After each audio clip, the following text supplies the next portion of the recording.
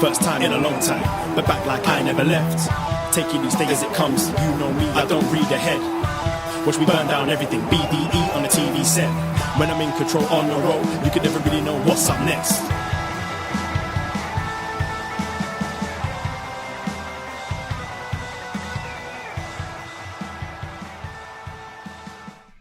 Hello, hello, hello. Davie Portman here from upNXT for our live Survivor Series watch-along.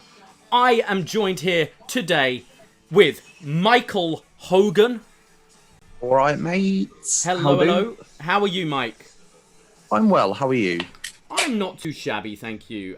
Just finished my last day at work today before we're going into lockdown. And we, of course, are joined as well by John Cno Evil. How are you, John? I'm doing great. 30 years in the making. Farewell to a legend. Farewell to a legend indeed. Or is it? Is it really farewell? What do we think, guys? No. Yes or no? No? Okay. No. Right. Yeah, my heart wants to say yes, but my wrestling brain is telling me no. You know, I'm the opposite. My brain is telling me, yeah, retire. My heart is saying, come on. You're not ending a 30-year career in a cinematic match. We're gonna have fans. Well, I think eventually. he will. You do? Yeah, but I think it will lead to a cinematic match if that's what. You think it will be happen, one more cinematic match? Interesting. Maybe. And who against? Who would you pick? The Fiend. I'm gonna go with my go big or go home prediction for tonight is a big Ric Flair send off to main event, and then Firefly Funhouse, Fiend comes out, murder, and then that's how we go off the air. That's my prediction for tonight. Okay, John, what is your prediction for The Undertaker? Which I think we're starting off with talking about The Undertaker because I'd say it's the biggest thing going into this show. I can't say I don't want to sound like a Braden, but I can't say I'm too excited for the show. Where is Braden in his positivity tonight? He's working, unfortunately. His main roster love. Yeah. I'm hoping for some sort of like This Is Your Life segment where you get a whole bunch of past names that are associated with Taker. I know Rikishi's in the house. They showed him backstage. Savio Vega supposedly is there. So bring out the Bones Street crew, BSK. Have them come out. Have them all ride out with motorcycles at the end of the show, and that's it. Enter Undertaker and then exit Mark Calloway. Okay, that's what you think. So now I've got a theory. BSK, right? We've got what? Savio Vega, Rikishi, and Godfather there. Godfather, Henry Godwin, I think, is one of them. Henry Godwin's there. Henry Godwin's there. All right. How about BSK versus the Pat Pack tonight? Pat McAfee fucks up everything and sets up a great match against Undertaker for WrestleMania. What do we think about that, guys? I would pay top dollar to see Pat McAfee cut a promo on The Undertaker. You have no idea how much I would love to see that. Hey, quick question. So in the Twitch room, Jordan is saying no spoilers. So can we not talk about the show at all? Like, we have to talk about the show. Like, what do you mean by no spoilers? It's Jordan. I think he might be trolling a little bit. Hi, Jordan. This will be a show full of spoilers, obviously, because we're talking about it as it goes on. Hello to everyone in the YouTube and Twitch rooms, by the way. Good evening. How do? Yeah, hello everyone. Both are going. We've got both Twitch and YouTube. So, YouTube room, hello. How we doing? Ooh. Twitch room, hello. How we doing? And we're starting, by the looks of it, with the men's Survivor Series, which is Team Raw versus Team SmackDown. Team Raw, obviously led by AJ Styles. Who's our money on, guys, for this one? I reckon SmackDown for this one. You're going with SmackDown? SmackDown's had like no interaction at all with its members, but the whole storyline for Raw is that they can't get along, and I think because of that, they're gonna get along and they're gonna win tonight. So I'm gonna go with Team Raw. You're going with Team Raw. I think Raw seems to me like it seems like they've been trying to like build more of a team than SmackDown, which feels a bit more thrown together. I've quite enjoyed AJ's sort of heel team captain shtick with trying to go against the usual thing of, hey, we don't get along. I'm going to go with Team Raw as well. Are there any? My reason behind... Sorry to interrupt. No, go for it, So my Mike. reason for thinking SmackDown is I think Raw is going to win the women's elimination match. I think we're going to have Lana as the sole survivor. And I don't see Raw winning the night. I think SmackDown is going to win the night.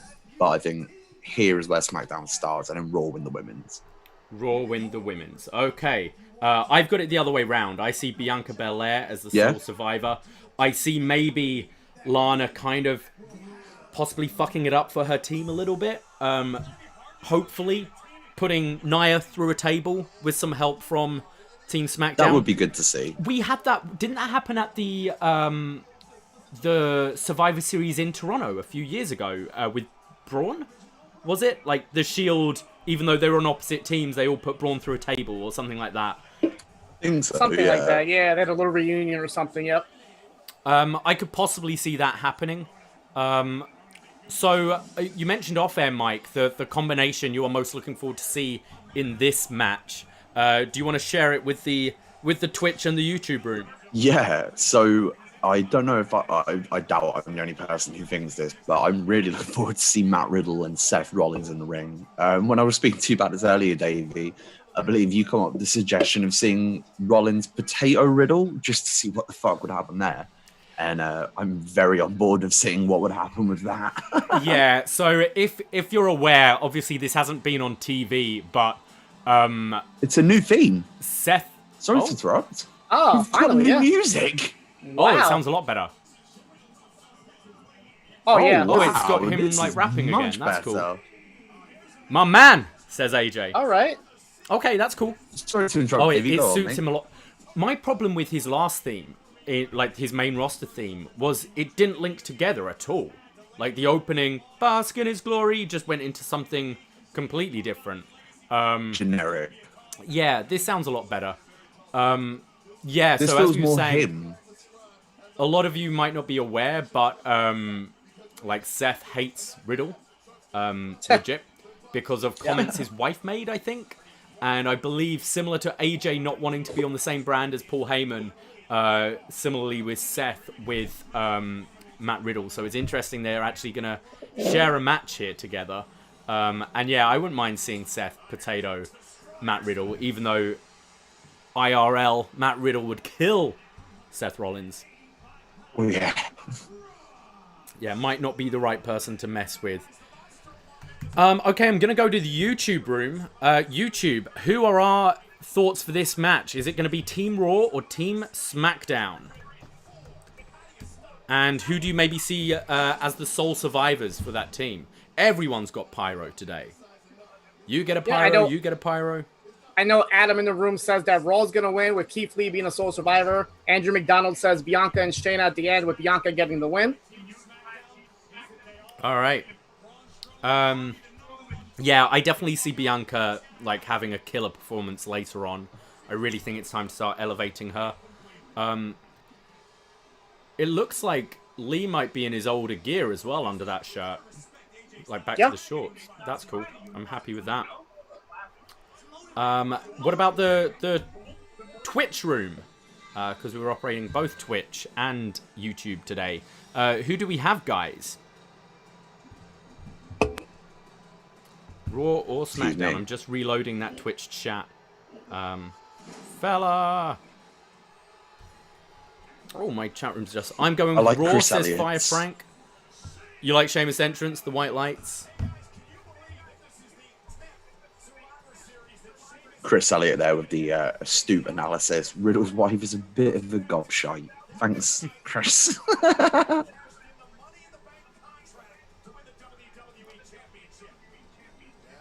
feel like Sheamus has been in a Survivor Series match his entire career.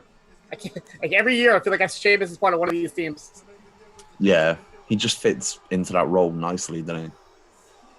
I like Sheamus. He's never going to be like one of my favorite wrestlers ever, but I think he's a solid talent who Oh, he's great in the has ring. been working hard for them for years now. It's kind of a shame the 18 seconds happened to be against him, because I think that really soured a lot of people on him for a long time. They sort of took it out on him. I agree. I was talking about after the Survivor Series game we did the other day about that title win over Roman Reigns. And I know a lot of people hated it, but it was kind of the right position because he was the only person in the company, the only heel that people genuinely hated. And I think it was kind of, as you said, stemming back from that 18-second win, almost gave him like this X-Pac heat for years. And I think he's only just recently started to shift that. It really hurt him.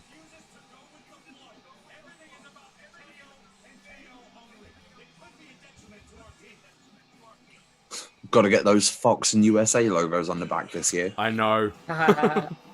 It's so cheesy. Is this Who's new? this? This is new music. Wow. Oh. Otis, yeah. He's had this for a couple weeks now. Okay. You see, he suits a hat. I don't think I've paid attention. Just the blue collar work, man. The thing is, he is genuinely like quite good to watch in the ring. Like he's quite captivating with his size and the speed and like yeah, quite I like technical him. and his amateur ability and the suplexes and that. But he's just his character is just so different. But that's WWE, isn't it? They don't allow, if you've got a character, your character will always override your in-ring talent. Will he have a half and half shirt here, by the way? I hope so. He should do. Oh, no shirt. But blue gear. Just want to He check doesn't in play with by both the SmackDown's YouTube rules. and the Twitch room. How is the audio and video, guys? Is everything working clean for you?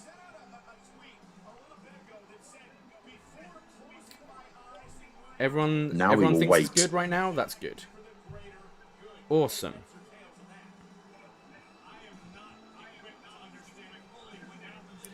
I still don't... These teams feel very much... Sorry, go on. No, you go for it. I was going to say these teams feel very much like Survivor Series 1995, like wild card teams. Like it's a big combination of faces and heels, especially the SmackDown side. Like you've got Otis and then Jey Uso and Seth Rollins, just a proper mishmash of people. SmackDown is very random. I'd like say... the randomness of it though. Yeah,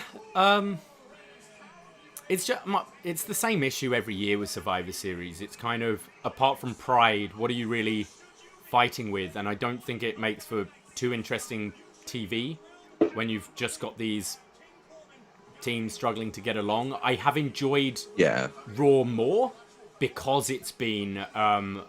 even AJ's a heel. He's kind of that comedy heel. So I've quite enjoyed watching him try to build his team together. So I would say that Team Raw are the baby faces in this match, even though you have got Otis. I mean, Otis. Well, is you really can't the cheer only Baron face on Corbin, can you? SmackDown now. Oh, and KO, I guess. But What is Braun? Is he a face? Is he? I would rather have Jordan in the match, to be honest, rather than Braun. yeah, Why is Jordan not wearing a red jacket, huh? Jordan is huge. Think how big Sheamus and Braun are, and Jordan just towers over them. Yeah. Kevin P in the YouTube chat room says not having NXT a part of the show this year is going to hurt the show. And I think that is true. But I think the reason is that NXT needs to learn how to get on with COVID rules. And while they keep having outbreaks, they're not going to be allowed to mingle with the big boys. Yeah, I kind of agree. I think that's a big part of it is they don't want to have the locker rooms mingle. Yeah. And also shows that maybe they don't care so much about this Wednesday night battle. They've sort of accepted last year their was position. the launch, so... It was, yeah. All right, here we go. Please take Team the Raw shirts versus off. Team SmackDown. Yep. Of course not. For fuck's sake, take the shirts off. It's funny, is wrestling the only thing where a bunch of straight men will just like cheer for a man taking off his clothes? Well, I don't know. Okada Have you been taking to a off good strip those club? long pants, everyone went crazy. The Long Boys. Yeah, the Long Boys. The Rock at WrestleMania 32 when he whipped off his gear to reveal he's in his trunks to face Rowan. It's like, yes! Take him off. I'm hoping this is good. It should be. The matches I'm most looking forward to tonight are Sasha Asuka, even though we've seen it a few times, and New Day Street Profits. I think that's going to be really good. I think New Day Street Profits is going to be excellent. I kind of expect nonsense with the Roman and Drew match, which doesn't make me as excited for it. I think it'll be good for the first 3 quarters of it, and then it'll have a schmoz finish. I'm with you there. I also find it weird that we have actually, well, like we've seen that match before, but I don't remember anything about that Mania match. It was a WrestleMania match, yeah. It was, yeah. I like how on However, SmackDown, Drew's in a very different place. Go for it, John. Sorry, no, I was gonna say I like how on SmackDown they had Xavier and Kofi show up, but at no point did they ever interact with Big E. Even though Big E introduced them, they still kept them separated. So if they ever do form back together, it'll be more special. I agree, and I kind of liked how we didn't have any invasion this year, but they were able to build up certain feuds. I liked Big E kind of cutting the promos on behalf of the New Day.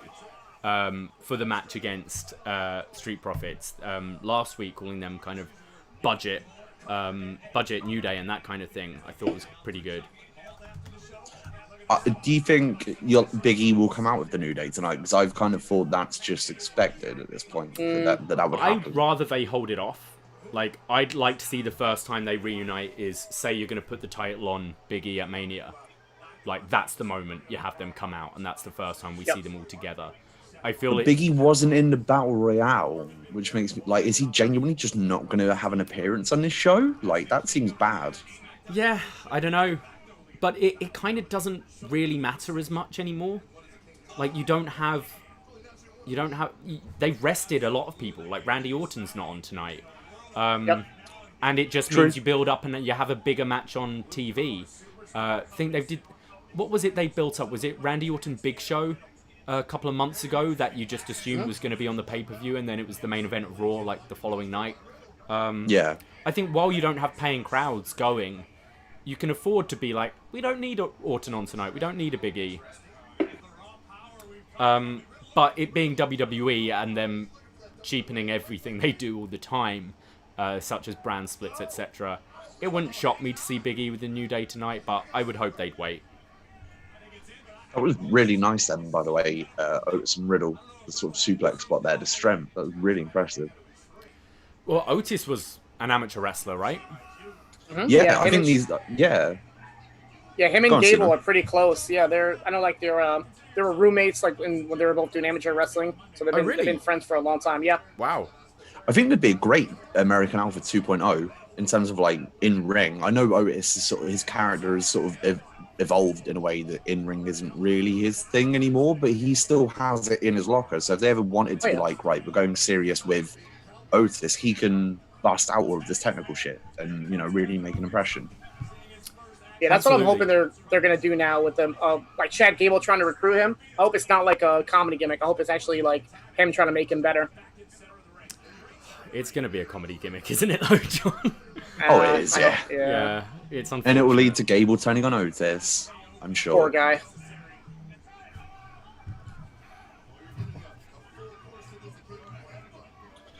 Okay, well, Guys, this is an upNXT watch-along, YouTube... so we do need some rules. We need some drinking rules, guys. Oh, okay. Just because it's a Can we all drinking pick a rule? doesn't mean it has to be alcohol. It can be whatever you like. It can be Coca-Cola, water, milk, vodka, whiskey, beer, cider, whatever you want. But we do need some drinking games tonight. So, I guess Riddle Rollins has to be one. Is this it? See, the rules I have played are super kicks and false finishes. Okay, I like them. Drink on both. But that's normally indie shows where super kicks are a plenty. Every time Undertaker's name is mentioned or there's some sort of video showing him, I feel like that's going to happen a lot We need to tonight. record this show, Siino. I might be dead in 2 hours if that happens. How about eliminations as well? Yeah. So eliminations, super kicks. I mean, we do have an Oos in the ring tonight. What's he doing? Rollins with that Bray Wyatt WrestleMania 30 spot. What is he doing? The greater good? He's Riddle's let me in. What's he doing here? He's Is this his write-off? I think so. I think this is it. Oh, What? He just leaves? What? Okay, well, drink That up, was guys. weird. Very strange.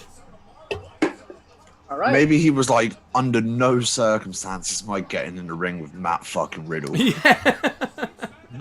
Like, I am out. Maybe one of these guys writes him off Always on been a Friday. piece of trash. Maybe KO writes him off on Friday. Oh, Team SmackDown falling apart.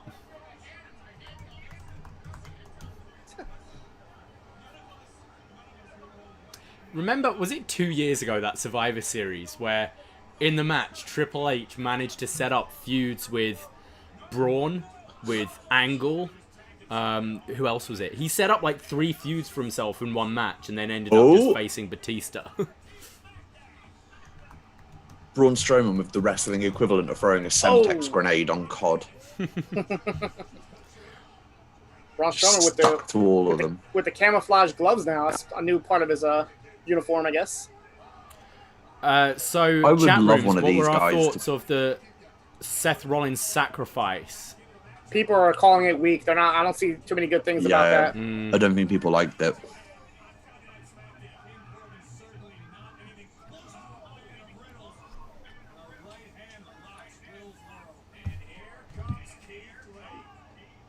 Keith Lee. Oh, I'm so happy he's got decent music. Yeah, it helps. It really helps it.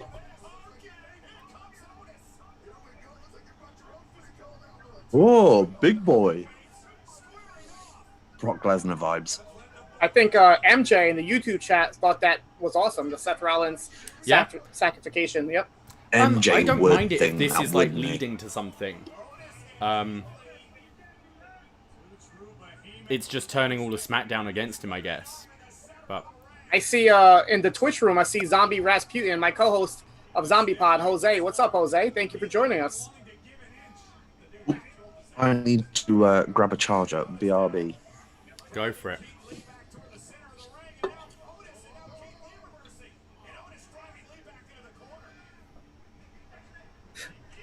Take a shot every time there's a camera cut. No, not as long as Kevin Dunn is producer of this company. MJ does have a pretty good point, though. He says, let it be a mystery for months on why he did that, because he's going to be off TV for a while because of his baby being born. So maybe, like, have him off TV for about a year or so, then he finally comes back, and maybe he can say why he did that, or... Yeah, do you assume that's the write-off, or do you think we'll get one more thing on No, Friday? I think that's it. I think the Murphy write-off would have been perfect on SmackDown, but he was committed to do this match, so I think that's it. There would be no reason at all to bring him back, I think. After that, you think that's it? Yeah, that's it. I could see one kind of fallout on Friday.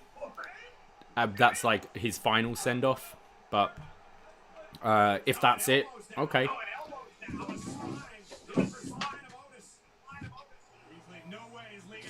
Whoa. That's pretty impressive. Oh, okay. Yeah, hefty weight there to pick up. Yeah. Oh!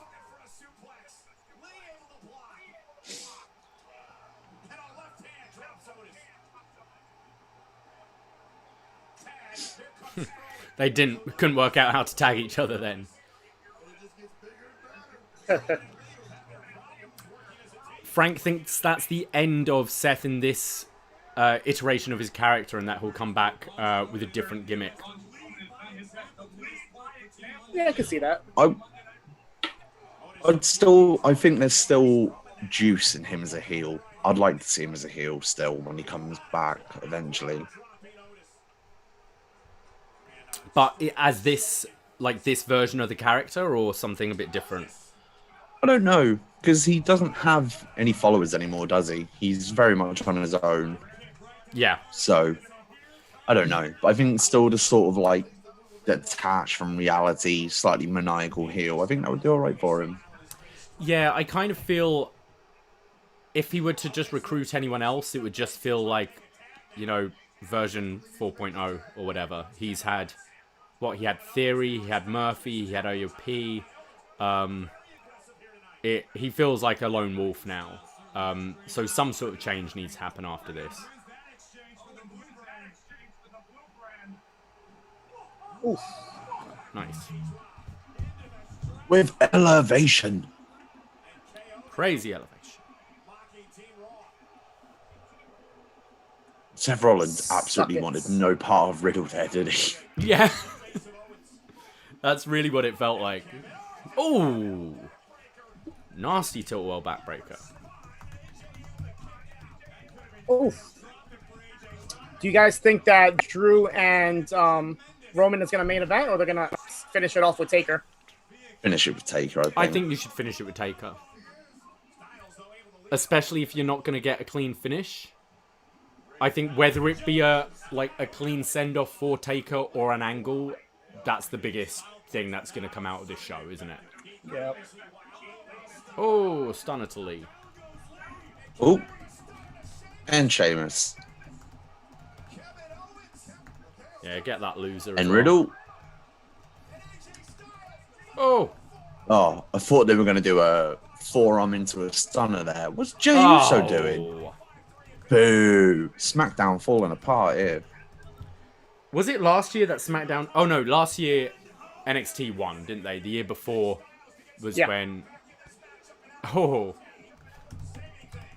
See, Raw are a team. Jey Uso didn't want to save... what's his face there? Corbin. KO. Oh, right, yes.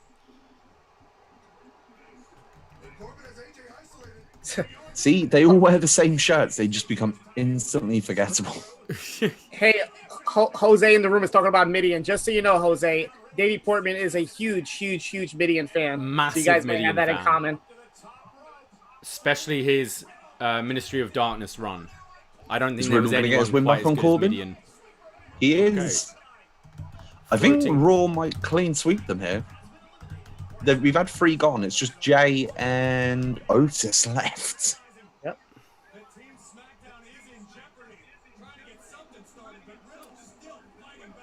Yeah, it depends. How if long you do want... we think the show's going, by the way? 2:30. It seems to be kind of the standard since COVID. I think we might get 3 hours out of this one. This is one of their Yeah. big 4, Yeah, I I guess. don't think it's It gonna be just long. never feels like it. I mean, you normally give these matches a bit of time, don't you? Jesus. Oh, Uso kicks out the Brogue? I thought if he would have just got pinned there, he would have looked like real shit, to be honest. Yeah, I'm wondering if they're trying to kind of reheat Otis up a bit after, you know, losing everything. His briefcase, his woman. It makes you wonder why they gave him the briefcase in the first place. Vince liked him on that day. You know, I can't say that's much planning going on with this company. Questioning why they've given Miz it. I like the Miz. I think a couple of years ago on SmackDown, Miz would have been great with the briefcase. But now, it's just doing nothing for me. I still love Miz with the briefcase. I'd like Miz to cash in tonight. I mean, I want Miz to cash in every night. I love Miz. But... Cash in and win? Yeah, absolutely. On who? Drew or Roman? Or both, Oh, and just be on double Roman champion. would be hilarious. Cashing in on I mean, Roman? you could cash in on Roman, but like then just get murdered on Friday. You know, like Roman pins him in like a minute. Or like 5 minutes. Like he could pin him in 30 Ooh. seconds, but just destroys him for 5 minutes. Yeah. Oh! Whoa! Wow. Flying Shambo. Nope. Damn. He's crazy strong. Yeah. Sheamus and Lee hitting those suplexes. Yeah, come on, do it to... I hope he does it to Braun. Yeah, now. do it to Braun. I get it. It's a peck off. Braun is in ridiculous shape. It was... Yeah, he's got, like... He's jacked. More jacked, hasn't he, in the last year or so. Eesh. He's got abs, like proper abs. Yeah. It's a real shame because I think Braun, I don't think he's quite been Rybacked. And I mean that in the sense that Ryback got really over in 2012 during Punk's reign, but they clearly had the idea of Punk is losing to Rock and Cena. But realistically, Ryback was very over and could have won the title. And I think Braun was at that point a couple of years ago, and they just didn't pull the trigger on him. And I never think he's got anywhere near that point since. I agree. I even didn't hate the Nicholas thing either. I thought it showed how bigger... Jesus Christ. Wow, okay. Yeah, we're getting a clean sweep here.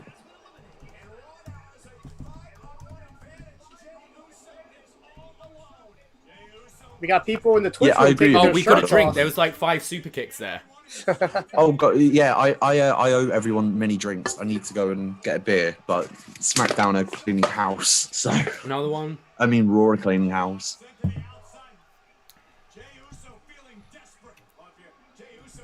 Where are all my Taker fans in the room? I feel like I'm the only Taker fanboy. I do have the man's slightly demonic symbol tattooed on my full life.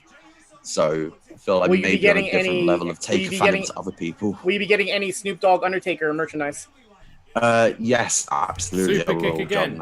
That's very correct. I want the OG OD, like long sleeve. I like the. I'm a big fan of wrestling. Ain't nothing but a T thing with the Taker. Yeah. I love wrestling t-shirts that look like 90s hip-hop bootlegs. Like that Street Profits We Want the Smoke t-shirt is incredible. I wear it out. It doesn't look like a wrestling t-shirt. It looks like a hip-hop t-shirt. So the more of them that I can wear, the better. Wow. Chris Elliott just came up with a fact for us in the Twitch stream. He says it's the 10-year anniversary tonight of Miz's first cash-in, and it's in the same arena. Easy. Oh, another one. Easy. Right, I think that's 7 super kicks in the last minute. Yep. I'm going to down a beer when I come back. 8. See, I told you the rule would be good. We haven't really had any falls finish. They're going to come really in the nice. Best of the best. Did you see Joey Lawler on the pre-show when they were talking about Undertaker and they were like, yeah, the show's called Best of the Best? And Jerry Lawler was like, well, I can't think of any other reason why we can call it Best of the Best because the Undertaker is the best of the best. And it's like, well, no, Jerry, it's Raw versus SmackDown. Yeah. That's what we're doing. Damn. Like, holy shit. Elevation. Clean sweep. Wow. Fuck you, SmackDown. Right. I'm going to go and have a naughty stick. BRB.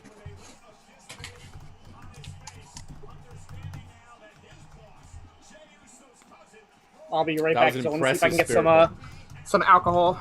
Why not? Oh, you're changing your mind? Yeah.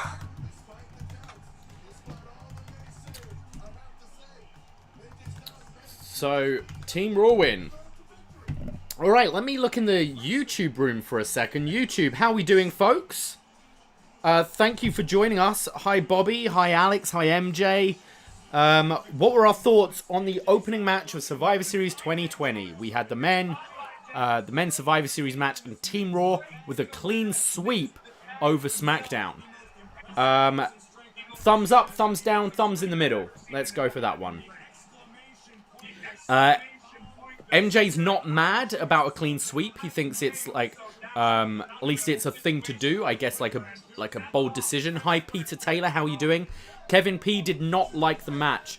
Kevin, is this the Kevin who's been watching my 2K19 matches? Did you prefer my matches over the Survivor Series? Are these guys going to be best friends now? That's what it looks like. They just love each other. They should be a unit now, from now on. AJ's boys. Highlight for the icon Julian Brown is Keith Lee's new music. The Fireman Carry Powerbomb was pretty awesome, says Connor. Hi, Connor. Hope I can have a drink with you again one day in New York or wherever. I miss traveling. I miss New York. I miss you, Connor. let's go to the Twitch stream. Let's see what you guys are thinking. The match felt like it was just there for AJ. Thumbs in the middle from Chris Leone. Not a lot of drama, but the SmackDown team was thrown together, so I like the more cohesive team winning. Hogan, who's just popped out for a cheeky cig, thought it wasn't a great match. Manuel says hi. Hi, Manuel. Welcome to our Twitch stream. Welcome to our YouTube stream for tonight's watch-along. What do you think we're going with next? What's going to be the next match? It's the New Day. All right, here we go. With Big E doing the intro for New Day. Will Big E be coming out with them? That is the question. And feel the power. Boom. Boom. Boom. Power. Boom. All right, I am back. And Biggie's coming out with them. Oh, and they're in there. Was it Gears of War? Yeah. Well, there goes our idea of keeping them separated. Yep. Oh, why? I was actually I was at Jose's house earlier doing Zombipod, and he was playing a little bit of Gears of War, and he showed me the New Day stuff. It's pretty cool. They had all their voices in it, all their colors look exactly like how it is now.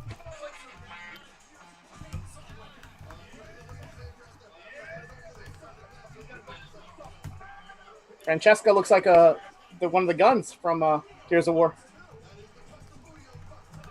That gear is something else. That's probably the only reason they reunited was to promote the game. I guess, yeah.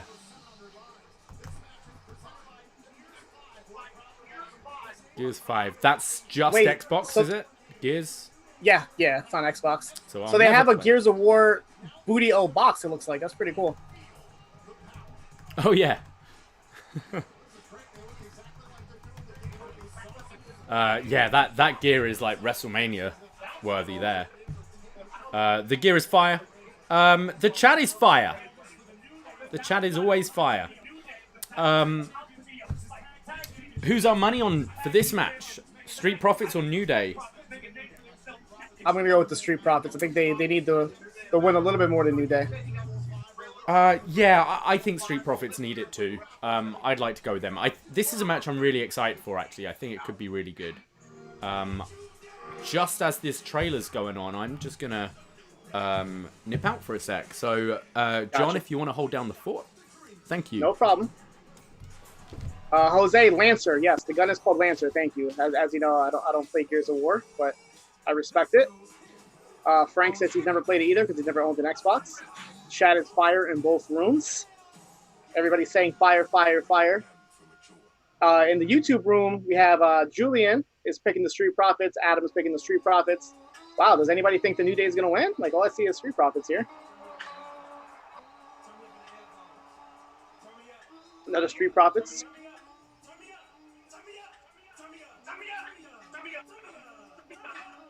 We got Angelo Dawkins beatboxing the Undertaker's theme song.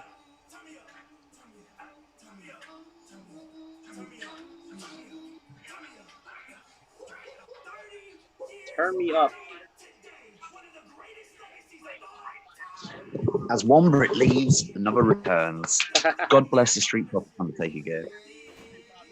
So we were asking the room, and almost everybody said the Street Profits is going to win. But I would love the Street Profits to win. yeah, you just missed Angelo Dawkins beatboxing the Undertaker's theme song. I did not miss that. I did not miss that.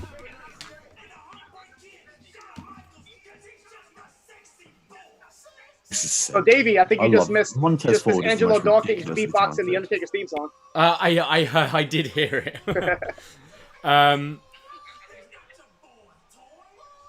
Why? He is the best. He is ridiculously talented. Just in the set, like, it's bizarre that him and Bianca are married to each other because they're both the most freakishly talented people that they have in the men's roster, like, individually. Like, they are out of this world. Like, I like Angelo Dawkins, but Street Ford Profits should deserve be to a spin. champ one day. Like, if they just keep this guy in a tag team for his whole career, that will be a real shame. And I'd say They need to sacrifice Angelo Dawkins and have him be the one to turn heel on Ford, because Montez Ford is like the biggest babyface this company has. Like, and I in think the they need future, to he strike is soon. ridiculous. Like, I wouldn't leave it too long. No, I think they've got like a year. They can really I establish themselves as like a very good tag team. Like, beat the New Day now, have a really good run, and then in a year, not this coming WrestleMania, but maybe build to the next WrestleMania and have to blow off. Like, because you're still giving Dawkins something if he turns heel and loses at WrestleMania in a mid-card match against Ford. That's like a featured Mania match. That would be a good mid-card match at a Mania. And obviously then you push Montez as your next guy, have him with Money in the Bank, and, you know, it just writes itself, which means they are absolutely not going to do that at all. That was cool. That was great. Yeah, he's the best on the mic that they've got.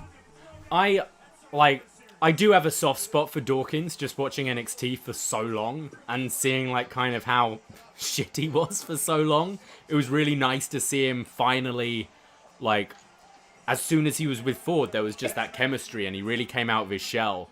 And I think Dawkins has been great as well, but you're right, like Ford is the star, right? Yeah, that was fun. He has a blue cup now. That's great. Do you want to know what I think is funny? The fact that, like, he's probably seen The Undertaker today, and, like, by the way, I'm wearing this hat. Yeah. Undertaker's probably gone, cool, brother. All right. Give it the thumbs up, like, fine. Yeah, we watched Undertaker's Hot Ones the other day. It was I kind of hope it's that guy that just shows up tonight. Sean Evans comes out. Yeah. I didn't get a chance to see the new Austin Taker Broken Skull session, but I saw that they were both drinking on the Undertaker wine. So I'm this close to ordering myself a bottle of Taker wine. Oh, really? So I would love to try his wine. Warrior can fuck off with his wine, but I've actually got some wine tonight. I'm switching up a little bit after 24 hours of bourbon and brass monkeys. I'm doing a little bit of wine for the night. You naughty boy.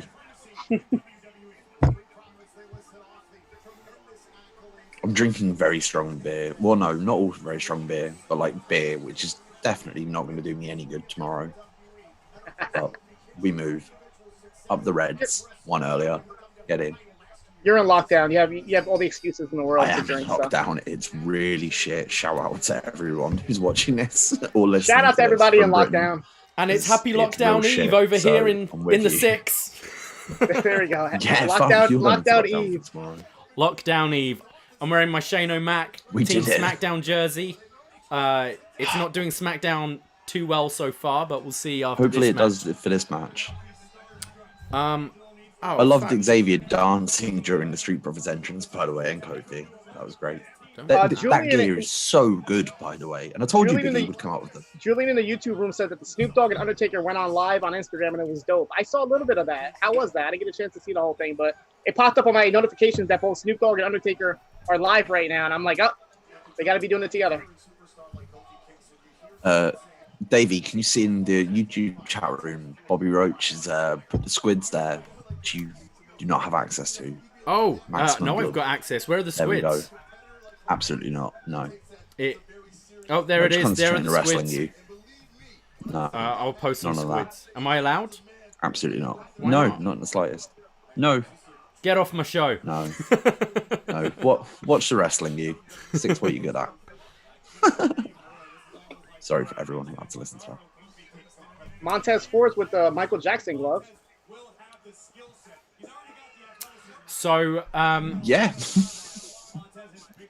I guess we should, like, is the YouTube room team Raw and Twitch's team SmackDown, or what's going on there?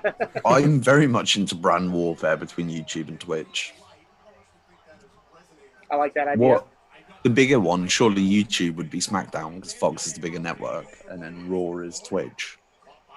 Raw is basically what Raw wants to be Twitch. Like, it would like to be as cool as Twitch. But it is not. Isn't Twitch the younger, more up and coming, cooler of the two? I wouldn't say Fox was the younger, more up and neither are young. I'm talking more of SmackDown really, in terms of networks. I think SmackDown is more of a Twitch type. Yeah.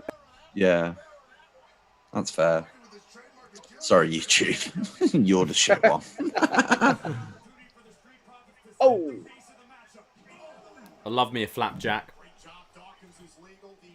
Twitch is owned by Amazon. Okay.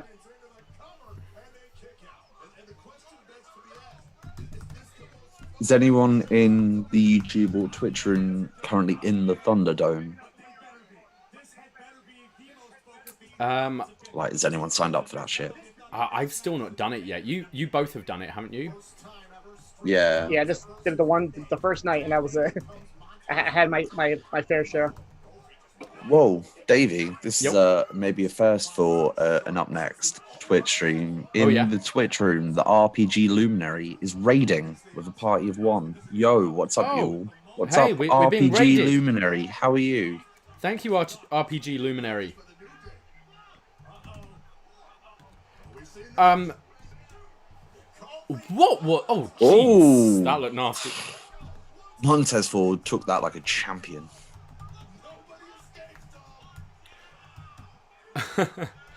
What was Xavier Woods eating during his Spinach. injury? He is bulked up Jacked. so much. He looks huge. He's giving Big E a run for his money. Yeah. I really enjoyed that. All of New Day to me feel like main eventers really. Like they have done so well in the last 6 years. Like to establish a group as main eventers. Like all of them are so over. And they've kept it fresh and entertaining. Siino, did you go to San Jose WrestleMania 31?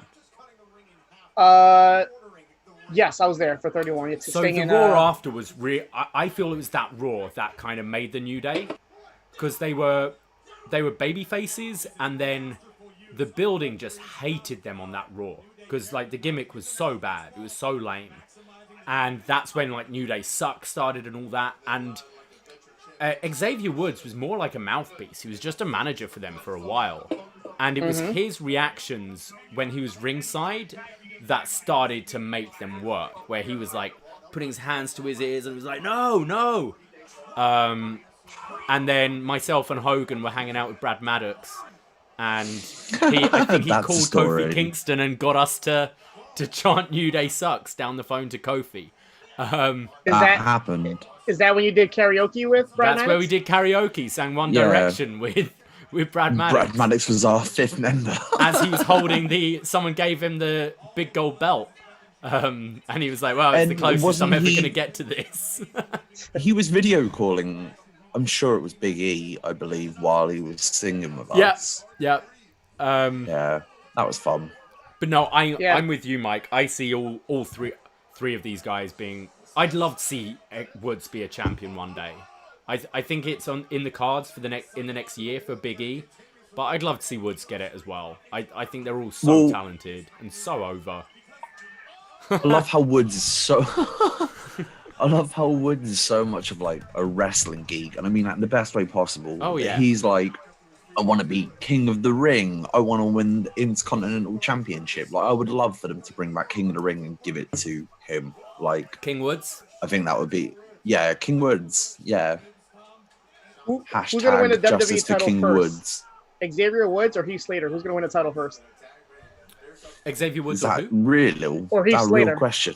Yeah, real question. Woods. I think Slater has a chance. Kind of. Of being a champion in WWE? Yeah, he's got to fulfill the 3MB prophecy. There's a part of me that would like to see it. I like Heath, but I don't think it's on the cards for him. Yeah, no. That's a no from me, dog. Poor Heath. Frank in the Twitch room wants to get Brad Maddox on for a watch along. You guys maybe can reach out to him. See if he wants why don't you all chip in and buy him on Cameo? Get him in. Shall I just send him the picture and be like, "Hey, bud, do you want to recreate this?" I don't think I don't want Brad Maddox on video for anything. But he's our mate. Okay, that's fair. That's fair.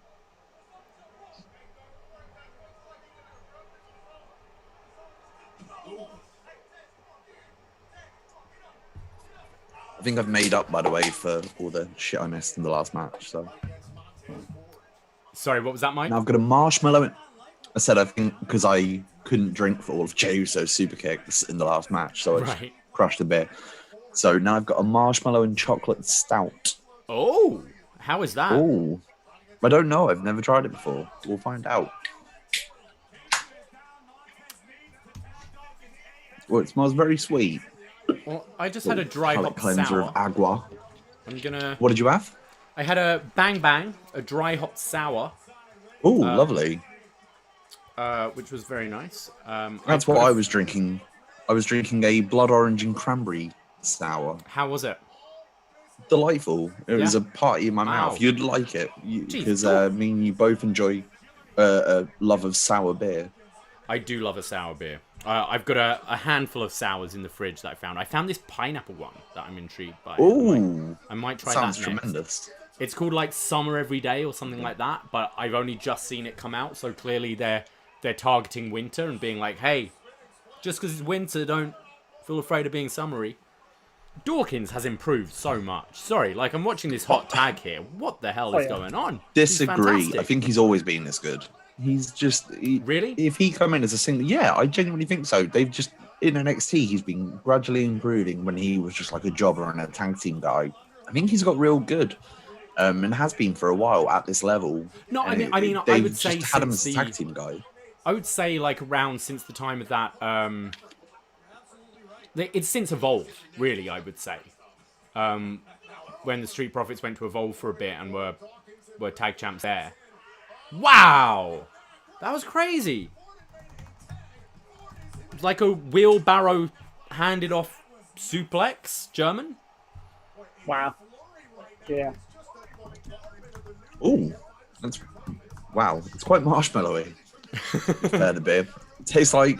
It tastes like a Mr. Whippy with chocolate sauce. I don't know if I want a whole. All my British people know pint what of that feels like.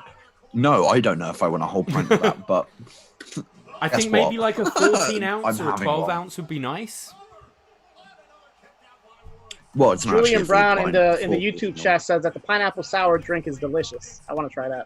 Who said that? Julian in the YouTube room says Julian. pineapple He's sour not just Julian, is he's delicious. the iconic Julian. Phil Kirkpatrick in the chat. Where are you from, Julian? See Are you from Ontario? Have you tried the one I'm talking about?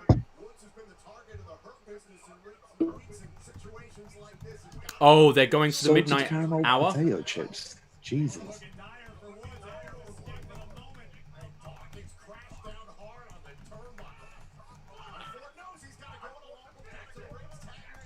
Cool Gang Big Beers in the YouTube chat. Wasn't he meant to be hanging out with us? He was, but he was too late. Hey.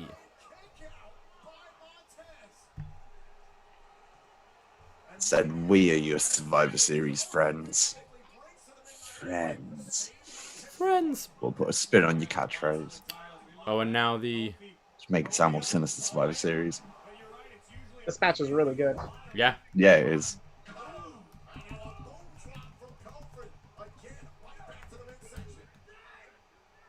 Boom. See, I really feel New Day could put the Street Profits over and not lose anything. No, really. not at all. Hey, they didn't even care when Kofi lost the title in like 2 seconds. Exactly. It's not going to matter to them if they lose a non-title match against the Street Profits in Survivor Series. It doesn't matter one bit. They're the New Day. They're already made.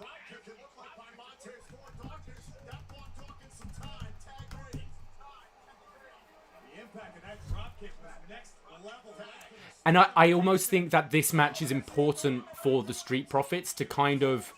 that frog splash is so good. So good. I think this match is important for Street Profits to kind of shake off those New Day comparisons, to be able to hang with them, you know? I feel like those comparisons are sus. Like, why are they compared? Do you know what I mean? I do. I'd say the energy levels, though, like the promo and stuff, and it's a shame. It's like, oh, it's just two tag teams that are, you know, hyped and can actually cut a promo, that have personality, and unfortunately, a lot of the other tag teams don't really have personality. Absolutely not. No. I mean, we know And exactly they why they're all being have individual compared. personalities. Yeah, We exactly. know exactly why they're being compared, and Street Profits has to fight that every day. 100%. To try to like completely, do something. Yeah. completely.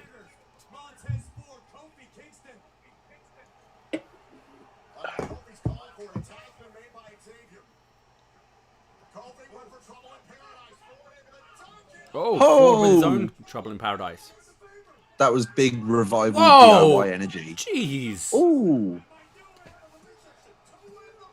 Hey, this match is so good. Yeah. I expected nothing less. And did you see Montez Ford on Talking Smack?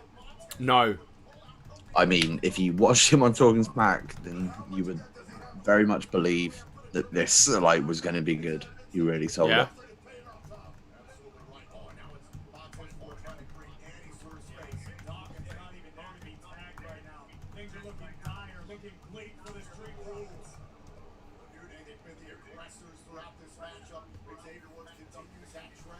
Yeah, Chris Elliott's saying Talking Smack was fantastic this week as well.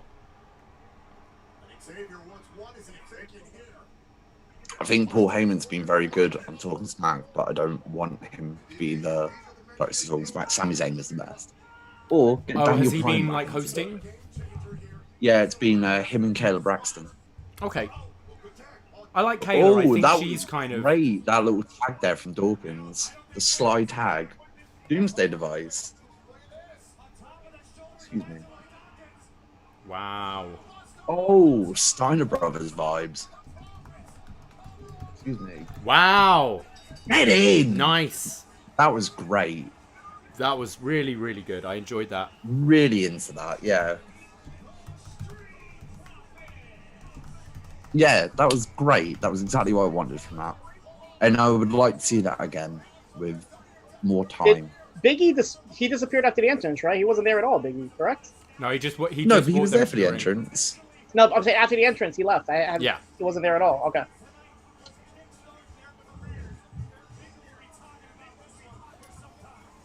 That was great. Yeah, that was fantastic. Really, really that was exactly what I wanted. Yep. Great match, perfect result. A lot of positive comments from both rooms right now. Really great match. I loved this match is LOD versus Demolition. I loved the kind of each trying to do each other's moves as well. Yeah. Yeah, Ted's hitting the Trouble in Paradise was great. And they tried to do the Midnight Hour earlier as well. I love it. Oh, yeah, that was really good. Yeah, it was great. Shout out Buff Bagwell. Shout out Bob. Shout out Braden Harrington, who's not here tonight. Shout out YouTube Room. Shout out Shannon's dad. Shout out Twitch. Shout out YouTube. Yeah. Sign of respect. Yeah, I'm into that. Imagine if Street Profits turned heel. Woods just then was like, "You fucking killed it, man. That was good." I did think in the Survivor Series tag match earlier, imagine if one of them just swore they got well into it. Because they can't hear the crowd noise in the Thunderdome. Oh, can they not? No, there was a video that came out. I think it was on one of the documentaries on the network. Ooh. But yeah, they can't hear the crowd in the Thunderdome. Why? That sucks. Just pipe it in. Yeah, I know, right? Is this 24 on Keith Lee? I'm well into that. Oh, yeah. All right. Yeah, it is. A Jey Uso Chronicle. With Morgan? The Live documentary. The trailer's come out for that already. I think so. Lana had a Chronicle as well. I've seen a lot of that clip today. Yep. It's been passed around, right? BRB. Feel really bad for did her. You see? They just advertised Super Showdown. Yeah. I feel like they've been doing that the entire... Still.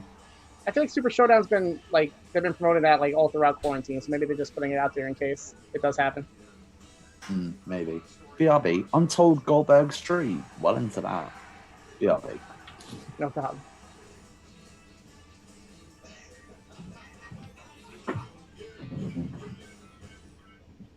So how is everybody liking the show so far?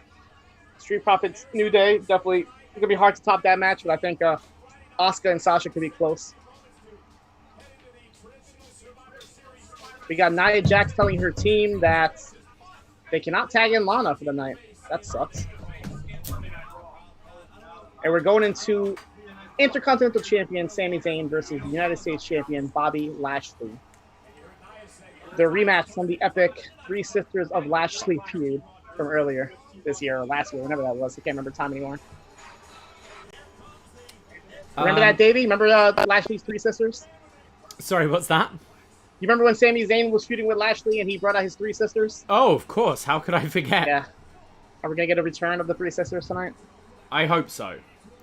I can't say I'm too excited about this match.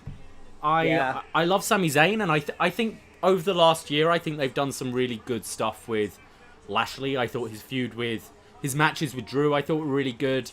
And I've been enjoying the Hurt Business, but I can't say Sami Zayn versus Lashley has me too excited, to be honest.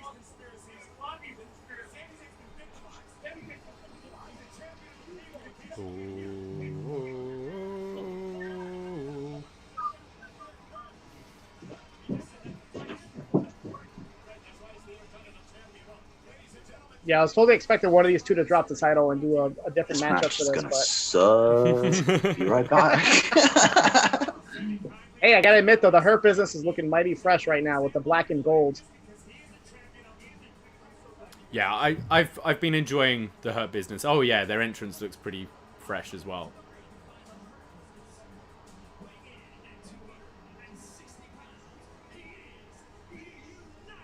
I Sammy's do like that upset title there's as four well. of them. Oh yeah.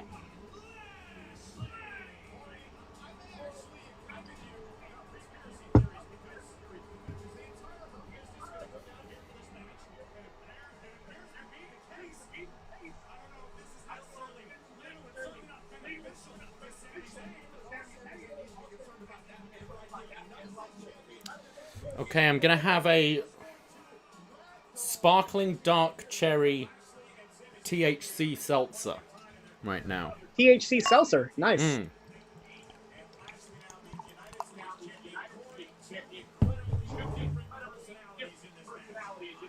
Getting notes of dark cherry.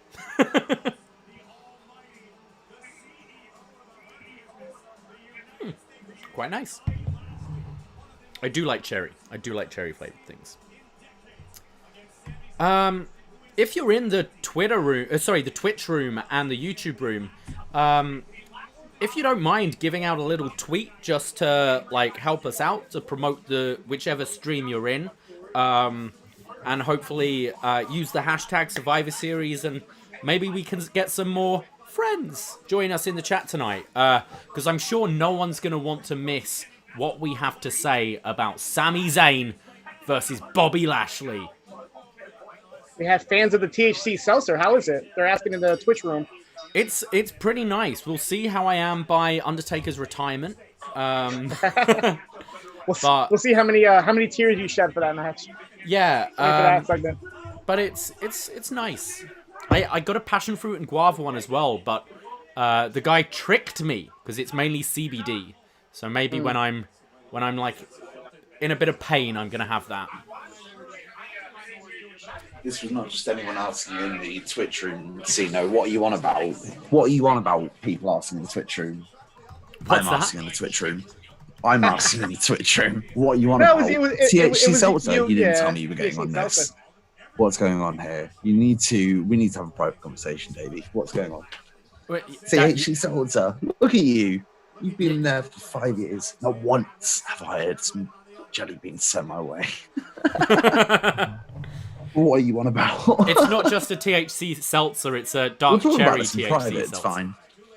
I'll sort you out. I'll sort you out with some talk stuff. about this in private. At Hogs Bay on Twitter, my DMs are open. Anyway, I'm very not excited for this. Yeah, I kind of hope this is a quick match. This is the worst match on the card for me. It brings back bad flashbacks. I know, that's the Terrible thing. storyline. And I don't have anything in particularly, like, I'm not against either one of these guys, but I feel like this matchup just doesn't work for me. Like, I like Both of these Lashley, I guys are love good. Sami. Yeah, just together, I love Sami. You're right, yeah. And Lashley's fine, but this just brings back that fucking Lashley sister segment. I hate watching. I think he's so good on the mic at being a heel, but I just hate watching Sami just bump around or run away. Like his style is so babyface friendly and entertaining to watch, and I feel for the last what is it? It feels like it's coming up to 3 years that we've just watched him be this chicken shit heel, and he's so much better than that. Do you think that after the match we might get a beatdown from the Hurt Business and then his Sammy's old friends Cesaro and Nakamura come out for the save? Because we haven't seen them in a while. Nice. That's not going to happen. Remember, nice things don't happen. That's true. I like that they're in black and gold suits. That's nice. Yeah, they look cool. It was 3 years in October that Sami Zayn's been heel. That is fucked. Excuse me, but... And he's done so well. Did you see him on the pre-show where JBL was like, "Are you saying you've got a problem with America?" Like that felt awkward. That was great. Sami handled that perfectly. Like I think that was fully at work, but that was great. What was Sami's his face answer? alone? When JBL was like, "What's your problem with America?" and Sami's like, "Well, like I'm not getting into it, but you know." Hilarious. Yeah, it was great. He's like, I never would have guessed. Like, fucking El Generico. Well, potentially El Generico. I believe he was in Mexico with some orphans, but there's a lot of rumor that it might be Sami Zayn. And just saying if it was, imagine if that guy was a heel. Like, that's crazy. It makes no sense. Like, I think he's so good. But he's so good. He's so good at playing it, but just in ring, I just want to see this dude wrestle. Davey, go does for it. this not make you like? I can understand that he's a heel because we may know someone related to Sami Zayn. Like, I can see how you can turn that personality up many levels. For sure. I to make a heel. I completely get personality-wise. But he has a point. That's the thing. He has a logic to it. Like all great heels, where you can be like, he makes sense, but like, they're going about it the wrong way. Like all good heels should be. Like you should be annoyed to boo them, I think. It's just unfortunately it's great. Everything has to result with a wrestling match at the end of it, you know? It's the same thing. Like The Fiend is cool, but how do you translate it to a wrestling match? And they haven't figured that out. Well, it's because they set that bar at like 12 for Exactly. like how overpowered he is. But you think they should not have done that to begin with. You think WrestleMania this year, if you announced a few years ago Sami Zayn versus Daniel Bryan for the IC title at WrestleMania, you'd go, yes, please. You're right. But what you end up getting is happen. Daniel Bryan chasing Sami Zayn around the ring. And you're like, come on. Just fucking wrestle, guys. No, you're absolutely right. That match, like, you can't... It wasn't anything to write home about. There's been other matches in the COVID era, which is lasting quite a long time, that have been a lot better, even when it was in the PC. And I think we can just call it 2020 now. Yeah, basically.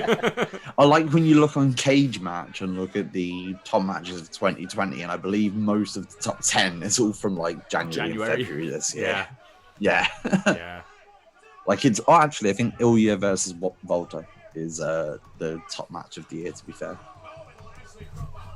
And in fairness, that was very good. Oh, it was fantastic. I almost think that kind of helped being in an empty arena, just because you heard everything. It was like a UFC fight. UFC is the one thing that I think has been made better by having no crowds there, because it's also a smaller octagon as well. But you can hear all the corner shouts, like the strikes sound disgusting. Like, it's so good. The RPG Luminaries pointed out that it looks like Sami Zayn is selling the vertigo that he suffered from their previous feud after that vertical suplex he just suffered. Okay, like... As far as callbacks go to that terrible feud, that's pretty good. Yeah, thank you, RPG Luminary. I'm going to steal that and make it as if it's my own observation. I totally forgot about that. Jeez, I have no recollection of that. Like a little hint of it's going back to me, but wow. Yeah, keen eye there. I just remembered there was a Rewind a Raw. I took John Pollock's place and did the show with Way, and it was the episode where Sami Zayn put Bobby Lashley through an obstacle course. And that's the only thing I remember from that show. Oh, Toriano there. Sami Zayn just going for the turnbuckle pad, Shelton putting it back on. Bobby in the YouTube chat room says the issue with Sammy being the heel, I imagine in this situation, is that he doesn't care about the hurt blurts. So maybe other people don't care about the hurt blurts either. Blurts, I like that. Oh, that was pretty good. Sammy's fantastic. Damn, The that's Undertaker for bigged him up DQ. quite a bit.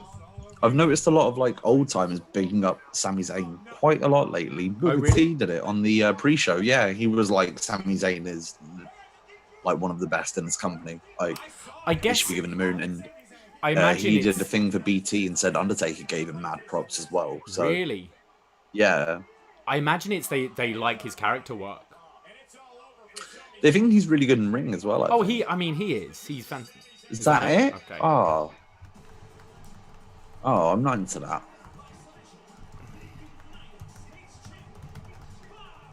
So it's 2-1 to Raw, or do we count the battle royal?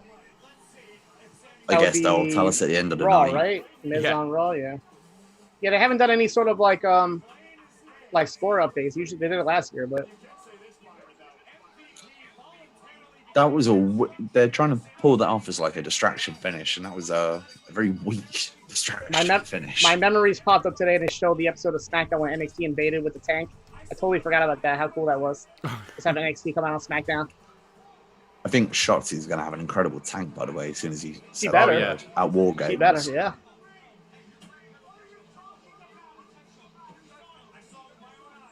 The Don Roman Reigns, the head of the table.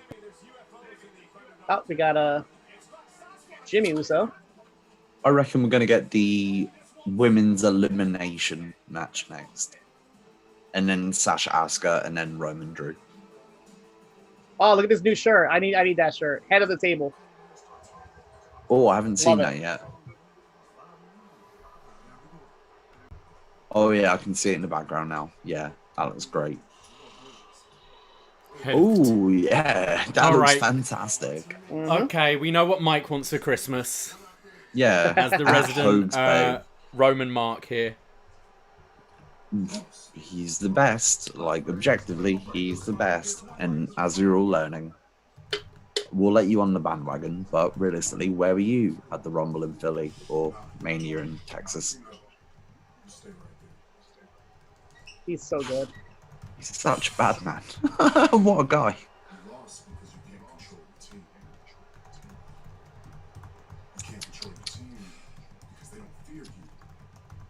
Uso's such a dickhead.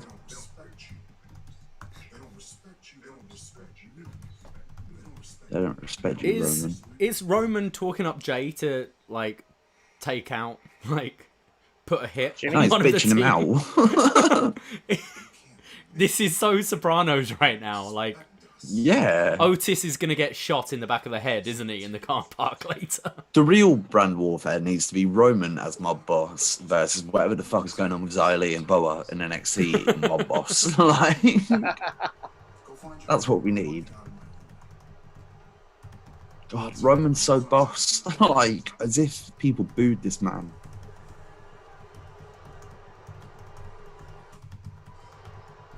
Now they're Rasputin in cheering. the chat room said the tribal chief is speaking. Let's show some respect. Absolutely right. I don't want to get on the bad side of the tribal chief. And he sends Jey Uso after me. I would be wearing a Roman Reigns t-shirt if it wasn't Taker's last night, to be fair. Like, but, you know, it is what it is. But otherwise, yeah, fully Roman. He's the best. I have like 6 Roman shirts. I've been there since day one. What a guy.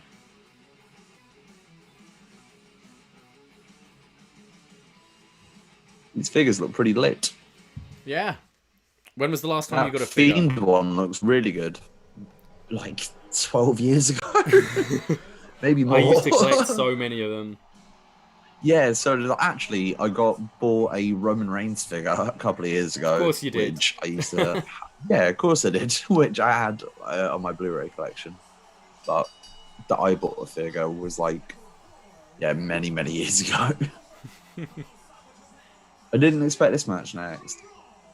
I would like this to be a lot better than all of their matches they had this summer because it's not in a feud. So I'd like them to go more exhibition style and be like, we've got 20 minutes, fuck it, let's kill each other. I think it should be a better match because they are both baby faces right now. So you don't have to worry about kind of the Bailey factor or distraction finishes, cheating, anything like that. It should just be a killer match. It's a very NXT announced team as well. Tom, Corey, and Byron. Oh, true. No Michael Cole. I would love this to be a great match. I messaged Davie before the show and said, to me, if the Taker segment and Street Profits match and the Asuka Sasha match and Roman Drew with a schmoz finish is good, and to me, the show is delivered. I'm enjoying I would be it so happy far. with that. We're only an hour and 15 in, and like the We'll be opening halfway through the men's card after this. was fine, but it kicked off the show, you know. So we've got Drew and Roman, Undertaker. This should be good.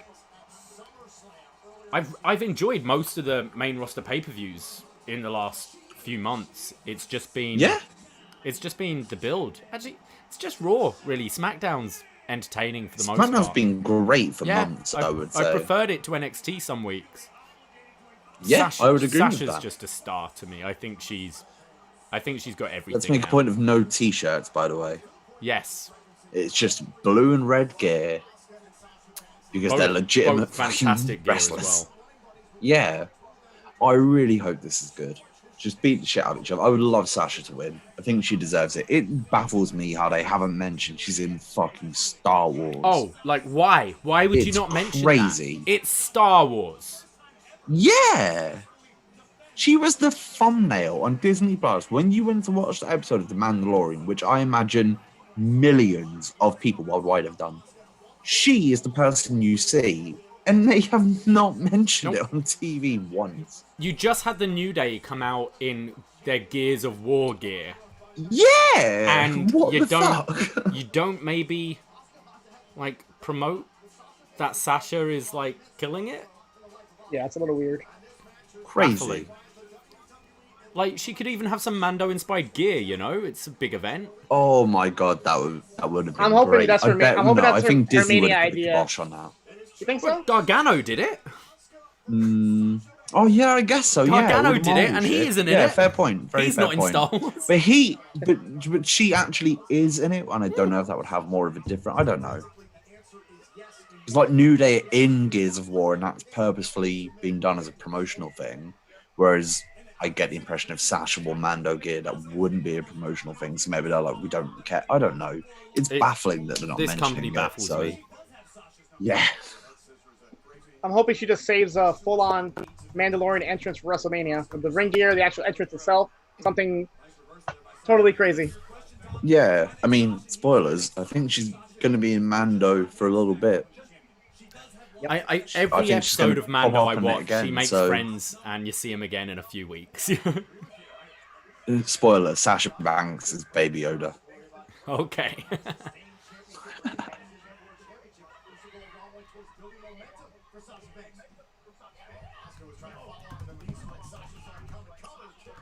I think this card having such low expectations might work in its favor. I think that's been WWE for the last year. Yeah. Rasputin is asking, is Sheamus pushed for his new movie? I think he's going to be, because that's an actual WWE Studios movie that comes out Tuesday, Buddy Game. So as something that they have their own hands in, I'm sure they're going to promote the hell out of it. But I don't know. And, this is not Sasha Banks in The Mandalorian. This is Mercedes Bernardo. So maybe, who knows if legally they can do it. It's weird. Bobby's just made that point as well in the YouTube chat as well, because obviously it's Mercedes in Mando, but it's New Day in Gears of War. Yeah. Like one. And then somebody also mentioned how WWE is close to NBC, and NBC is competing against Disney because they have a competing streaming platform. So Right. it's all silly. Yeah, in Twitch, Chris Elliott is saying, because Sasha has said she got the role in Mandalorian through appearing on Hot Ones, Yes. and it wasn't her WWE work. But that is quite weird because it's not even as if John Favreau has said, oh, my son, daughter, niece, nephew is a WWE fan, and I've got into it. It's like he had no idea who she was. WWE wasn't even his consciousness, and for a company that tries really hard to be current and trendy and in the public eye, it was an appearance on a YouTube show that got one of their stars a big role in the biggest franchise in the world, and they're not promoting it. And I imagine it's out of spite because it wasn't them that got her the role. It's like the Batista thing when he was off to do Guardians, and he was like, "Guys, I think it's going to be pretty big. You should maybe like try and capitalize on it." And they're like, "Nah, sounds shite." Like, Yeah, I'm gonna do this Marvel film. Nah, I'm good. It's baffling. Ooh. Anyone in the YouTube and Twitch room, shout out if you love Baby Yoda. I'm not into this Baby Yoda hate that I've seen in some of these chat rooms. For that one bit, Baby Yoda is fantastic.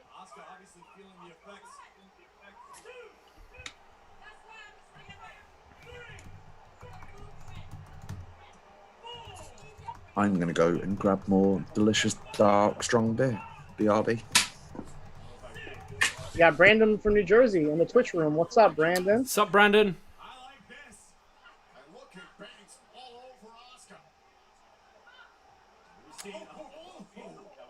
Rasputin loves baby Asuka. Okay, didn't know that was a thing, Rasputin, but to each their own. Yeah, Rasputin's been drinking with me for the last 24 hours, so he's probably just, yeah. Oh, this is your... Yes, this is your... That's Jose from co-host. Zombipod, yeah. Baby Asuka. I kind of want to see a baby Asuka now.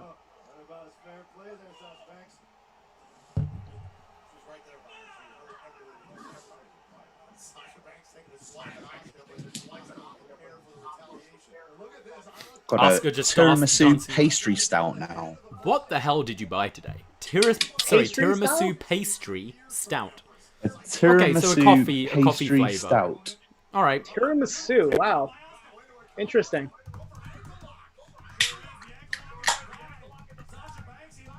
That smells really good. It smells like Patron. Okay, nice.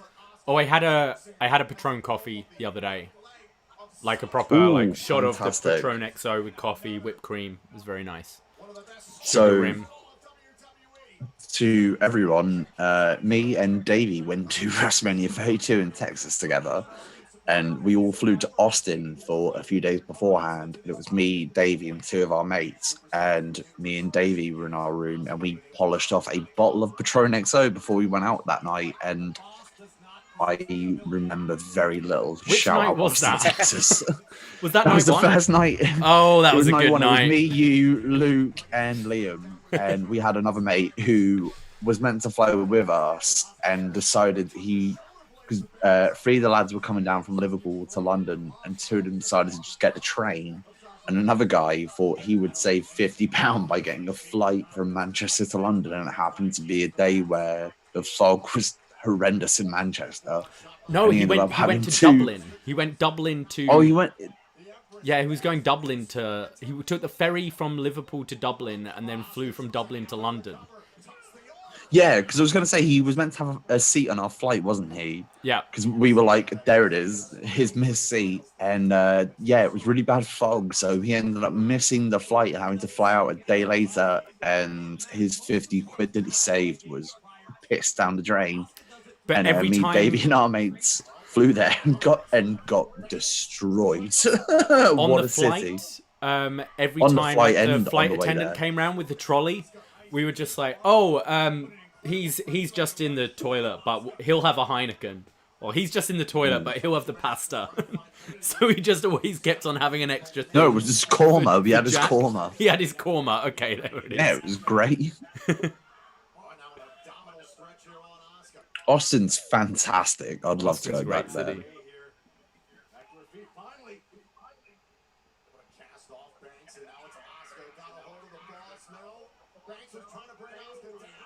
This is not great. Oof. It's the strongest one out of the three I've had, the chocolate marshmallow and the Vietnamese coffee stout. This is I the like Vietnamese tiramisu coffee. pastry stout. It's not great. Yeah, the Vietnamese coffee was lovely, and the chocolate marshmallow was actually pretty good.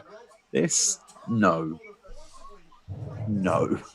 I'm going to go back and forth between the THC seltzer and this pineapple one. Pineapple sour. I think you should down the a THC seltzer and see what happens in an hour. And stop being such a coward about it.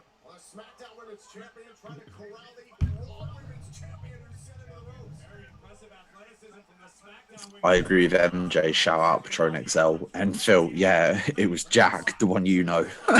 He missed the flight. 24 hours later, he arrived, and he did it all to save 50 quid. Austin is a very difficult place to fly to from the UK. There is one flight a day from one airport in London. That's the only direct one. Otherwise, you've got to do like Dallas and then Dallas to Austin or something like that. Yeah, and considering that the other two lads came from the exact same place that this other guy did, and he was like, no, I'm going to save 50 quid by doing it this way. Missed the day of his holiday. That was fantastic. We all got very, very drunk, and then we moved into a big house we were living in for a few days. We were all in the hotel the night before, and we watched the Daniel Bryan 24, and you've never seen four hungover men more like emotional messes. Yeah. Oh, hi, Bree. Didn't see you there. Watch the Daniel Bryan 24, and there's a bit where Michael Cole is talking to Daniel Bryan at the ringside area, and Brie Bella walks over and is there for a solid 15 seconds. You would absolutely clock that someone was there, and Michael Cole just turns mid-sentence. Oh, sorry, Brie. Didn't see you there. Watch it. It's funny. Incredible. Oh, Codebreaker? Jesus. Are we all going with Sasha for the match? As far as yeah. Sasha, yeah. Yeah. She needs a big win. I think she needs it. Oh, not a double count out. No.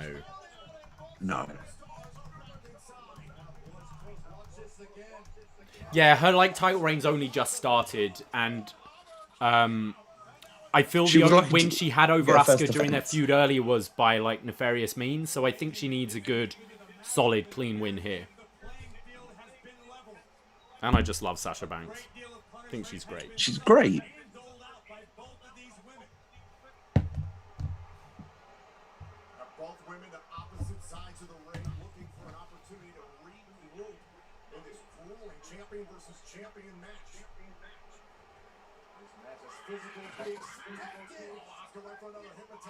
Connor says WWE's women's division feels so much more important than AEW's. They don't even talk about their own title, their own champion. It feels main event to me, their women's division. I'm more interested in a lot of the women in the company than I am the men.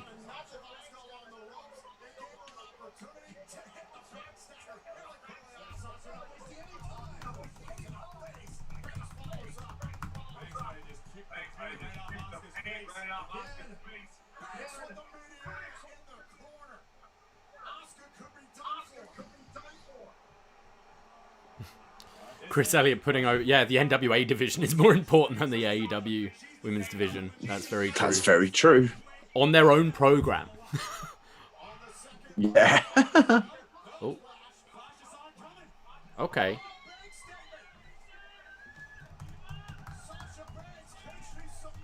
So Sasha just went for the frog splash. Asuka got her knees up, but Sasha scouted it and transitioned into the bank statement. It was a little bit awkward. It was a bit awkward. I could see Sash doing a Mr. Perfect Bret Hart WrestleMania 8 finish. Kick off the... against the corner. Another code breaker. Mr. Perfect? Roddy Piper. Duh. Ooh. I'm glad they finally figured out that, like, Asuka's fantastic. You say that, but I really enjoyed her losing at WrestleMania 34. I didn't have a... It was just everything that happened after that, you know? I didn't have a problem with Charlotte beating her. Like, Charlotte's fantastic, and Charlotte is someone who... It's not like they didn't capitalize on that Charlotte win, you know? She then went on and was in the main event of WrestleMania. So I was okay with that. Yeah, It's the next year. Asuka then, had a tag team with Naomi for a bit and was just doing nothing? Yeah, very true. Okay. Is this how it's going to end? No. I would love if this was like the mid-match acceleration and we still had like another 10, 15 minutes of this. This is great. Oh. Because if you're going to give any match here a lot of time, wow. this should be the one. That was great. Okay, there we go. Yeah, we did it. Let's go SmackDown. I feel like that was good, but it could have been longer and better. I feel like we might get another beatdown from Carmella, possibly. Probably. Yeah, I agree with you, Mike. I don't even mind the finish. It just felt like it suddenly escalated to... It's like, all right, take it home. Let's do that pin exchange. There's another gear We're there. an hour and a half in. We've only got 2 matches and a segment left. Like, that could have had another 10, 15 minutes if you really wanted to. I agree. I think especially since we've seen these two fight a bunch this year, you shouldn't be really giving a match that leaves you wanting more at this stage, you know? It's one of the big 4 pay-per-views. Just kill it. I enjoyed it, but I'm with you. I think that that deserved more.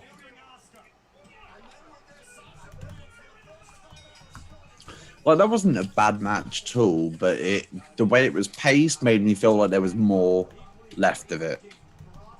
And it seems like people in the chat agree. Kevin P in the YouTube chat said it needed 5 to 10 more minutes. MJ said it was a good match. Connor Dalton said he enjoyed that. But no one saying it was fantastic. Yeah. It was good. I agree. What were your thoughts, John? I enjoyed it. Like Jose said in the Twitch room, it gave him like Bret Hart, Owen Hart vibes with the whole roll-ups at the end and then the quick roll-up for the win from Sasha. Just back and forth, even, equal throughout the entire match. At any point, any woman could have won that match. But, it didn't disappoint. It gave us exactly what we expected from those two. Oh, we'll be right back. I'm going for a quick sig before what I don't imagine the Women's Survivor Series match is main eventing. Be right back before that. Do we only have 2 matches left? Is it just the ladies match and the Drew Roman? I think so, and obviously the send-off of Undertaker. Yeah. Unless they're going to do it looks like we might get a Miz segment or something now.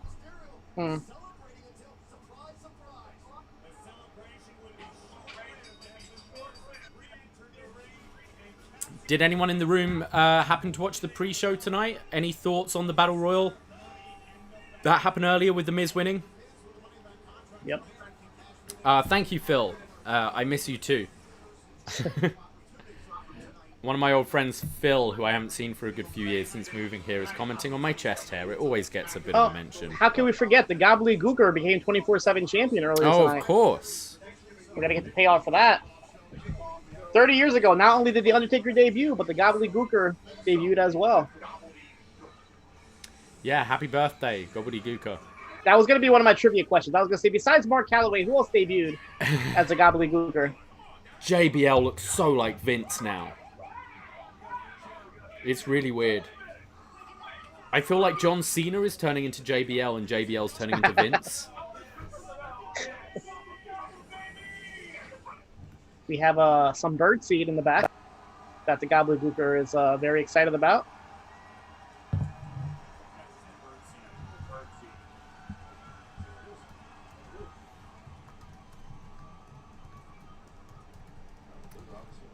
Ugh.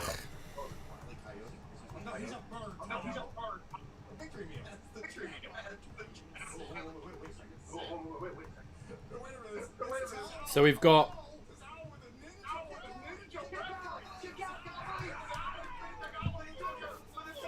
What I don't understand with the 24/7 division is... Bam. After all these years of training and wrestling, as soon as you're in this division, just a schoolboy pins you. That's all it takes. Yeah. Yeah. Someone likes it. Do they? You know, Okay. I don't know. It's been like what, almost 2 years now? Yeah. Yeah. All right. And we go to the women's Survivor Series match. I'm saying Team SmackDown for this one. Siino, I think earlier you said Team Raw.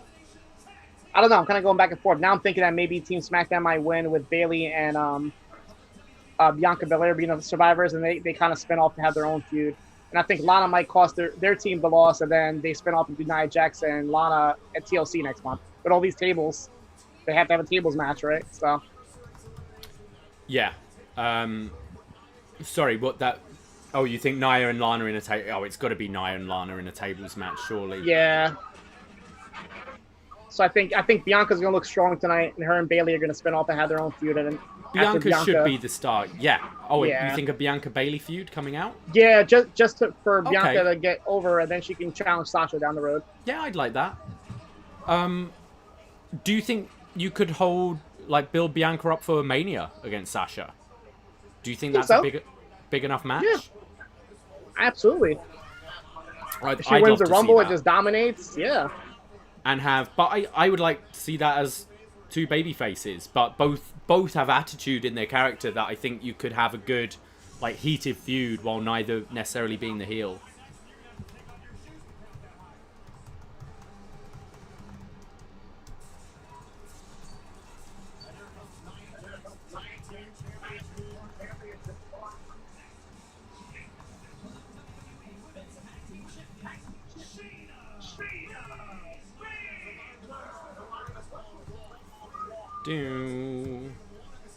I'm Shaina Basler.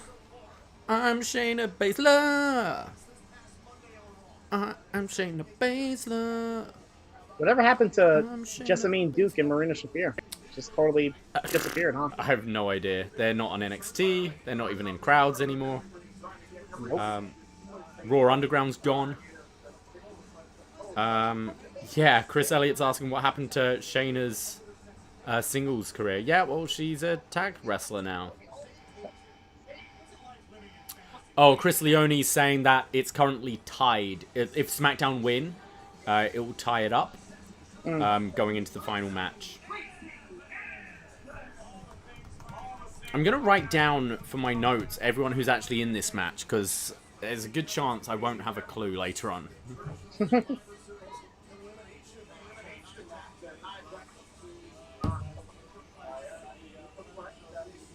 Peyton Royce. Well, you might be a little ahead of me. Is the hair new? For Peyton? Yeah. It looks like it's like purple. It looks like to me. Yeah, I didn't. Yeah, she was still brunette on Monday, wouldn't she? I think so. Yeah. Yeah. I'm a fan. Oh yes. I'm only I forgot who it was. If it was you or Braden that says that Peyton needs to start coming out with the loaded glove, that'd be a nice touch for her. Start wearing the glove? Yeah, I think that was yeah. Braden. Yeah. A bedazzled glove. Why not?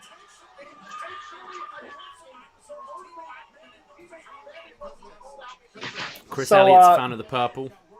B Detroit, I guess he's answering where Marina and Jessamine Duke are. He says that they're on up, up, down, down. So that's where they got drafted to, I guess.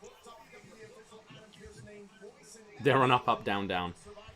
Fair enough. Can you still hear me from this distance, by the way? We can hear you, yeah. Excellent. And much more comfortable. This is going to be a bad match. I don't know. Hi, AJ. I believe Mandy is legitimately injured, so I don't know if we'll be seeing her. Dana, perhaps? Chelsea Green got legit injured. She was supposed to be in this match as well.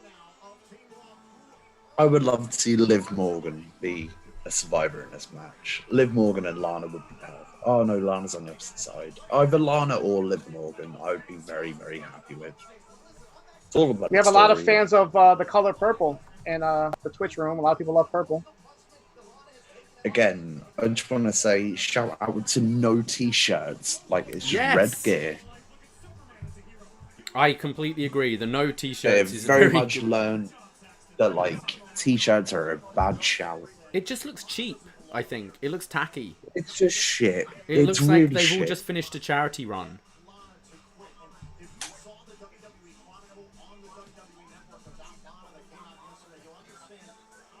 There's been that. Have you seen the clip of Lana that's gone viral? Her talking in a chronicle about bullying she's received. Yep. Like, I heard about it, think yeah. it's a work, but do you know what? Fair play. Like, because it is true. Like, there's a lot of people that feel the need to at these people and say that they're shit when realistically it's a TV show. Like, no one does it to actors. Like, it's really bizarre that people do it to people who are genuinely, like, putting themselves at physical risk. Like, do you know what I mean? They're bumping, they know how to do it, but like, it's all very physical. There's criticism, and then there's there's Like, you don't taking need stuff to too at far. them. To Do you know what I actually at mean? someone. Like, yeah, it's fucked up. Imagine going to work and then just coming home and whatever it is, your office job, and you just get bombarded with thousands of tweets being like, "Hey, you suck at accounting." Like, Yeah. fuck off. Obviously we are talking about the show and criticizing things that we don't like, but at the end of the day, like, obviously I can't fucking do this. Like, I've tried to do wrestling training, it sucks. It's very difficult. Like, all the fucking best of these people, like, it's crazy. Like, do you know what? Like, fuck it. Like, at the very least, they are very, like, putting themselves at risk to entertain us. Like, so, got to take that into account. I agree. Yeah, I'm with you. Like, criticism's fine. But... Yeah, there's a line to it. Yeah, I feel really bad. Like, criticism, there's later on in the been show, That's great gear by Bianca, by the way. yeah, I like the SmackDown earrings. Very cool. Yeah. Later on in the Chronicle I think Ruby and Liv special- will have good gear. It's blue. I'm into it.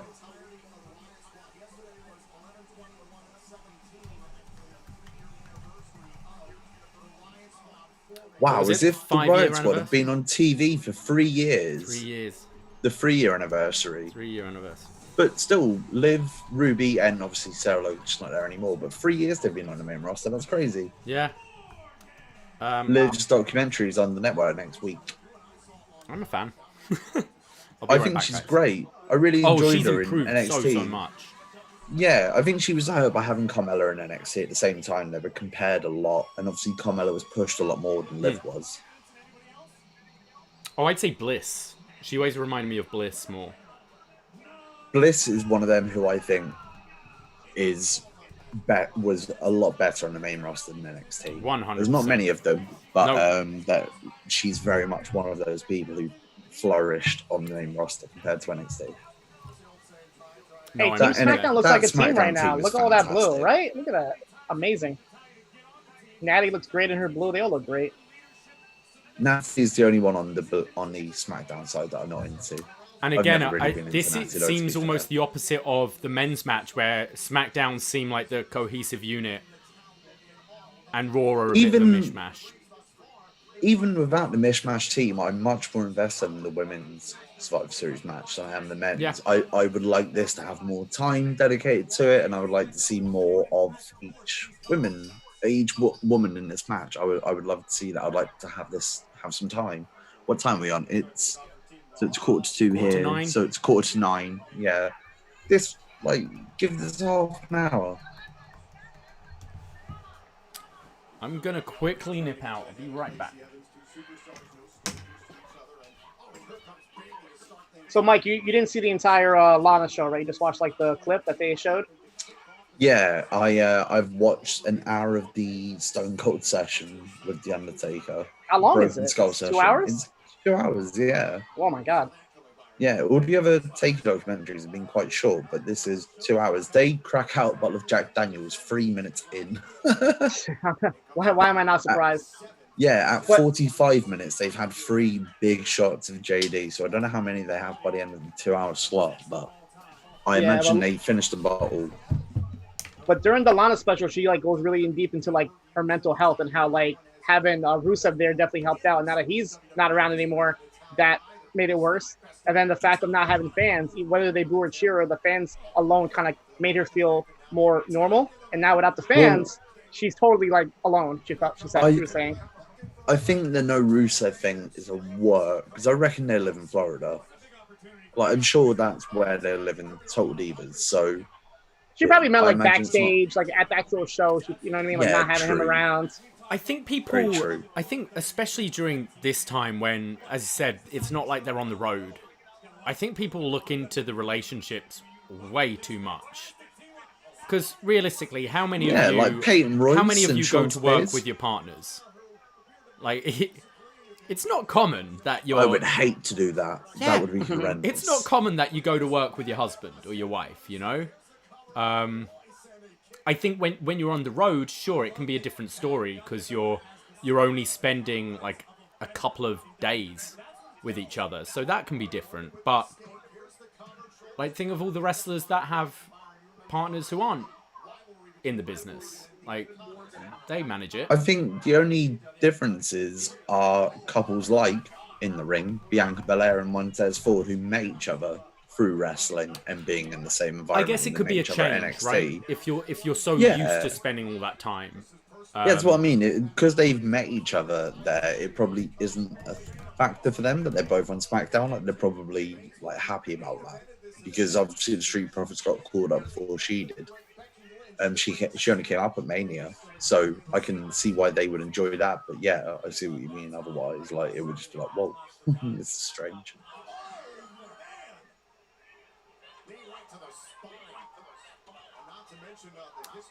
I'm glad Shaina is getting more respect on the main roster because she deserves it. She was just as much of a phenom in NXT as Asuka was.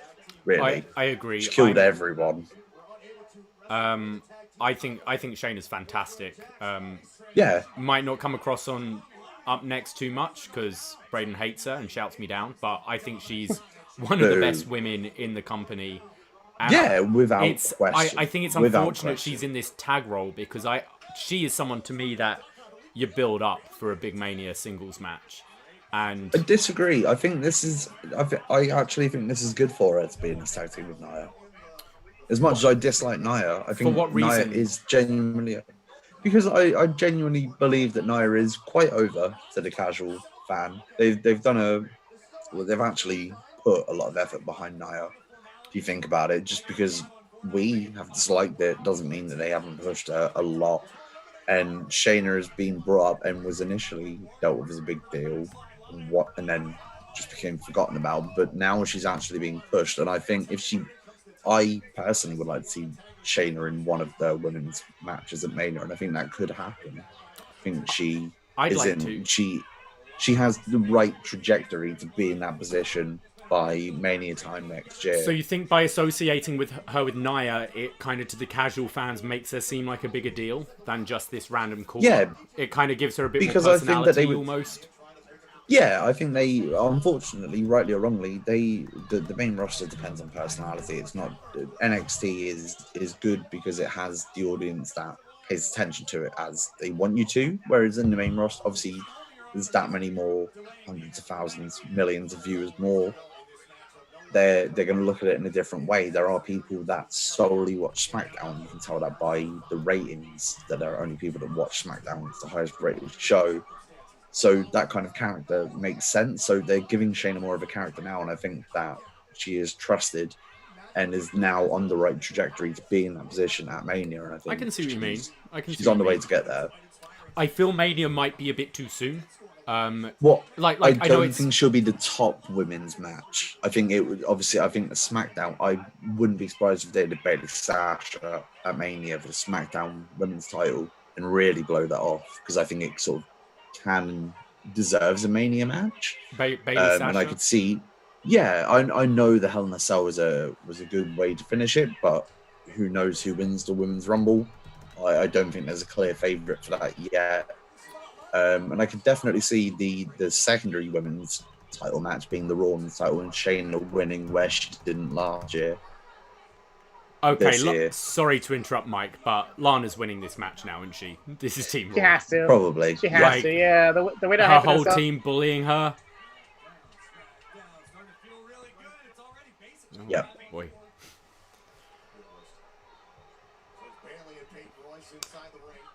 I have, like... Did you see Bailey being the first one out in like a shocking first elimination?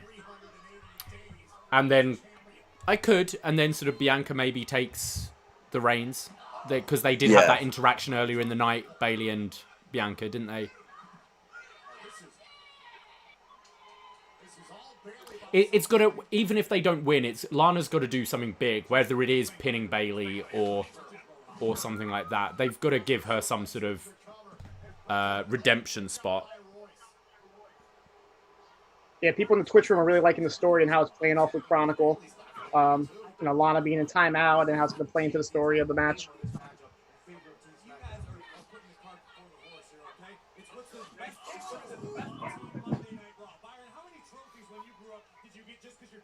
Huh. Corey Graves just said he gives Peyton Royce's move a perfect 10. Nice. Remember Ty Dillinger?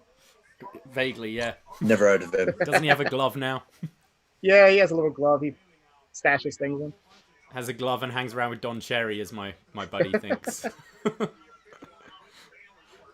My friend Trav, who watches AEW with us, is always confused when FTR or Sean Spears comes out, because he's like, why is Don Cherry with them? For those of you not from familiar with Don Cherry, he was a bit of a legend who kind of disgraced himself a year ago due to controversial comments. But he really wants you guys to watch the Gentleman, the Guy Ritchie movie. He really wants you to watch that. He really wants us to watch The Gentleman. It's a good film. I've heard great things. I just like winding up my friend because he really wants me to see it, so I have no intention to. Well, I understand that. Manuel Bucket thinks Lana is a future champion.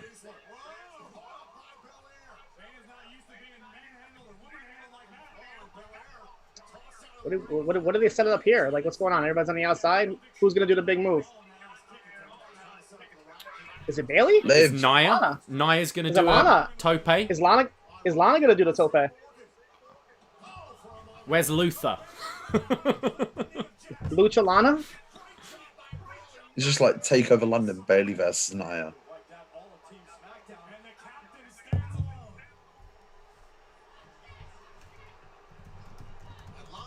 Lana's going to push her off, isn't she?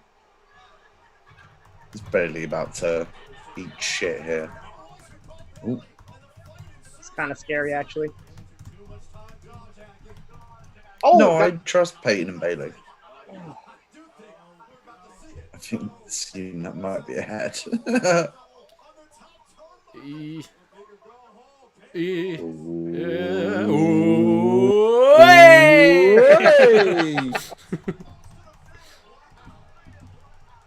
That was good. What does Lana do now? Lana's just shitting it. Does everybody get counted out? And do Lana a double moon. 6:30, you coward. Why is her lipstick smudged? Yeah. Because she tried to wrestle earlier. Didn't work out for her. No one else's lipstick is smudged. Yeah, true. I think it kind of works, with the story they're trying to tell with her. I love that move. Oh, it's like Peyton Royce. 1, 2. Wow. Bum. Peyton's pinned Bailey. Let's go. You were right, Mike. Shocked me. Peyton Royce is great. That's Goldust's move. Bailey will go out. What's it called? The roll. Curtain call, is it? No, not the curtain call. Yeah, it's the No, curtain call is where you just lift them up and drop them. This is like the rolling. You rolled it, right? Yeah, I forgot what he called it. Dustin twists it. Is it? Yeah, okay. he tried to in that match against Butcher and the Blade, but didn't. But yeah, he normally twists it. Oh. Go on, get Natty out as well.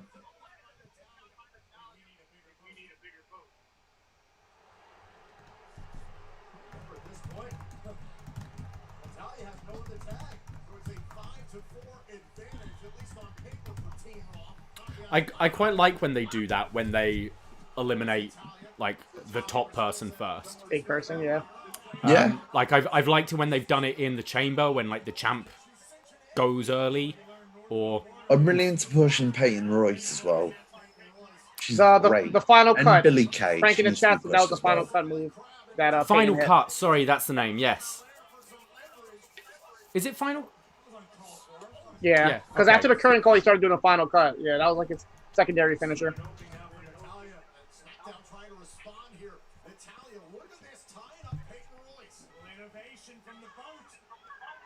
What is this? Oh, terrible.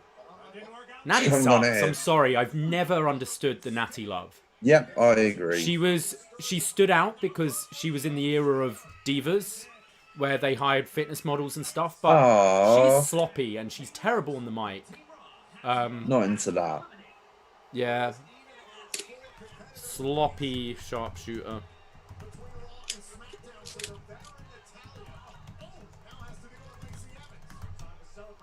Like, I'm sure she's a lovely person, but I think she gets a lot of... No, she seems like a undeserved dickhead credit. in Total Divas. That's true. No, I'm not having that. Lana hasn't been tagged in, has she? No. She tagged She herself. started the match. in the She beginning, was yeah. on very early on.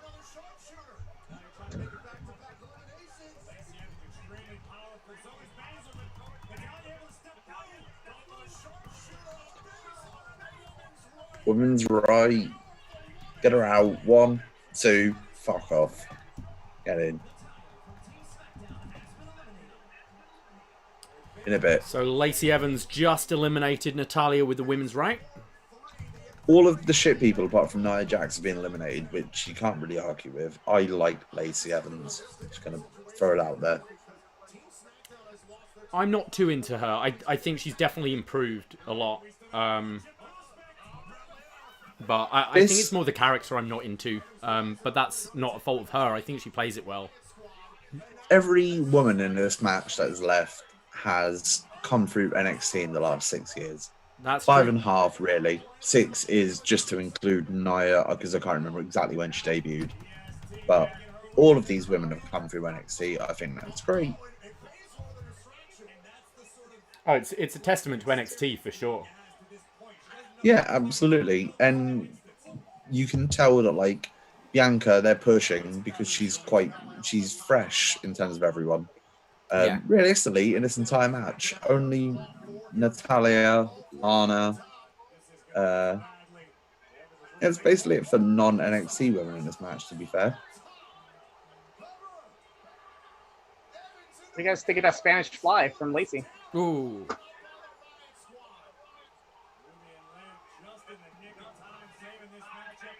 Damn.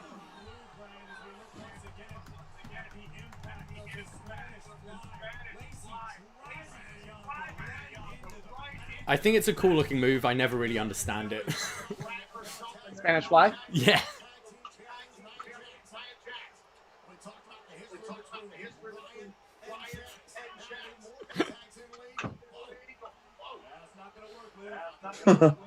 I just got flashbacks to I watched that Bill Burr commentating the Inoki Great Antonio match. I just got a slight flashback to that. Just Nia no-selling everyone.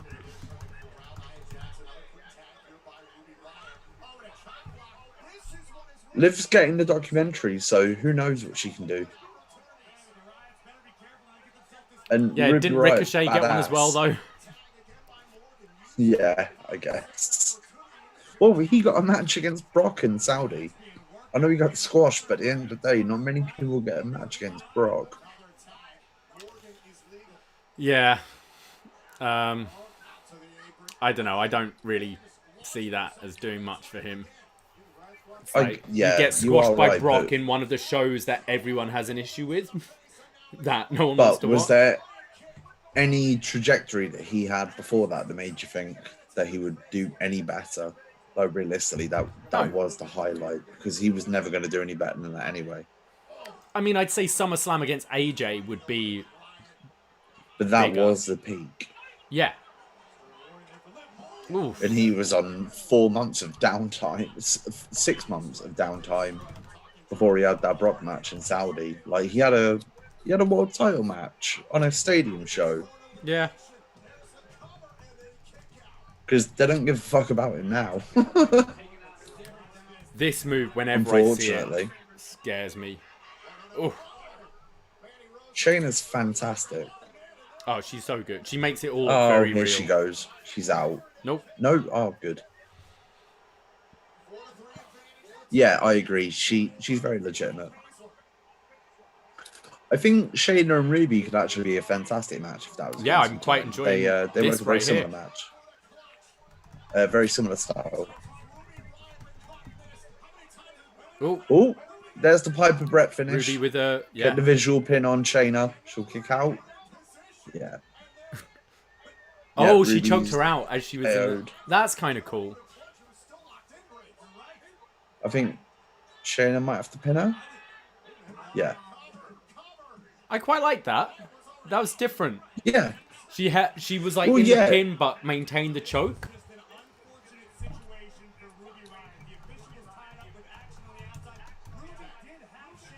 I think Lacey's probably the next to go. This is a well-booked match. I want Yeah, this I'm to enjoying this last a more than the while. men's. Yeah, very much so.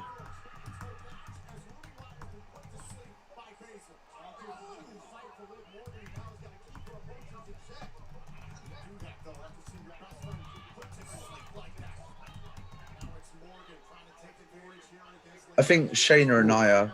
Oh yeah, and Lana, I guess. Yeah, I don't know how this ends, which I can say a lot more for than the men's. Liv in the last year has improved so much, hasn't she? Yeah, absolutely. Oh yeah, for sure.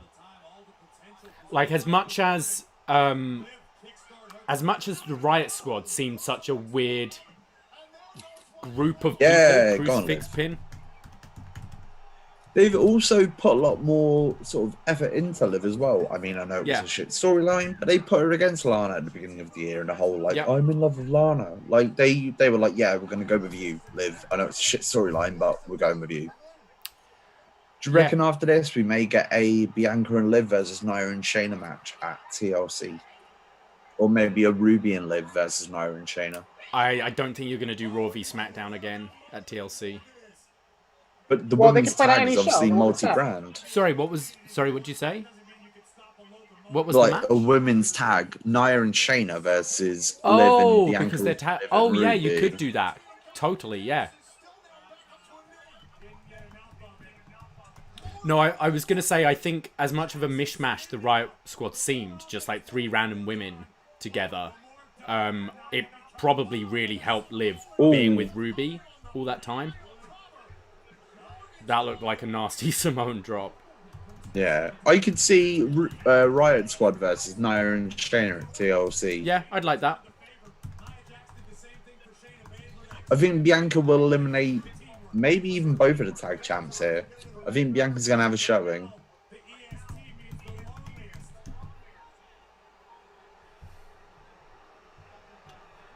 Lana should just, like, help Bianca, and SmackDown will be like, yeah, you can just come to SmackDown. We'll have you.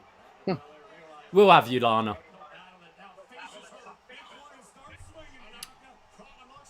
No, Bianca's shit hot. Bianca should eliminate one or two of Raw. Let's do She's a that like a good. big superplex to Nia. Like, show off your strength and do a cool spot to eliminate her. Wow. Bianca's so good. She's a freak in the best way.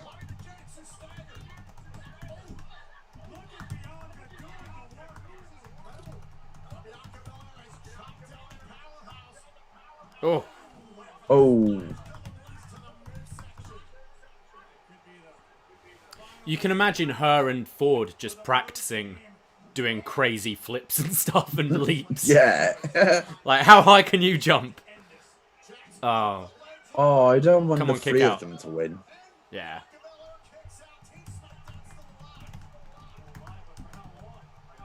Because Lana keeps standing on the steps. If Lana wins from the steps and there's three of them, that would be weird. Yeah, there's There's got to be the moment of Lana standing up for herself, surely. Uh-oh. Nia's gonna miss this, surely. Oh, is Lana pushing her, maybe? Oh. Shayna with the blind tag.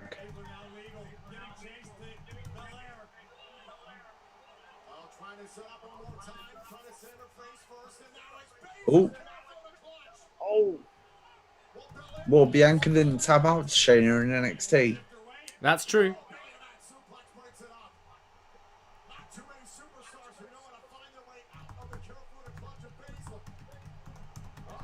Oh.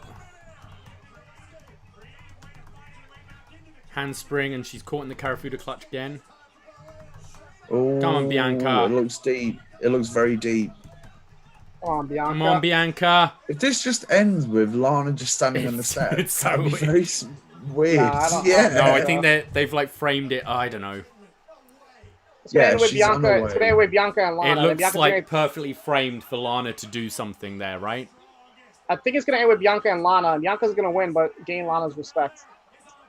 But Bianca would have already beat Shayna and Nia, so how much respect is Lana going to get if she doesn't win? Yeah. Well, she'll get a count out if she just legit stays there and Bianca takes out Nia and Shayna. She'll just be counted out of the rap match. Oh, nice. Hey.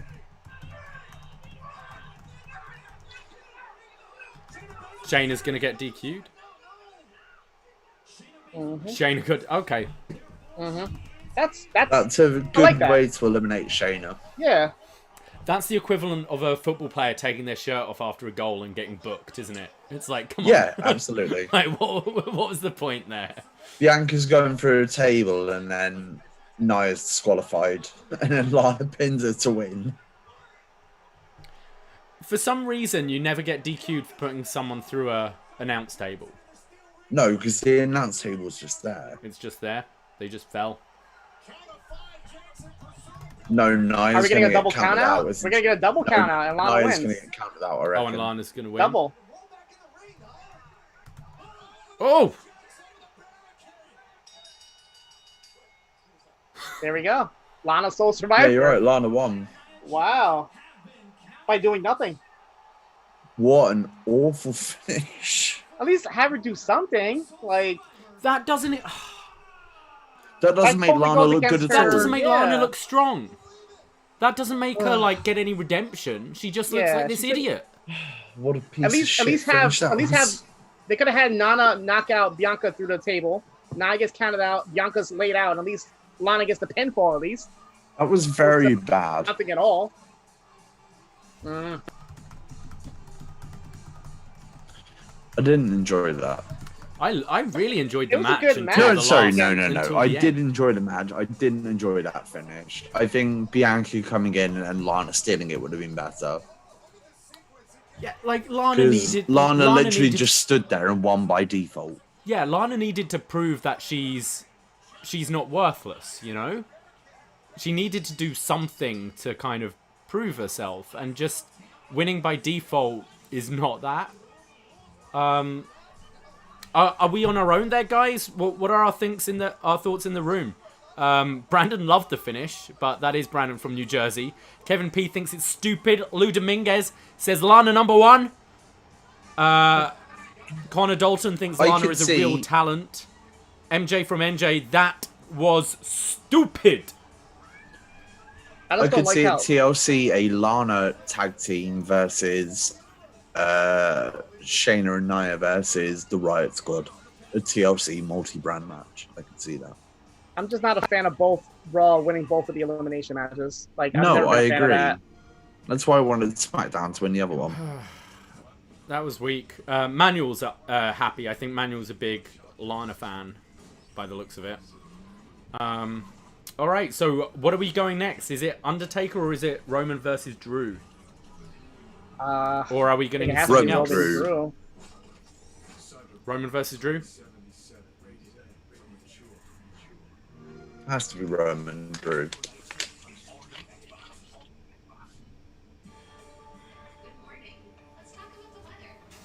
Is this Mr. TLC TLC? promo? Yeah. With tornadoes and lightning for some reason. Tornadoes, lightning, and clouds. This hasn't really done much to me. Or anything to me. What? The THC yeah. seltzer? Yeah, well, in the post show, you'll be fucking on Pluto, absolutely barbecued. 5 days I might before top it up with Christmas, something. let's go. Are you Why don't you ready? put some super glue Are in it? you ready for a good time? I think it's Right, kicking I'm in. gonna For a good be away time. from the camera, but I'll be in the Twitch room on my phone. It's Gotcha. 5 minutes. Are Goodbye. you ready for a good time? Yeah. How's it going, Twitch? Oh my. YouTube, are we enjoying the show? We're going into Drew McIntyre versus Roman Reigns right now. So the Undertaker farewell is ending the show, as we mostly predicted here. Drop a can of field. Let's fucking go. But I think it's been a pretty good show. I mean, their pay-per-views usually pan out to be a lot better than their weekly shows. Most of the time, actually.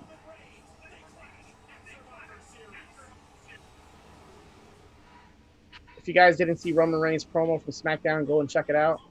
Amazing. During the usual contract signings, they sit in front of each other. He sat at the head of the table.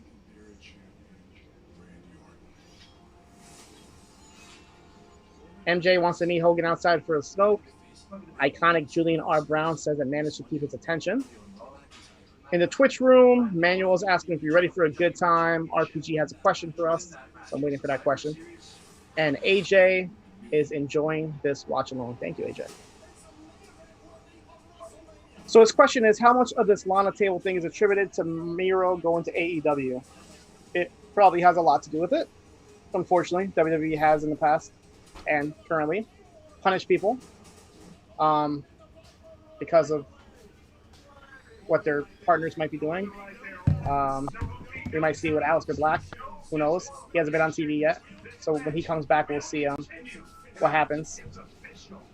Davey, they had a question in the Twitch room that says, how much this Lana table thing is attributed to Miro going to AEW?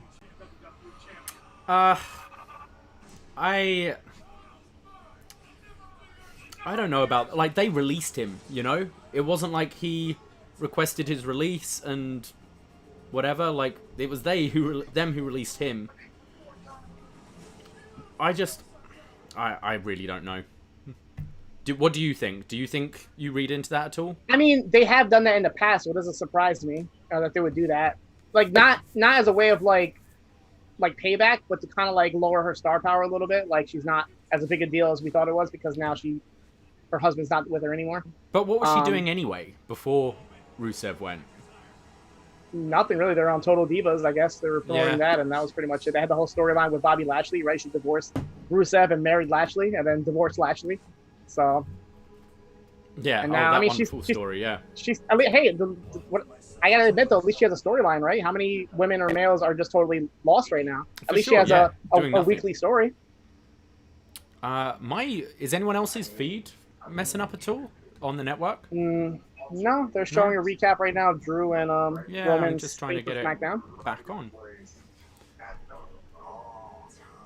It's gonna be goofy quality, not restaurant quality. Yeah, she did the natty thing. Everyone's fine. Okay, mine seems back to normal now. Okay, who have we got? Roman or Drew? Do we have a clean finish here? What do we think? I feel like the Miz is going to get involved somehow, but Roman's going to be on top no matter what. I think maybe Jay might help him. They teased something earlier tonight with Jey Uso, right? So maybe Miz is going to try to come out and Jay's going to stop him. And then Roman Jay. wins. Oh, yeah, Jay could like fuck it up for Roman, couldn't he? Yep. Or that too, yeah. Yeah. Just not Randy. Like, we need to move on from the Randy feud, right? Yeah, I don't want Randy involved. I like Randy, but just do something different now. It's full on snowing out there, guys. There are people sweeping the streets. It's snowy. Oh, really? No better way to go into lockdown than some snow, huh? Yeah. So Roman, no shirt, still wearing the same pants, still rocking the same music. Oh, Kevin thinks the Miz as well. Of course, we got the Money in the Bank running around. WH Park in the YouTube room says, "I can't believe I'm still awake." Well, WH, Hey, you WH. are reviewing. Aren't you reviewing the show later? You need to stay awake and take copious notes for the post wrestling pro show.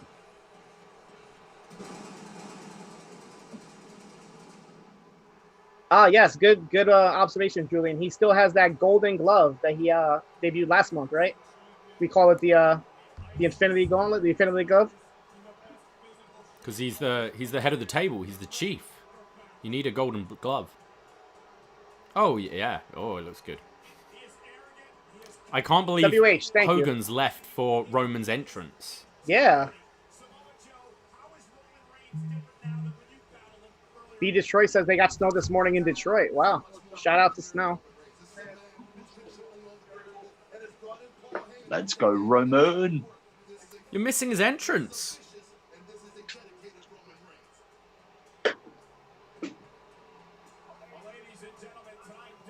Brandon from New Jersey, no. I am Fios, Verizon Fios. I'm not an Optimum guy. Thank you. Or Xfinity. Nice joke.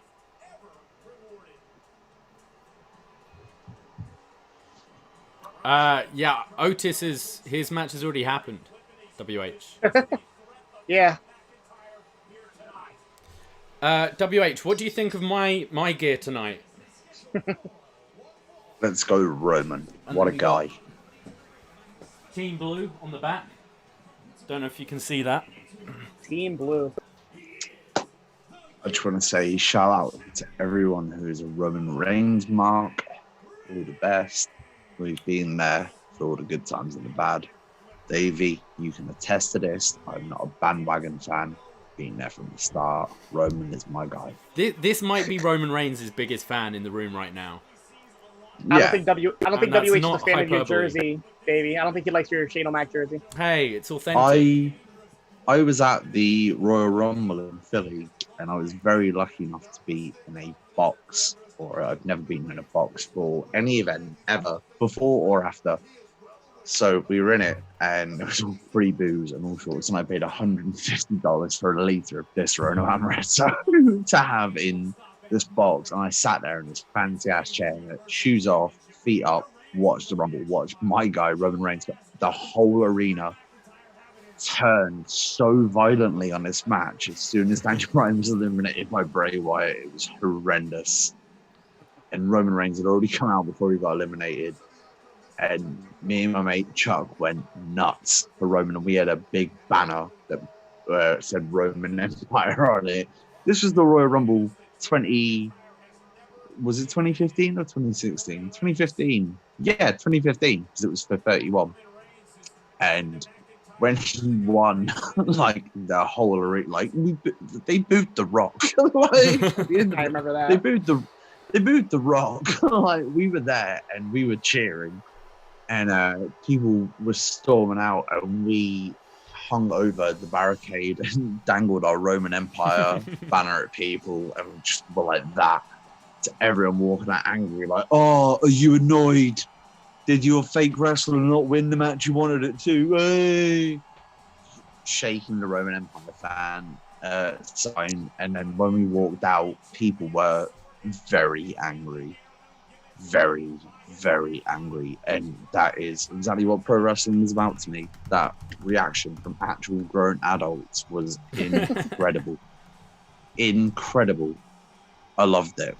I would love to do that again. I have photos from 32 after we beat Triple H where people are doing that behind my head. And so I'm like in a Roman Reigns vest. Which and was giving it loads. It was 33 where we all had the Roman face masks, wasn't it? Yeah, there was 30 of us with big Roman fat heads. So good. See? I just talked you all into it. It's great. I'm drinking Stella Artois now. That's how bad it's got. Oh, it's changed. Yeah. It's really taken a turn.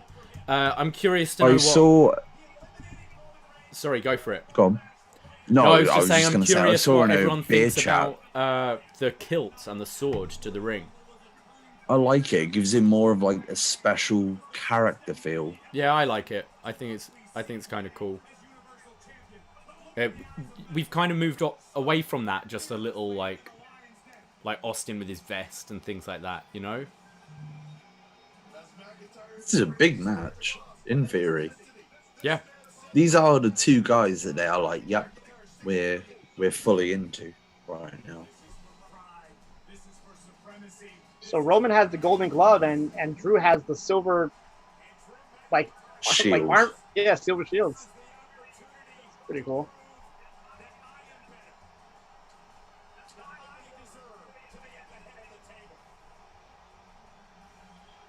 I love how Roman just isn't asked. Like, he doesn't look intimidated at all. No. But he's still a dickhead.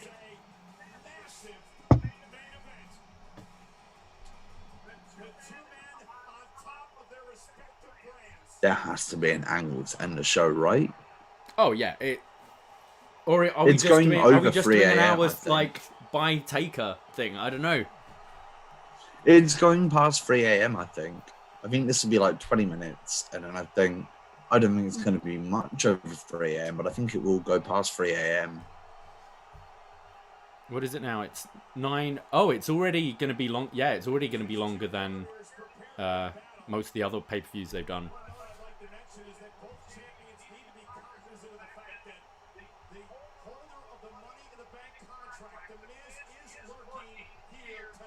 I think I've never seen this referee before. This The ref? commentators are mentioning The Miz, so I don't think he will cash in. There might be a tease. Because you don't maybe, think but- they'd tease you? Like, they don't think you Yeah, I can don't move think on. they'll say it. I like how both of them are holding the title up. That's different. Brock Lesnar was just like, I'm Lesnar, I'll murder you. This actually feels they're like making it feel like a both big of them match. are I being like like, it. I'm the guy. Yeah. But we're not getting a finish, are we? Let's be real. No. No, I think Roman wins via shittiness. I would love if Roman won clean. Just, it's like Goldberg Lesnar. at Oh Survivor my Series. god, I would be so into that. Let's go. But it should be from Drew. No. Push no. Claymore. But both have that like quick impact move, you know? Like the spear, Yeah, the Claymore. absolutely. I think you're going to see a finisher attempt straight away, maybe. I'm kind of pumped So for Twitch this and now. YouTube, who's Yeah, gonna win, I'm Roman up or for Drew? this. I want to hear Roman. Let's go Roman. Roman all the way. Anybody thinks Drew's gonna win? Anybody in any of the chats? Is there any chance that Drew McIntyre can pin the Tribal Chief? Roman, and a lot of Romans.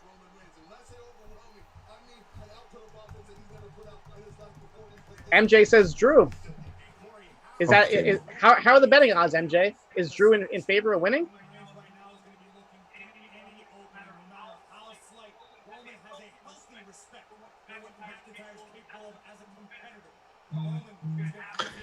Let's go big dog.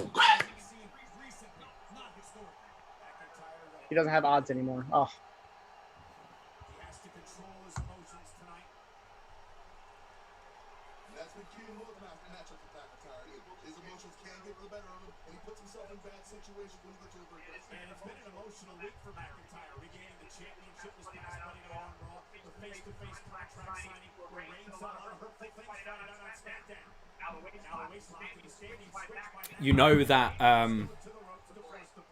You know that we're into a match, like when it's quiet.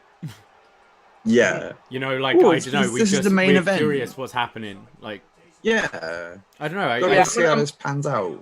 I'm gonna tell you guys now. I probably won't say a word during the entire Undertaker thing. Whatever it is, I'm probably not gonna.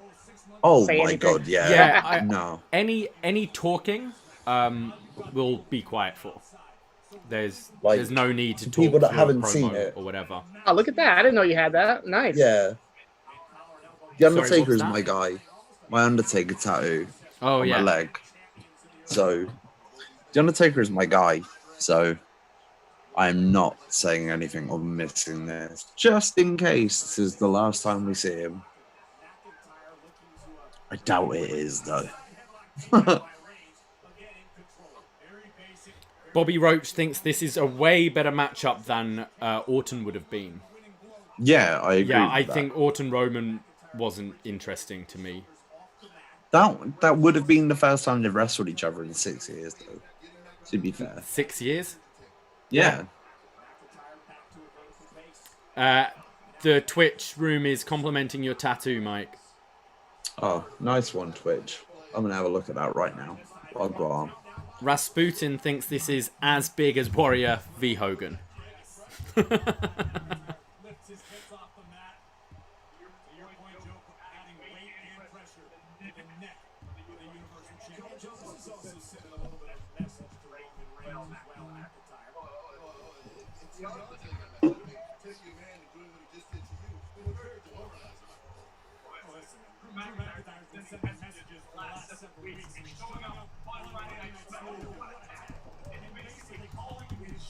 That's the first knockdown.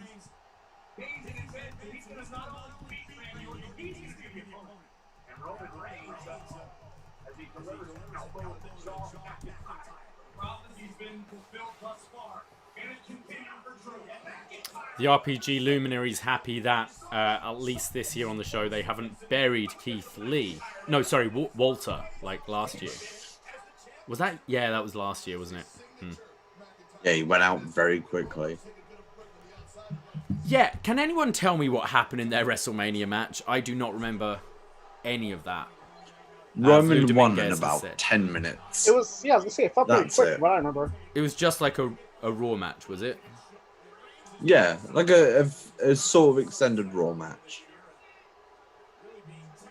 How do you guys feel about Roman winning this match? Then there's a stare down with Goldberg, whether it be through the Fantastic, Thunderdome mate. or Goldberg I love walks out. The Goldberg. match that we didn't get. Yeah, we never got that match at WrestleMania. Remember it never happened. Yeah, true. That's when Then Roman went home. wins. I don't think you tease that tonight, though. I mean, the contract says he needs to have a couple matches before the year ends, or is that still not a thing? He's already done 2 this year, hasn't he? Has he? I can't remember, honestly.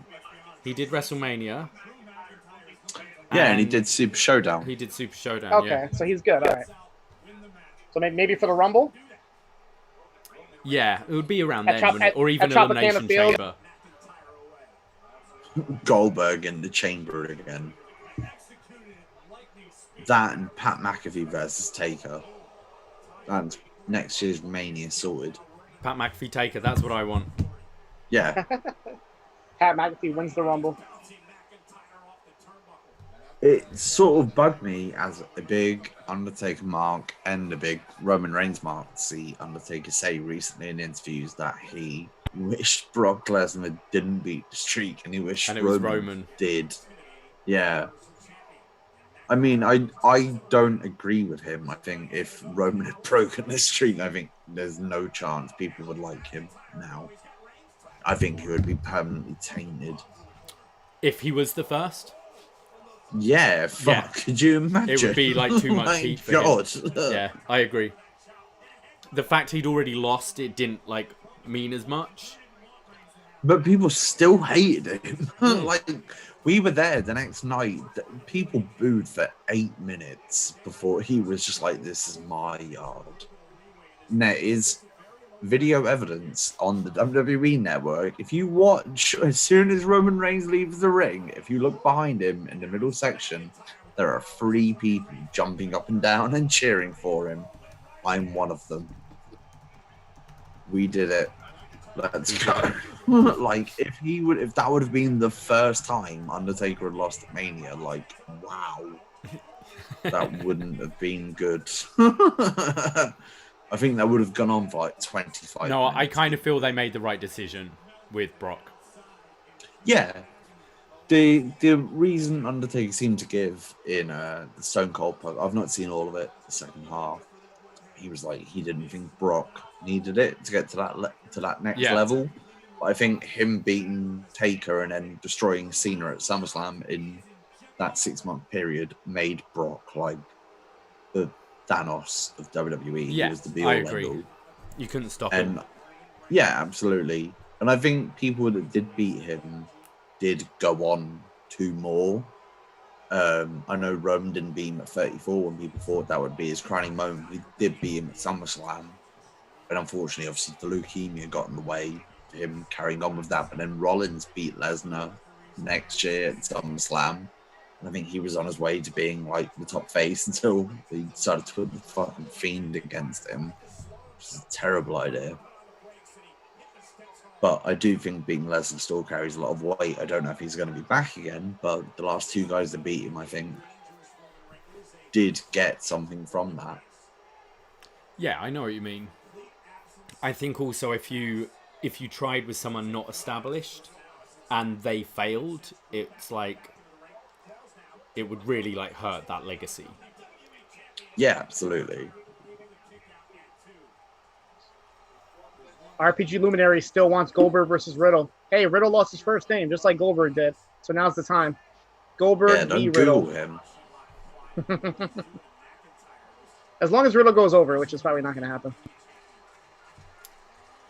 Brock beating Taker was still more shocking to me than the 16 suplex thing. That was the craziest thing I've ever seen in my life. Like, no, I didn't even. And I've seen some crazy shit. Yeah, I've seen some crazy shit. I didn't even look at the 3 count. He hit the third F5, and I turned to my mate and was like, 1, 2, kick out. And when I did kick out, I heard the mat go for 3, and it was like, oh no. Like, instantly. And then you sulked like, for a whole day. I did. Well, yeah, I did. Well, no, not an entire day. I left the stadium instantly, and then I came back like 2 minutes before Brian got put through the announce table by Orton and Batista. So I missed like 35 minutes of the show. Yeah, absolutely. I bought mini vodka and cokes and smoked like 10 fags outside and was just like, I hate wrestling. Yeah, it was bad. I didn't like it. But we got over it in the end. It was fine. And now I'm like, wow, as if I was there for that moment. You were there. That was where we first met each other. It was, yeah. Yeah, it was that night at the... Fuck, what's it called? The, like, palm tree one? I don't know. I can't New remember Orleans the names. hazy. That was where we first started our love affair.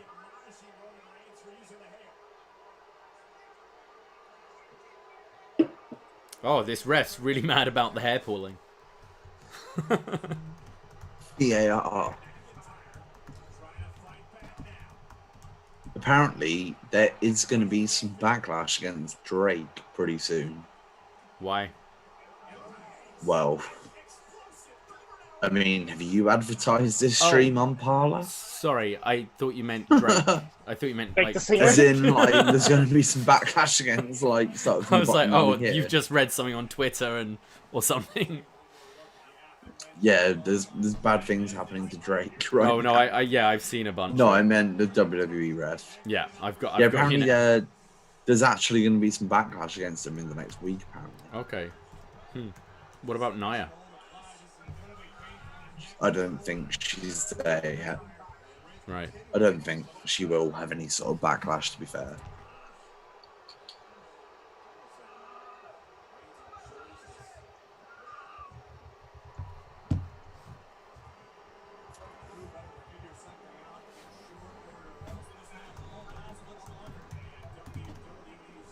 What are our thoughts on the match so far? This is a solid main event match.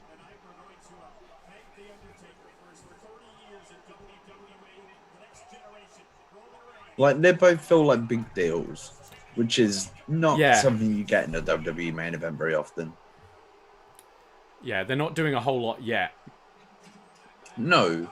But I wouldn't expect they would throw the kitchen sink at us, though, to be fair. Oh, nice. Roman's a great seller. And he is the smaller of the two. I like that neck breaker. It's always one of my moves.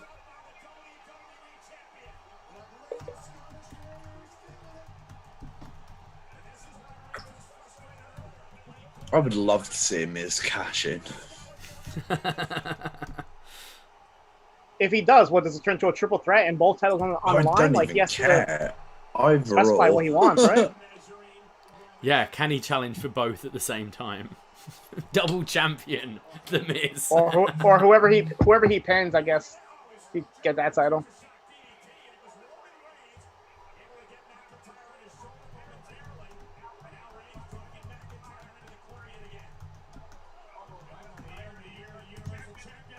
Samoan drop.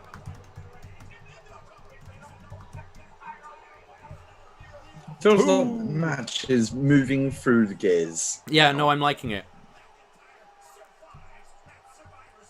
They're doing like an old main event feel match, you know, just slow, I'm start into building that, it up though, more and because more. they both feel like big main eventers. I think that's what Jose meant in the Twitch room with the Warrior versus Hogan, because they had like that sort of start where they kind of both slow pace, but big strong men going back and forth. There's a real old school feel to it.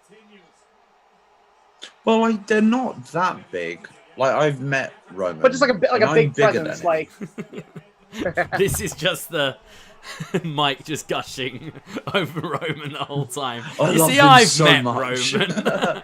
I've met Roman. And when we hugged, he was about an inch taller than me. My spirit and his touched one another. I have met Drew as well, though. It's not that tall. Yeah, I've met Drew.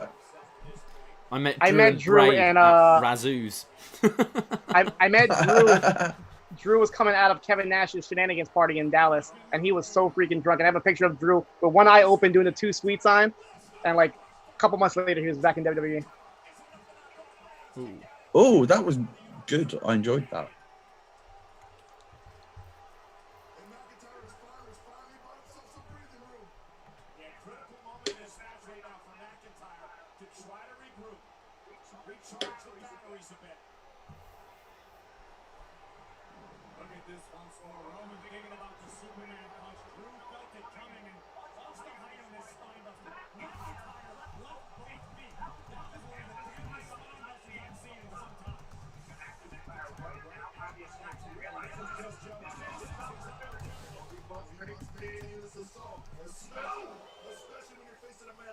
So the crowd, is it just like a sound engineer, like timing it? Like, ooh. Yeah. So because you are taught to shout in the Thunderdome. It's like, oh, make noise, but they tell you what to make noise for and what not to make noise for. And it's quite weird to shout how they want you to in your living room. Yeah, that's very strange. I know I'm talking to you guys and we're reacting, but we're reacting naturally. It's not like, oh, give it up for Drew McIntyre. Like, oh, I don't want to.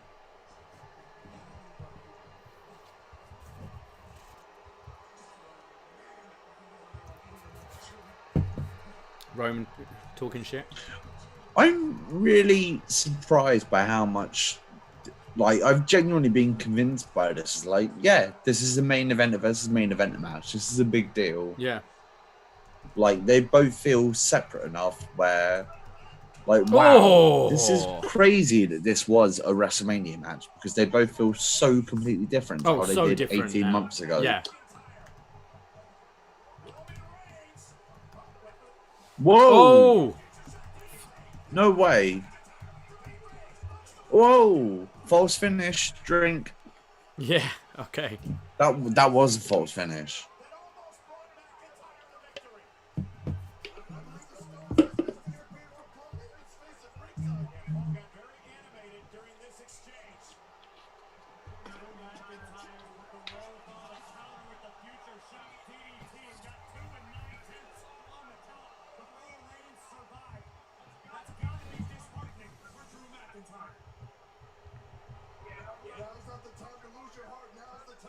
How do you see the Paul Heyman Roman Reigns alliance going? Because I see it ending in Roman beat Brock. You think it ends when they'll do Roman Brock again? Yeah, I think so.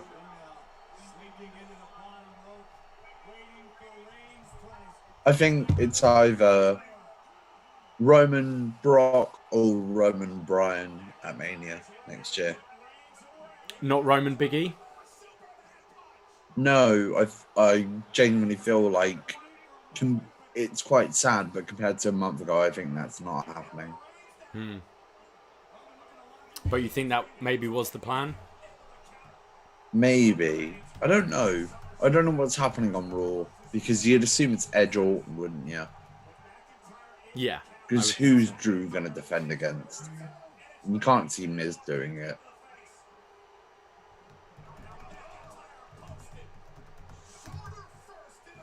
I could see Miz cashing in on Drew and then Drew beating him and then Edge or Orton beating Drew and Drew being a three-time champion, but or does does Miz beat Drew and Randy beats Miz?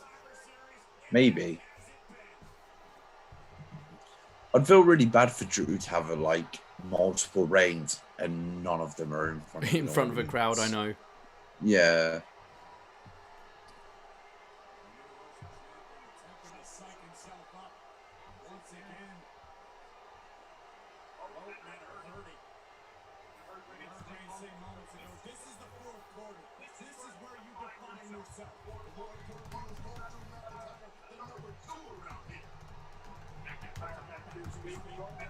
Oh! I'm into that. Has he done this before? No, right? I've not seen that before. Oh, no.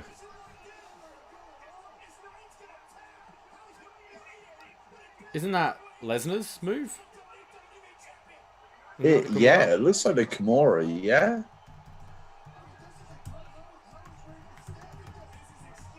I wonder if there's anything to read from that. Well, Drew's done the thing that Roman couldn't. Drew beat Brock and Roman couldn't. I mean, he did at SummerSlam, but eventually. not in the grander stage them all. Drew only took one time to beat Brock. He only took 1 minute to beat Brock. This was great. Roman fought him at 31, now it's really getting good.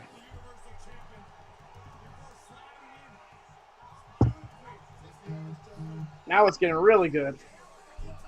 Wow. Ow.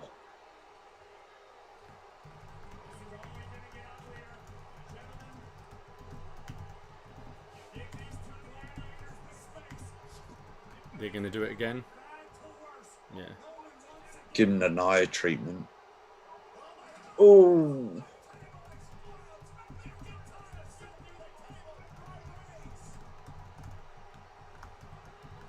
I'm really enjoying this match. Yeah. This feels like a proper main event match. This feels big.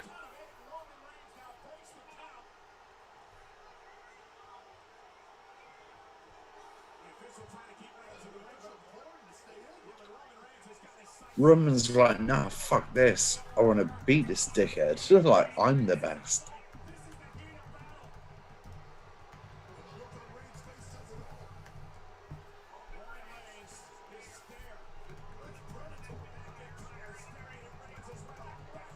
Yeah, I'm into that. He's not just the typical heel who's like, oh, I'm a pussy, I'm not going to deal with this. No, he wants to win. I'm well into this.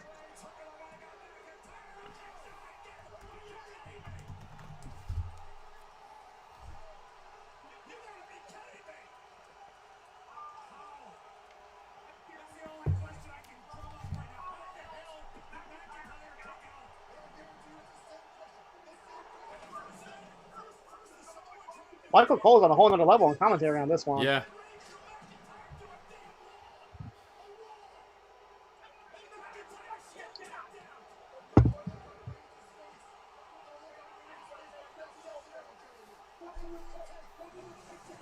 This is very good shit.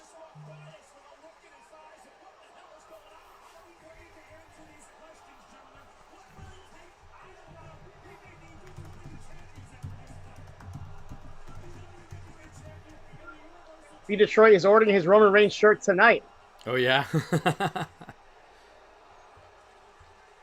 I'm not going to buy a Drew shirt. Fuck that. Oh! Big.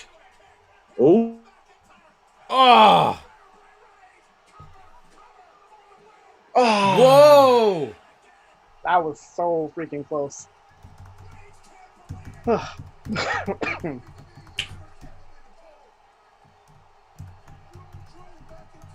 Let's go, Roman.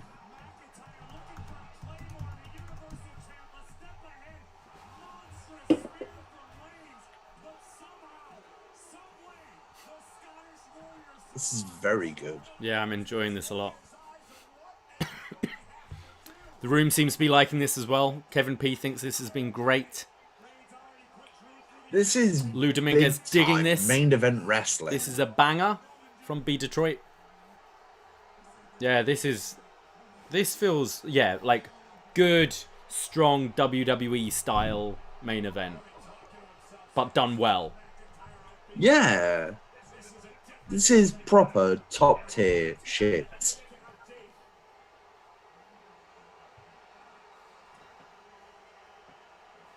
Ooh. You ain't seen this shit before. But he directed Roman. that right to Samoa Joe. Right to Joe, he said that. I like that.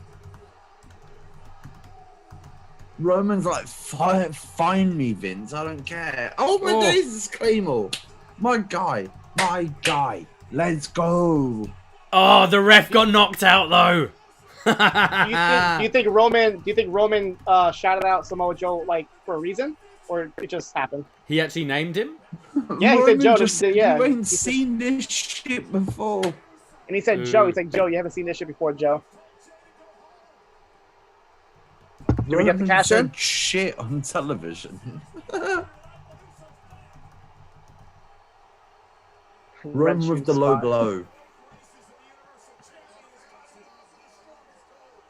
Called it.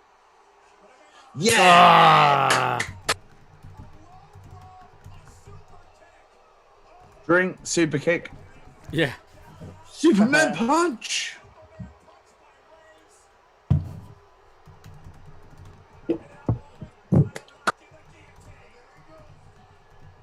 Let's go, Roman.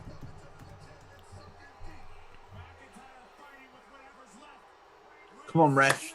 Get back in. I think we got another ref coming out. Yep. Whoa. Come on, Drew.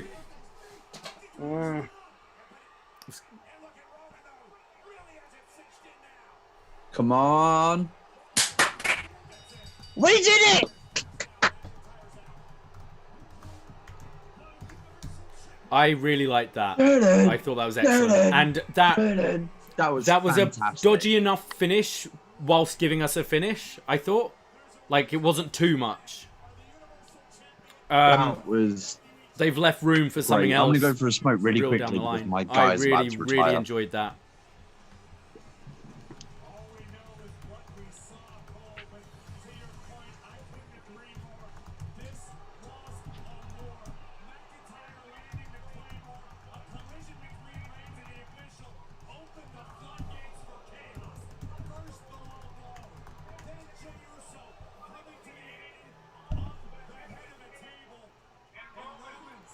Is anyone seeing a cash-in happening? Are you getting a cash-in on Drew? You don't? Nah. That was really good.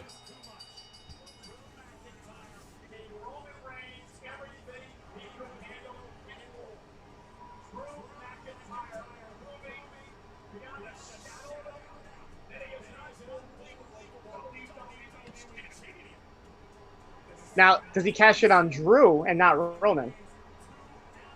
Oh, cash in on Drew, yeah. I can see a cash it on Drew for sure, yeah.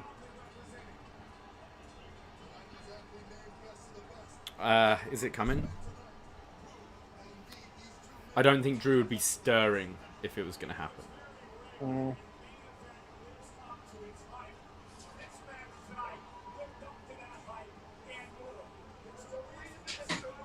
Bobby wrote saying, what if cash-in happens and Roman stops it because he like earned his respect? No, not Tribal Chief Roman. Not this version of Roman. Not this Roman. Nah. Not this Roman. Not this Chief. Somebody called that move the Chief Choke. I like that. Chief Choke. Chief Choke. Lou doesn't miss the red belt. Yeah, I think the blue works a bit better.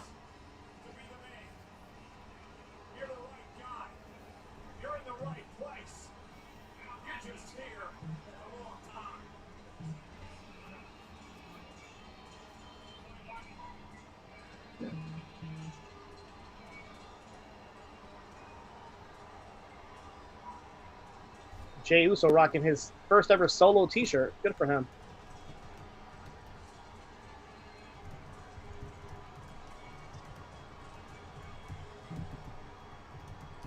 Roman. Roman's scary.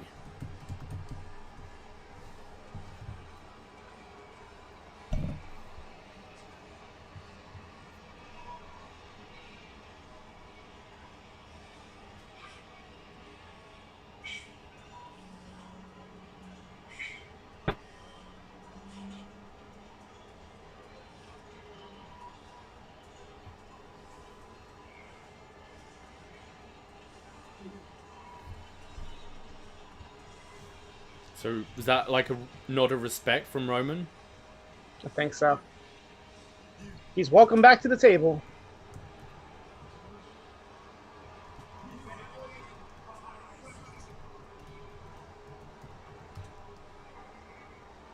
Ari is saying logo swerve. The show's not over. We have the Undertaker farewell coming up.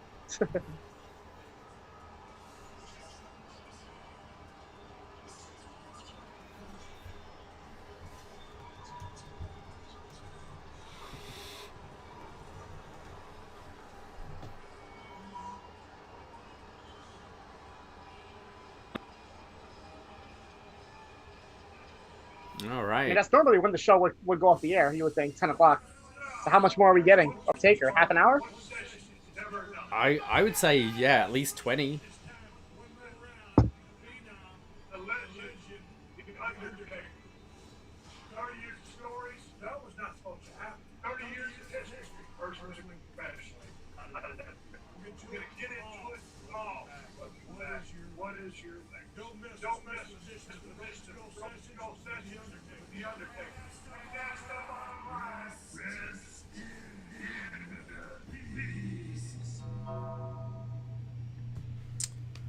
Okay, I'm just going to go to the loo quick.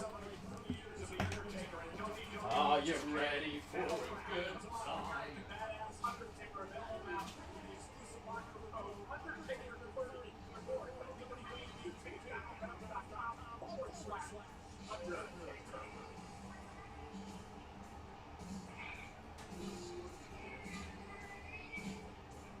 Ladies and gentlemen, this is the Undertaker's final farewell.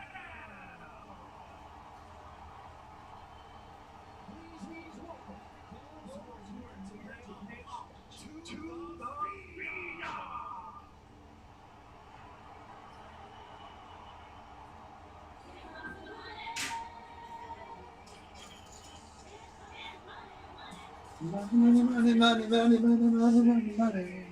Here it is, guys. This is it.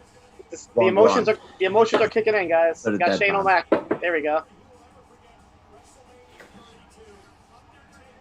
So, have you all heard the story about how Undertaker's mum got pissed off at Shane McMahon?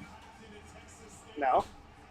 So, Davey, you know, the Monday we got to Austin and we watched Raw in the hotel room, and the first segment was Shane diving on Taker. So, It's Shane! oh, there's Davey. He's back. Davey. Shane and the Big Show, we're off to a great start with this Undertaker Davey, farewell. do you remember the first Monday we got to Austin and we had Raw on in the hotel room, and the first segment was Shane attacking Undertaker? Yeah. It was the last Raw before Mania. Yeah, Right? it was. So that Raw, Shane busted open Undertaker, and apparently Undertaker's mum was backstage at that Raw. Yes. And was very angry at Shane for busting open her son. So I just want to shout out to everyone in this chat room. If you didn't see it earlier, like, I have the t-shirt. I've met the man twice. Undertaker is genuinely the reason that I'm into wrestling right now. Like, I have the man tattooed on my leg. Like, that is my Mike, shout out to wrestling. Three like, times tonight. I love him. No, I need, like, we were there at WrestleMania 33 and I watched him lay his hat and jacket in the ring, and I was that pissed. I laughed at it. I did not believe that was Tien at all. One of the people we were with were crying at the Undertaker leaving his shit in the ring, and I took the piss out of her for it. Did not believe it was happening. This, I'm like, wow, this might be it. But I genuinely think the Fiend is interrupting. That's my prediction. Pat McAfee. I would love Pat McAfee to interrupt. What a Jeffrey's bunch here. of people they have. What a conundrum. So I've got some JD. I feel like this was appropriate. I watched 45 minutes of him on the Stone Cold podcast, and they drank 3 shots of Jack Daniels each. So I think they've got like 2 good You're gonna have 3 shots of American Jack. style shots of JD. I Damn. could put it into 3. Yeah, I could do. It would be 3 small shots, but I could do it into 3. So shout out Jeff Hardy. Oh boy. Oh, Jeff Hardy would love a shot of Jack Oh, Daniels, no. wouldn't he? Mick Foley, get in. Jack Daniels is beautiful. It's so sweet. Right. Mick Foley. Yeah, Mick he's Foley. done well. Mick Foley. There's not one of these people that I think is actually inappropriate. Undertaker, I feel, would have given the thumbs up to all of them. Yeah, for sure. As I say, I expected, even if someone doesn't interrupt, I genuinely expect the Ric Flair-esque send-off for him. Like, they're either going to do it sincerely or someone's interrupting. Do you know what I mean? Like, look at all of these people that are coming out. This has to be an angle, right? Otherwise, it's just a very respectful send-off. Are we getting Brock Lesnar? Brock? Maybe. I Do we think need one Brock more would Brock do it. match? Oh, I- you mean I just do to think he would do it. like Yeah. honor him? Yeah. Yeah. I don't think there's many people that Brock would genuinely Chris act Elliott pointed of out that Jeff kayfabe Hardy has for, but I the- think Taker is probably one of them. We've got to get Rikishi and Godwins and Booker T. Yeah. Chris Elliott pointed out that Jeff Hardy's wearing the Undertaker logo face paint. Yeah. Oh, yeah, what a shout. Here's the Godwins. Oh my God! Are we?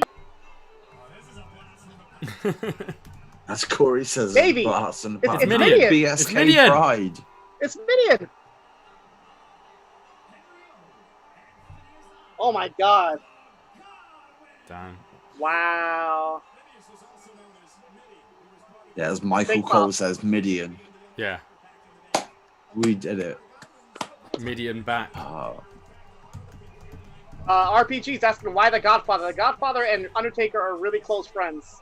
So- Really close friends. Realistically, regardless of what happens, we have to get the entrance of entrances for Undertaker tonight, right? Oh yeah. The place is going to explode. Avio. Savio, big man. Puerto Rico. Straight from He's caught MLW. it. What a guy. But, like, realistically, if this is the last thing, like, that has to be druids, fire, all sorts of shit. This has Everything. to be the entrance of entrances, yeah. I'm just texting Braden saying Midian returned. There he is. No, it's true. It's not a lie. Turn it up. She is a Hall of Famer. Yeah, I know RPG's a little confused in the chat room, but these are Undertaker's very close friends. Yeah, for they years. Yeah, they it's the why- BSK. BSK that's tattooed on Yeah. Taker's tummy is like the name of their crew. I would put Undertaker as my mastermind subject. Like, if I had to win a lot of money and had to answer a set of questions, I'm so... Oh, Here we Portman, I go. told you. You Right, so I said this. messaged... Yeah. Get in. Kevin Oldneck is asking if we'll get Brother Love or do we see a Paul Bearer tribute? I think David, it's maybe starting a tribute. to look like that match and you an had in 2K the entrance. other day with all the legends. Like, this is such a shame there's no crowd. Like, if this is the farewell. Yeah, it's This is a real devastating. But that's why I don't think that it is. Yeah, no, I don't either. And I think he has a big Hall of Fame induction. I think he is the only person that gets a whole class to himself. I told you, though, original click. What are those things they have on the entranceway? Is that like where the fire is coming up, I guess? As if Booker T is a 2-time Hall of Famer. What a guy. Yeah. Not I'm many of so them. glad that he's done so well in WWE.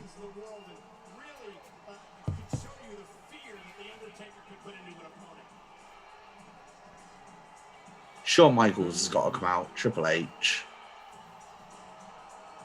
They're really going whole hog with it. Then they're coming out. Is Undertaker going to do a spin routing finally? Here's Shawn. I think I'm cute. I know what it says. What a tune. Would you like to sing yourself to the ring? Probably not. No. Would you? It's kind of weird, isn't it? Yeah. Like, But it when you hear a worked. recording of yourself back and you're like, fuck, I sound like that. Imagine It's that's fine. your We're gonna entrance. get Motorhead next. Motorhead will be next, or maybe it'll be Ric Flair.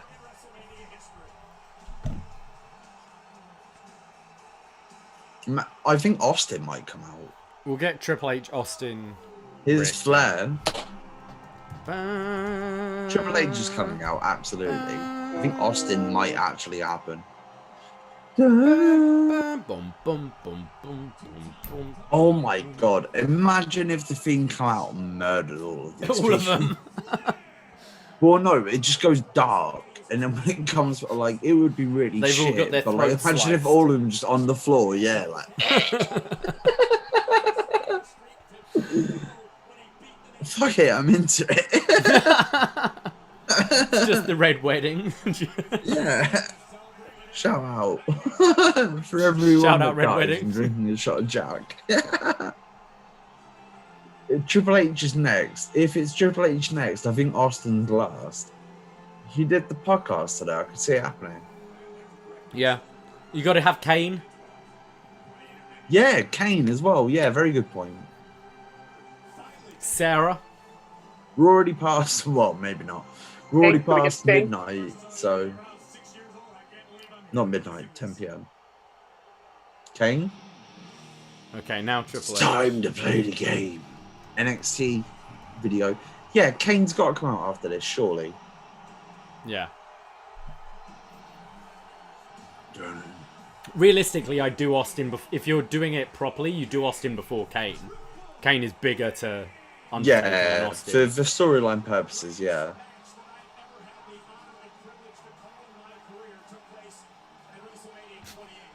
Thought he was gonna say Crown Jewel.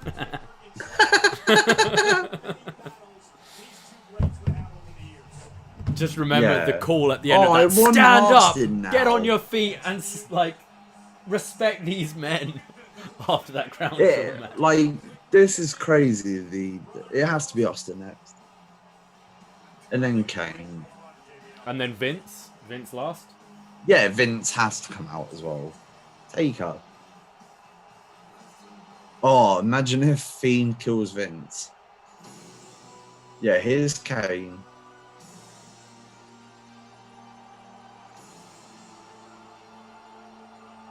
Alright, maybe not Austin, but surely Vince comes out after Doobie doobie Kane. doobie doo doo. He should have come out in his old Smoke a gear. doobie doobie doobie. Oh, he's got a bit more flames on than he's had recently. I like it. If not Kane, it has to be Vince.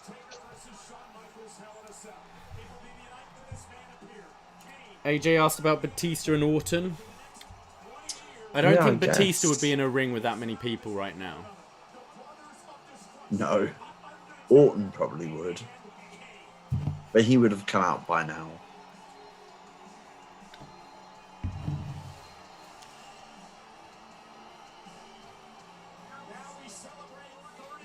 So who's next? Surely it's Taker, right? Or Vince? Oh, I think that's it. I think Vince could come out. I think He'll that's come very out at the end. realistic. Oh, is it going to be oh, it's going to be a great video, isn't it? I might cry.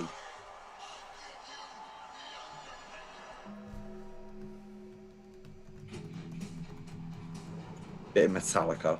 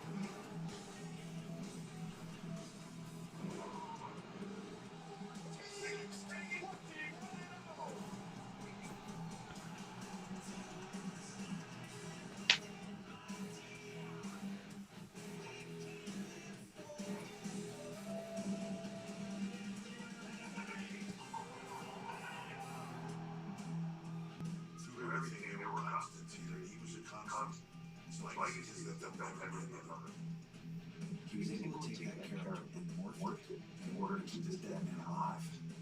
The longevity, as you get such reaction, it was just magic.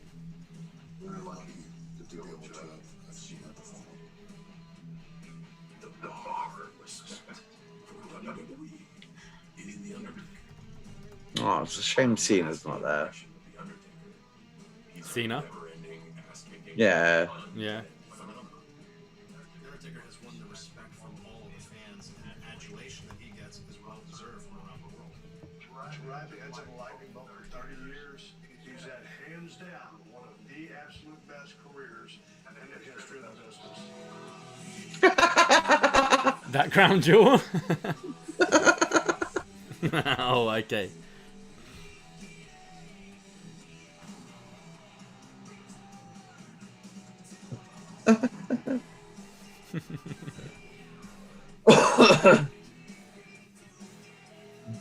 Dickhead.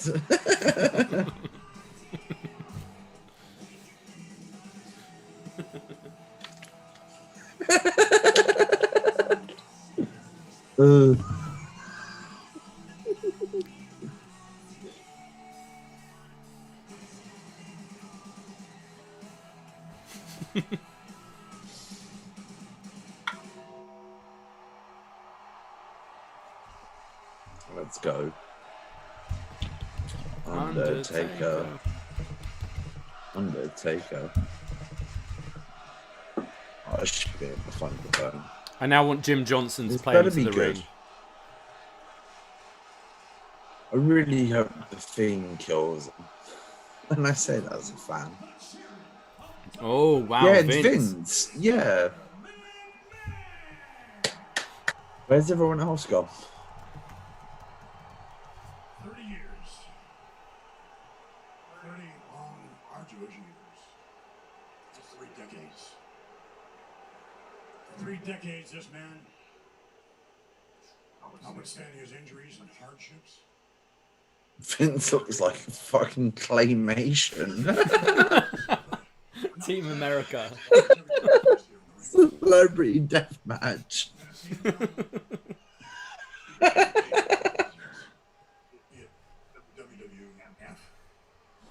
or WWE Universe currently. Tonight marks an era. An era of most storied career. Oh, this has to be an angle, right? I don't know. I don't know. Yeah. If it's not an angle, this is very sincere and I like it. Say goodbye. If this is sincere, Vince might cry. They say nothing lasts forever. I think they're wrong. Because the legacy of the Undertaker live on eternally.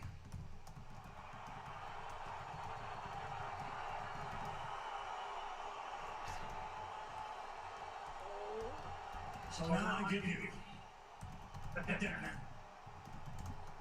Cno. Ladies and gentlemen, the Undertaker.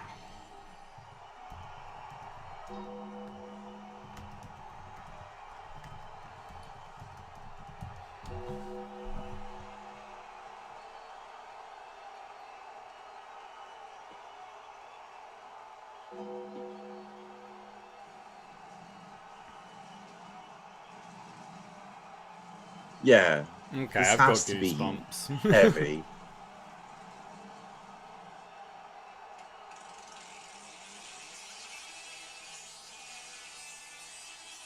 Okay. Yeah, I'm into this.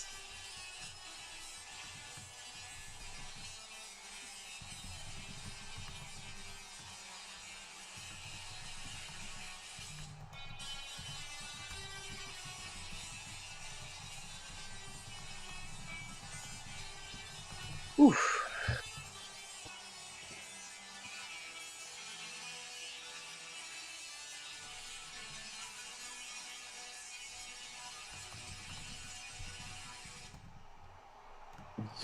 This is pretty fucking sick.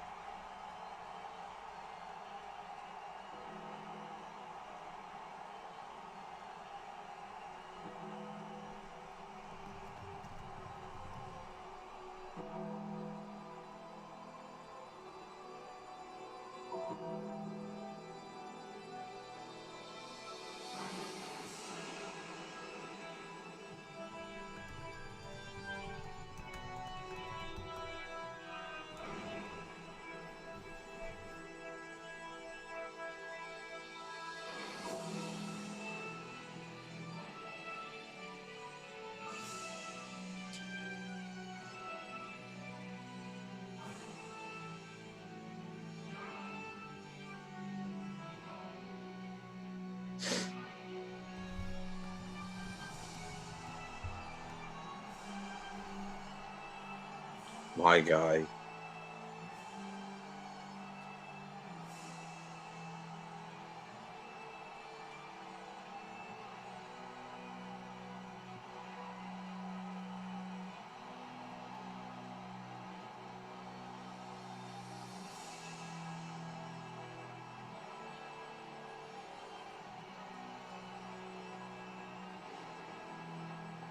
That was very cool. The musical lightning was very, very cool. Yeah. John Taylor's asking if we can check if it's a salmon jacket. It may well be.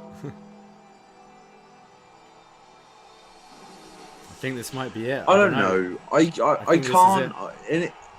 As a lifelong Undertaker fan, it sucks to not be able to trust that this is a goodbye. I can't appreciate this for what it may be. Yeah, I know. Like, I'm very much like, this might be an angle. I'm not just like, yeah, this is my favorite wrestler ever saying goodbye.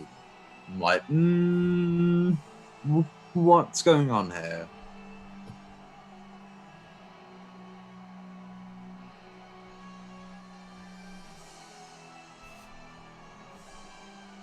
He deserves the most respectful of goodbyes, though. If there was ever going to be a pay-per-view that ended with fucking Vince McMahon being like, this is the guy, and then it ends like this, he is the one that deserves that. I feel like we are all expecting something to happen.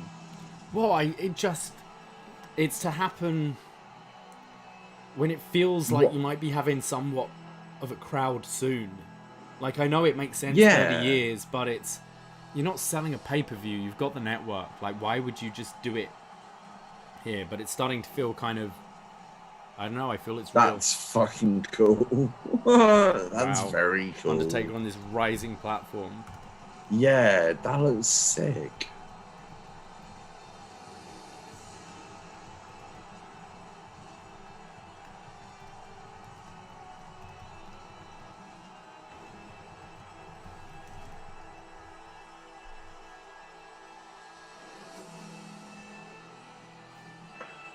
I will mark out so hard if he gets in the ring and then we hit, we're really glad that you're our friend.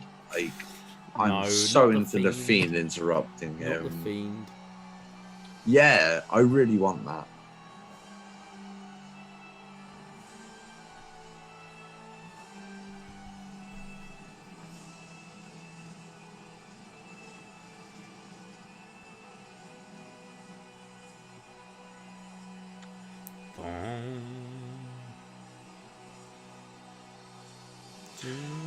If this was in front of a real crowd, they would be going crazy. Yeah.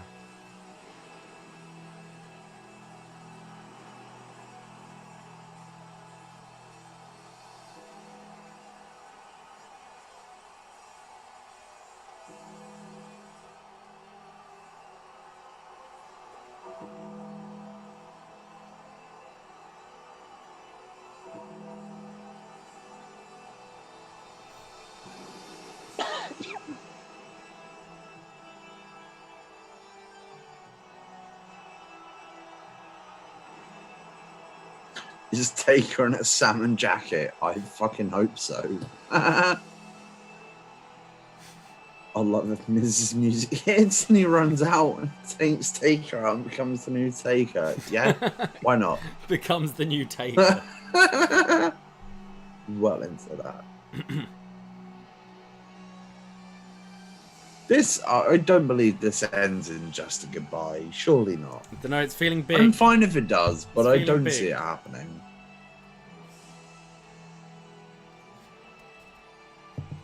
Got a hashtag and everything. Yeah, hashtag farewell Taker. I'm back. I'm better than ever.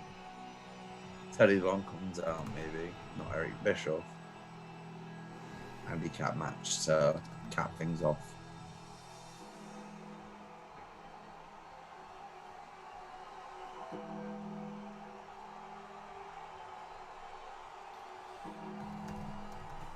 Where's Vince gone?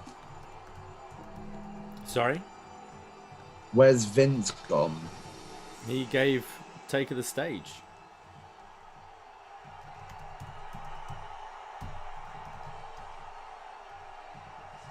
Imagine if he cries. Undertaker. Undertaker. Undertaker.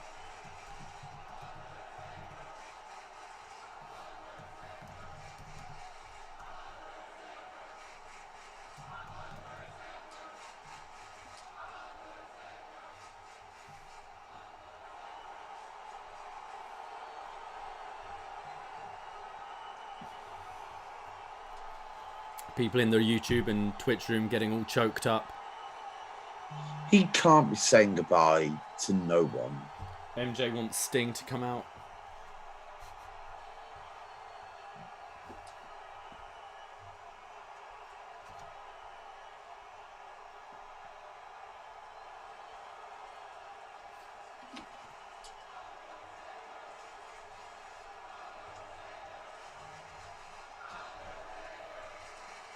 Why are you calling me? Paxton. Sorry. Trying to get a Twitch shut up. Sorry, mate.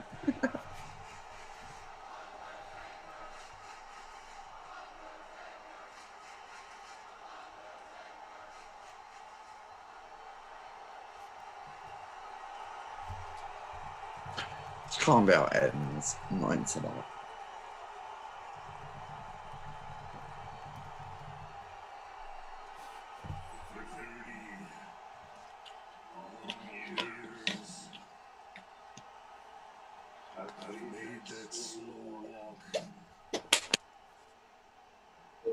This ring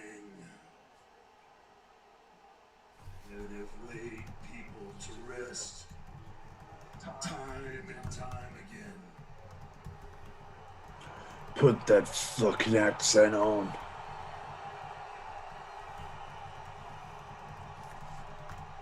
And now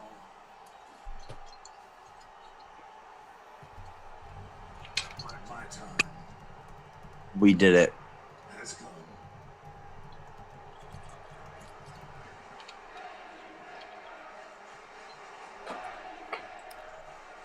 J5's asking if this is pre-recorded. It Cheers. does say live in the top corner. Here's to all the lifelong Undertaker lids in the Twitch and YouTube rooms. You should be drinking JD. To let the Undertaker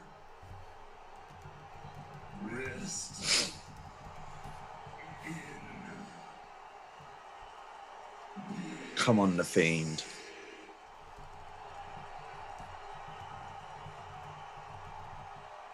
He can't leave his hat and a jacket in the ring again. Like, come on. Like, he can't. That would be weird.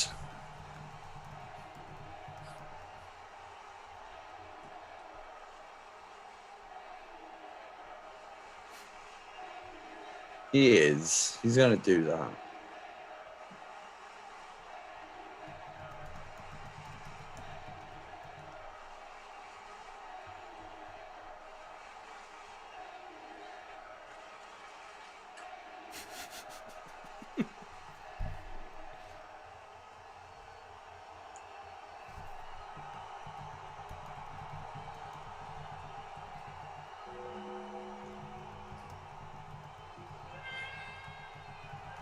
Oh, Oh man.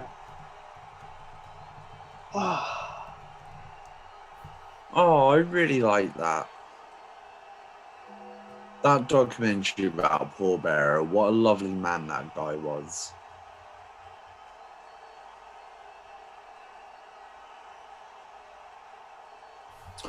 I wish they could come out in like a weird hybrid gear with like a tie, some grey gloves. I think I was thinking that earlier. I think he needs to be like the main, what we remember him. No, like a weird mishmash. Like he's obviously paying attention. Like that was lovely. Like I know it looks kind of weird, a hologram, but that's quite nice.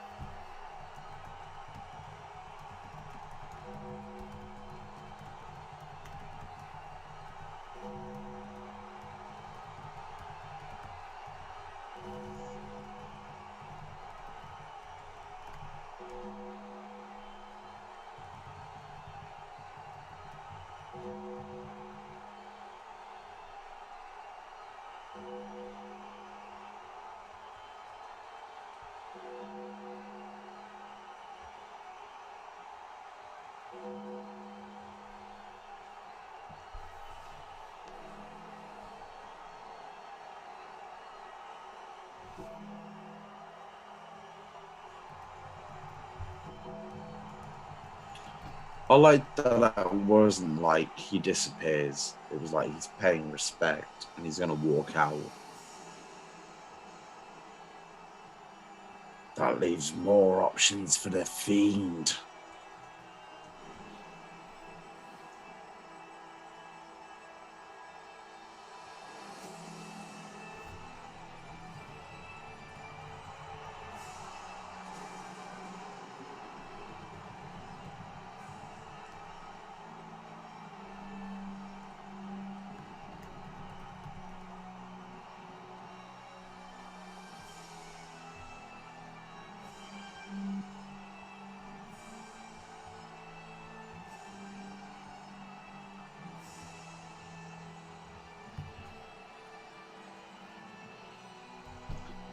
Come on, the Fiend. I don't think it's No, I happening, think Mike. it makes sense. He walks out on his own behalf. He's not the fucking Undertaker. Like, the Undertaker doesn't just disappear. Like, the Undertaker's like, sound, I'm off, goodbye, pays respect. The next dirtiest man, deadliest man, spookiest man takes him out. And then a few months later, he comes out and then loses to him at WrestleMania. And then that's it. Bray Wyatt's a made man. I think this is it. Yeah, I think you're probably right.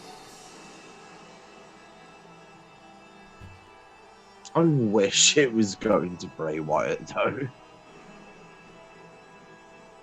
I think the amount of years that they've been like, I wish we had the next Undertaker. Like, guess what? You've got him. Like, do something. Gonna get the fist. I want a good Yeah. fist to end the show.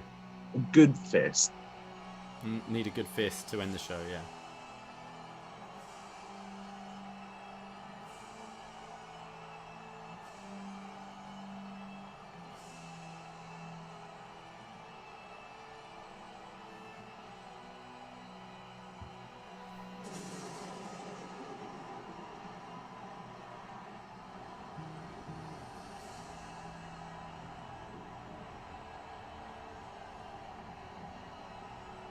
Yeah. This can't just end with him walking off. That's a bit I weird. think it can. Yeah, I That's think it. it is. Is Tommaso Ciampa coming out after the logo? Unless they're doing an NXT, yeah.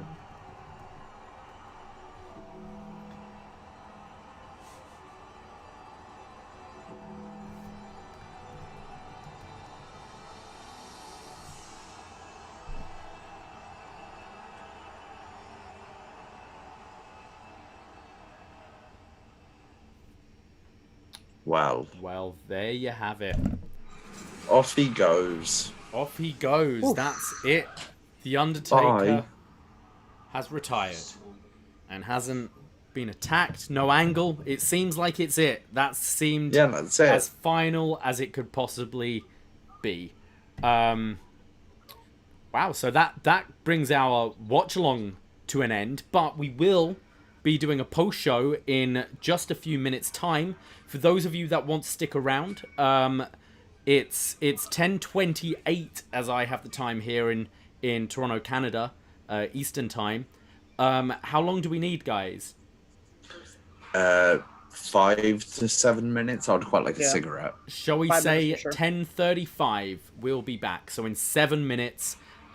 Stick around if you want in the chat. I'm not going to turn off the feed. I'm just going to go to a title card, and then we'll see you in 7 minutes, guys. Okay. That was thank great. you very Have you much. seen that? WWE Icons on the network.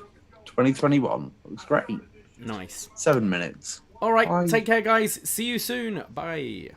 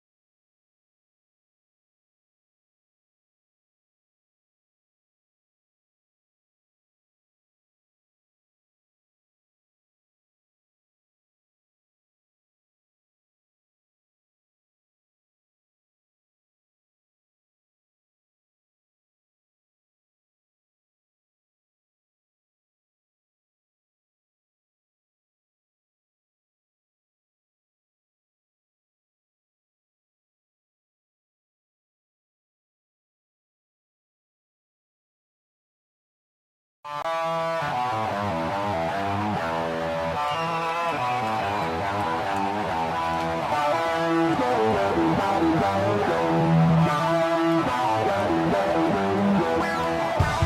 time in a long time, but back like I never left. Taking each day as it comes, you know me, I don't read ahead. Watch me burn down everything, BDE on the TV set. When I'm in control on the road, you could never really know what's up next.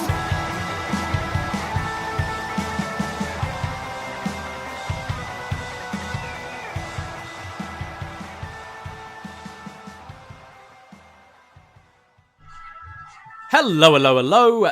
Davie Portman here from upNXT, the Patreon, to talk all about this evening's Survivor Series. Yes, you did not hear that typical hello at the beginning tonight, because Braden Harrington is at work.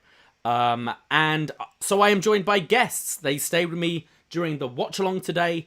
First of all, you're very familiar with him. He hosts Shot in the Dark every Wednesday night, as well as Zombipod. It is Cno Evil.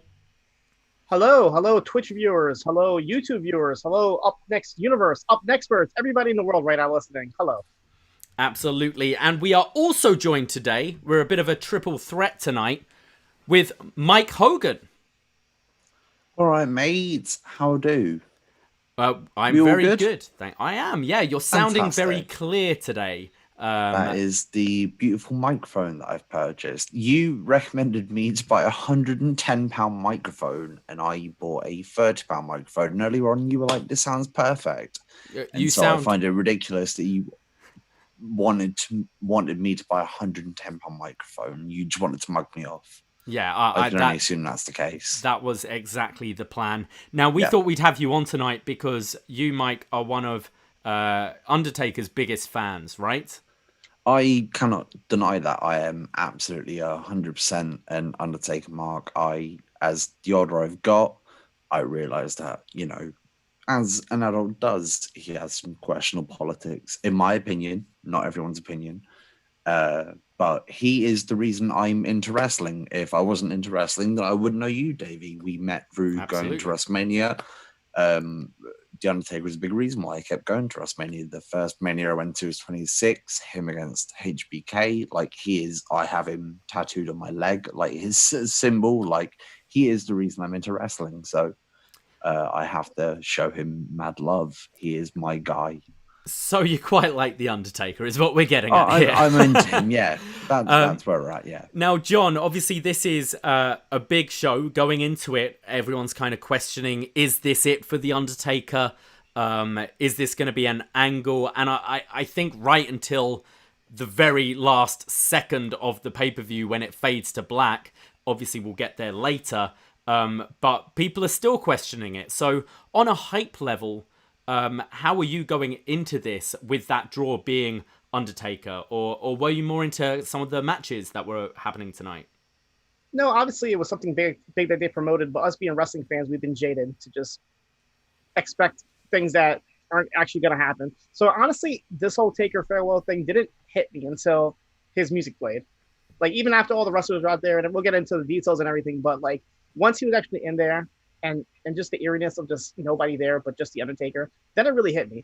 So I can't say that there was much anticipation going into it. Like, the matches were good, but it wasn't like, this is it, I have to watch this because it's the final Taker. Like, it wasn't even like that at all. So once he was actually in the ring is when it finally hit me. And what of the matches would have drawn you the most? What match were you most looking forward to going into the card?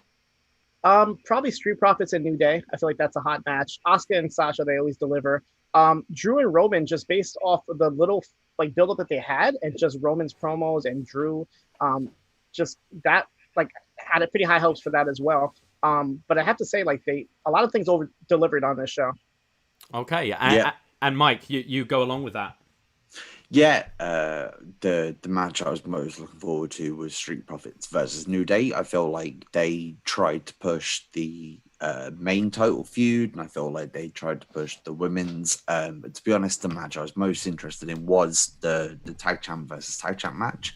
And to me, it over-delivered. It was exactly the result I wanted. I wanted Street Profits to go over. And it was a great match. But to be honest, Roman versus Drew, I kind of expected that to be a good WWE main event match, and it genuinely felt like a big deal to me, and it felt like a big time match. It felt like two main eventers going against one another, and I really enjoyed all of it. I'm sure we'll get into it more. We are going to get into it, Mike. Yeah, but yeah, I that over delivered for me. But still, Street Profits versus New Day was one match of the night. Okay, and that's the show, guys. So thank you very much for joining us. That was you, Survivor Taker. Series. You can catch us again on Wednesday. I'm joking. Right, but let's just get into the card. There was a lot to get into. There was a good lot show. to get into. So let's dive right into it. Did either of you get a chance to watch the kickoff show, the Battle Royal? I did. I watched the Battle Royale, yeah. So a battle royal with nothing on the line was there, from what I believe. And it ended with, you thought Dominic Mysterio had won. I think he eliminated, was it Chad Gable? And then they were the last two in. And then marks. The Miz had been hiding on the outside for a while, runs in and throws out Dominic Mysterio and wins this battle royal for momentum. I don't know if this kind of felt to me just to put that seed of doubt in your mind about Miz showing up later, and it almost was a momentum battle royal to kind of win and be like, oh yeah, Miz, he just won a battle royal earlier. He could, by sneaky means, he could do that later. That's all I felt this was. Yeah, it was an excuse to talk about the Miz, basically, and get him in your mind and sort of think, oh yeah, there's someone who's equally as important as the other champion who could fuck them up enough, and Miz could cash in on either one of them. It could be Roman, it could have been Drew, but obviously he didn't. But it planted that seed as like, remember the Miz, he's got the briefcase. Absolutely. So we get into the show proper, and we start right away with the men's Survivor Series match. John, did this surprise you opening the show, or did you think it was a good pick for the opener? No, not necessarily. It was one of the big matches promoted with a lot of talent on it. So I figured you're going to be either that or a women's elimination match that started up. So no, I wasn't surprised at all. Now, I'd say the big part of this match was Keith Lee's new music. Hogan, you're someone who's been following Keith Lee kind of before WWE, and how did you feel about this new music? Because I think a lot of people felt a lot of his character was stripped away when they changed his song. Yeah, absolutely. Obviously, I popped for it in the live stream we were watching earlier. It just feels much more natural because it was quite strange. They obviously changed his music when he came up to the main roster, but they kept the beginning bit, the Bask in His Glory bit, which and it seemed didn't very connect strange. At all. No, not at all. It went from that to generic rock theme that could have been there like 15 years ago, which is just so generic. And it makes you wonder why they bothered to keep in the beginning part of his music, especially if it was like a dispute CFL with $. Like, it was very strange. So the fact that now they've decided to give him like his sort of a new music again with him rapping over it like it wasn't NXT, it makes me think like, oh, okay, they are deciding to give him some more shit behind him and sort of push him a bit more, which I'm very much into. I love that. Yeah, it's definitely one. It's hard, especially when doing these watch-alongs and things. It's hard to fully take in the new theme, but it just sounded so much better. It sounded, it gave him personality again, especially with him rapping. It's definitely one I'm going to look for on YouTube later. So the teams are Team Raw, AJ Styles, Keith Lee, Sheamus, Braun Strowman, and don't call him Matt, Riddle, with Jordan, or as he's identified on Wikipedia, Omos. Is anyone aware of this name for him? Yeah, they snuck it in on an episode of Raw. I think it was this past Monday. Oh, really? Like, Matt Riddle out of nowhere just was like, "Hey, Omos," and like nobody really understood what he said. So Okay. like you weren't sure if that was his name, but I guess you said Wikipedia officially. How do you spell that? What is it? Omos? Like OMOS. I guess so, yeah. His surname is Omogbean. I've definitely butchered the pronunciation, but it seems to be an abbreviation of that. And they are facing Team SmackDown in Kevin Owens, Jey Uso, King Corbin, Seth Rollins, and Otis, which is one of the... I mean, that's going to be a question in a Survivor Series game a few years down the line. What a mishmash of people on Team SmackDown. Well, I said earlier it was a big Survivor Series 95 energy, big wild card tag team energy. Like the mishmash of face and heels on that SmackDown team was very strange. That obviously built up this idea of the Raw team and can they get along for a few weeks before. And the SmackDown team didn't have that level of integration, but it was still very like, oh, okay, this is what we're going with. The match starts with Rollins tagging himself in, and he right away kneels down and opens his arms out, kind of like a sacrifice, and tells Sheamus to do your part. And Sheamus bro kicks him, pins him. Seth Rollins is out of the match. Quite a way to start the show. The Team SmackDown are going mad about it. Kevin Owens says to Seth, "You've always been a piece of trash." But yeah, quite a shocking open to the match, John. I felt this kind of split the YouTube and Twitch room. Some kind of loved it and thought it was a great, just wild way to start the match. Others kind of thought it was trash. What were your thoughts, John?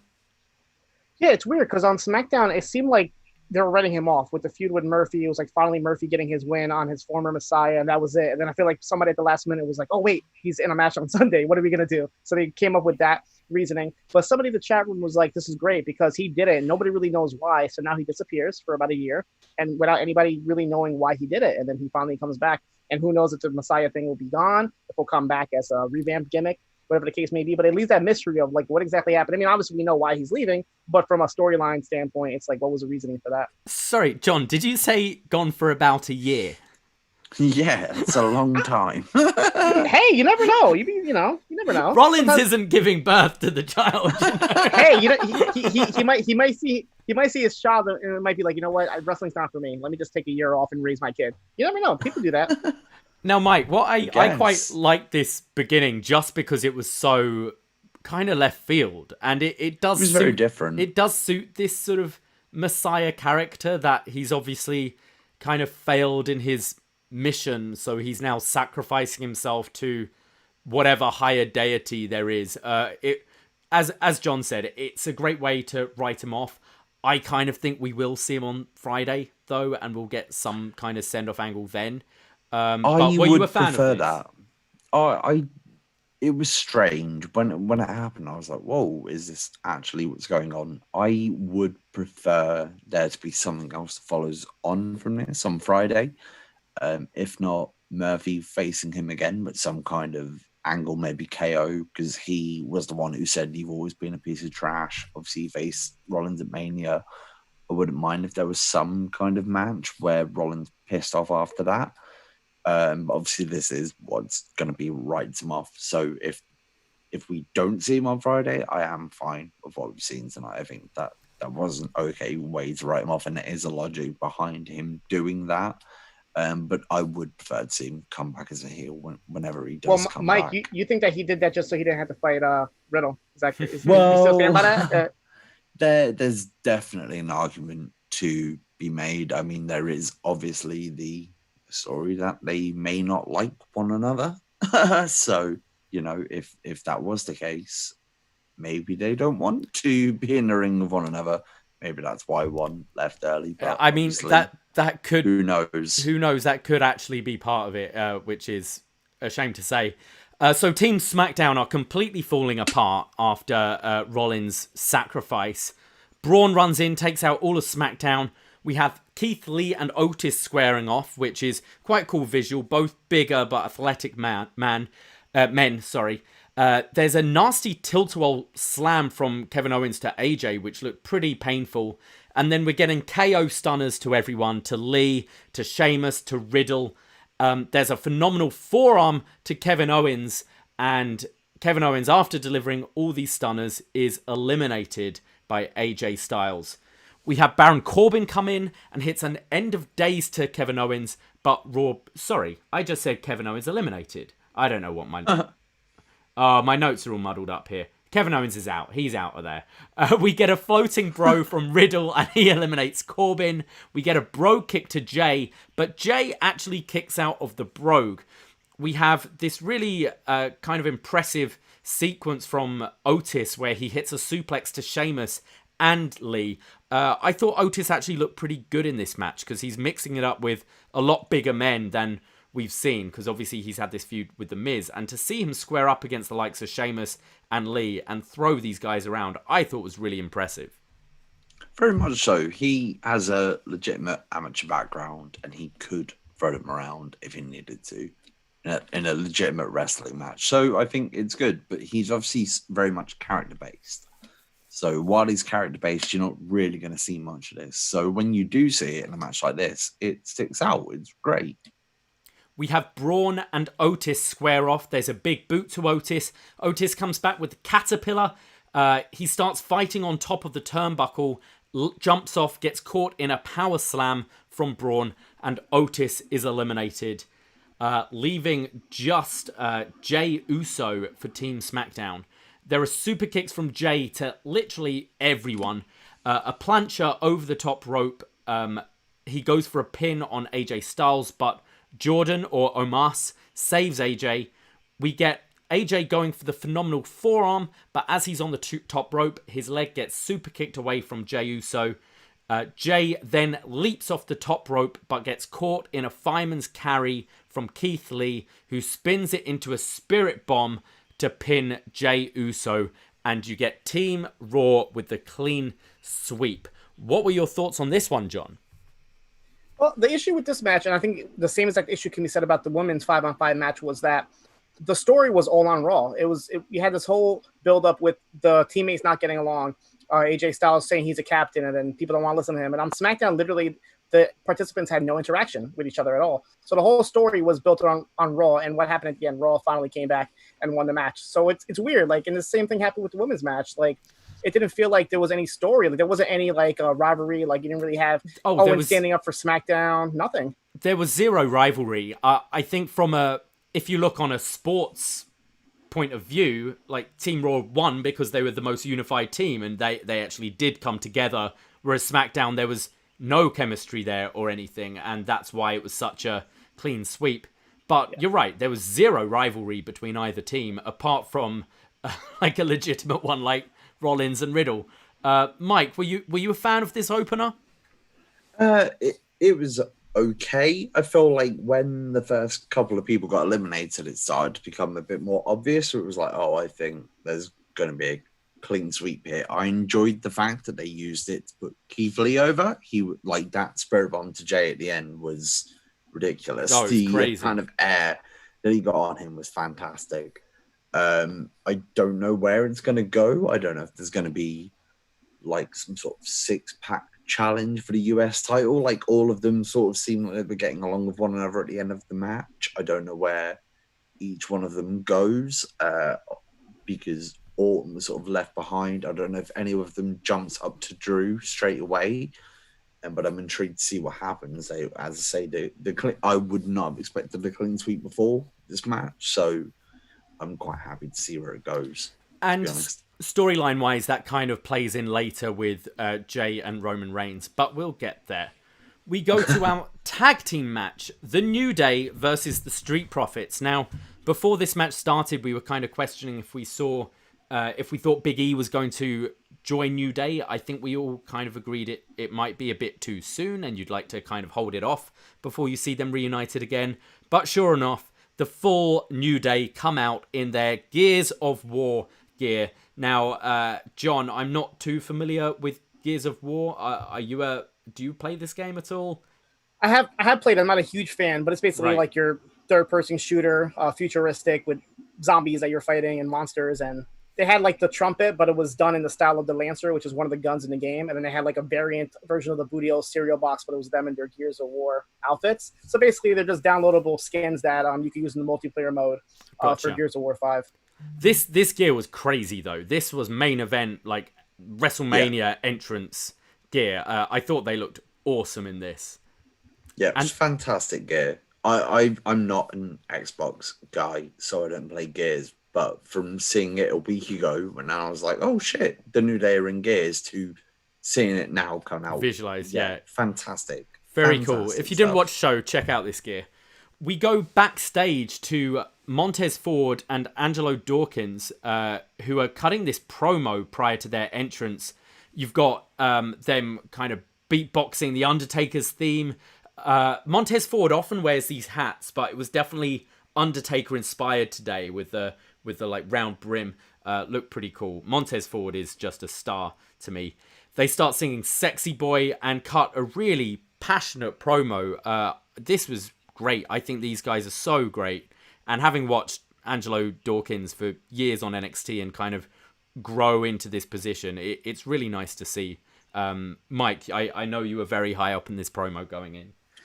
Oh yeah, absolutely. I think Montez Ford is fantastic. I think Angelo Dawkins is unfortunate in the sense that he's very talented and he's great in the ring, but he just happens to be in a tag team with a guy who is a generational talent. I think Montez Ford is that charismatic. He can bounce off of whoever he is around, whatever kind of audience that it is he has to play against, he can do it. And he's great in the ring. The high spots that he's got, he's established them very well. I think he's just he's an out of this world talent. And it's just a matter of when, not if, he's going to reach that next level. I think him and Montez can build up a great tag team for a while, especially after this match. But I think he is destined for a big time after this.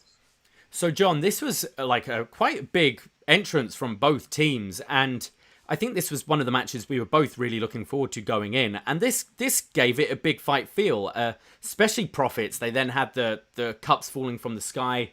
What did you make of this like promo and entrance? It felt like a big deal, right?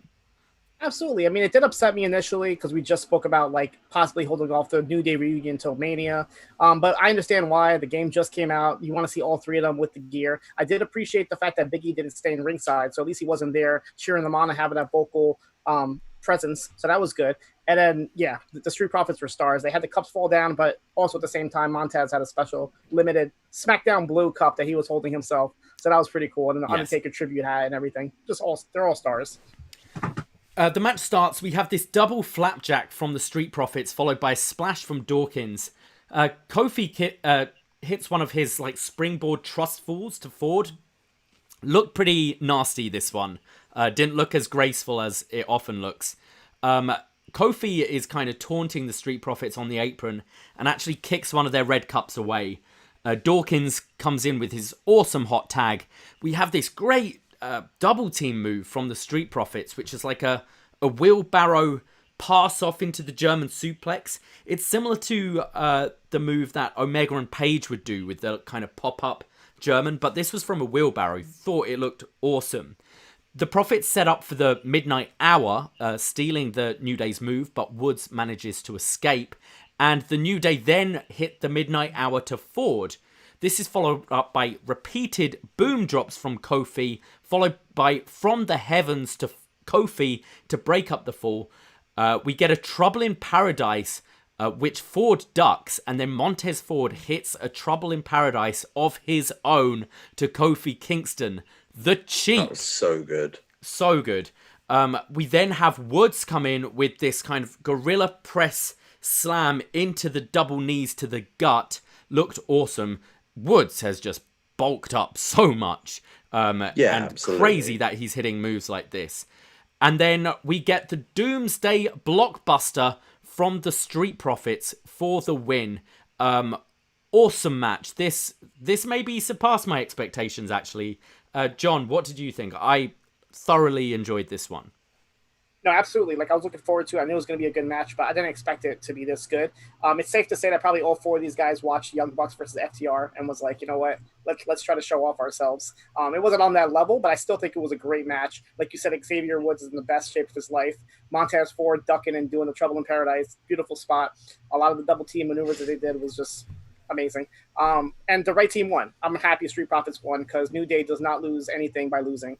And Street Profits just escalates them. You know, you get a big win against one of the best tag teams of all time on a major pay-per-view. I think this really made Street Profits tonight, actually. I think it did a lot for them. I think it made them stand out as a separate entity from the New Day. I think, unfortunately, they get a lot of comparisons, and I think this really made them stand out as like, no, we're here to play, and we're talented, and we're a great promo, and we've got a lot of star power and charisma. I thought they nailed it tonight. Mike, I know you were a fan of this too. Yeah, absolutely. I couldn't agree more. I think it was a fantastic match. That was exactly the result I wanted from this match. And it over-delivered for me in the ring for two teams that probably compared quite unfairly for just, different senses of why they're compared to one another, but they don't actually interact with one another in the ring very much then. They are quite different in the ring. Obviously, Kofi and Xavier have been together for so long, and yet it did feel like a good veterans versus rookie match. And yet the rookies come out with it on top. The more the match built and the faster the high spots came, I didn't expect that Blockbuster was going to be the end of the match, and yet it was. And it made perfect sense as well because it had built. It was just high spot after high spot. And it made sense. It was a fantastic match. For me, I think it was my match of the night. I think Roman versus Drew was good. We'll get to that later. But this was just exactly what I wanted. It was the result I wanted. It was fantastic. I wouldn't argue with anyone that said this was match of the night. I really enjoyed this. I definitely agree with John where I think maybe they watched FTR Young Bucks because especially the kind of trying to steal each other's moves. There was a lot of homages, yes. There was, which I'm about. I like that kind of thing. It makes... It kind of shows that, I don't know, the talent think this is a big deal, this match, that they have to go there. I always kind of appreciate them. After the match, there was a sign of respect with the New Day putting over the Street Profits. Handshakes, hugs, the lot. And then we go to what I think was everyone's main event of the evening, Sami Zayn versus Bobby Lashley. Do we have to talk about this match? This feud, I hopped on... You just say what the result was. Yeah. I hopped on a Rewind of Raw with Way a couple of years ago when it was the whole feud between these two, and it was the obstacle course episode, and that's unfortunately all I can remember from that episode of Raw. So when this match was announced, I think everyone kind of just had this dread in them. And I like both these guys. I think Sami Zayn is fantastic. I think Bobby Lashley has had a pretty good year, and the Hurt Business are really helping them, but no one wanted to see this match at all. And no one wants to talk about it. This is one of the matches where when they announced it, I'm like, oh, okay, Sami Zayn's going to drop the title. They're going to do some other matchup or something's going to happen. And they actually went through with it. I'm like, really? And like you said, they're not bad wrestlers. It wasn't even a bad match. I just didn't care for it. Yeah. There was nothing about the match that took my attention at all. Yeah, I couldn't deal with this match. It just gave me flashbacks of Lashley's sisters, and I don't want to think about that any more than I have to. So I don't want to engage with this. Well, we'll get into it quickly. I do have to admit that the buildup has been good with the whole Sami Zayn representing the Intercontinental Championship and how he doesn't want to be associated with the United States and those promos and on Twitter and everything he did. The promo on the pre-show was fantastic. Yes, Sami Zayn. I will say that. But as far as the match goes, it was nothing. So it's a lot of Sami Zayn bumping around. He kind of bails to the outside, and the Hurt Business are cornering him. We get this big Beal from Lashley, followed by a delayed suplex.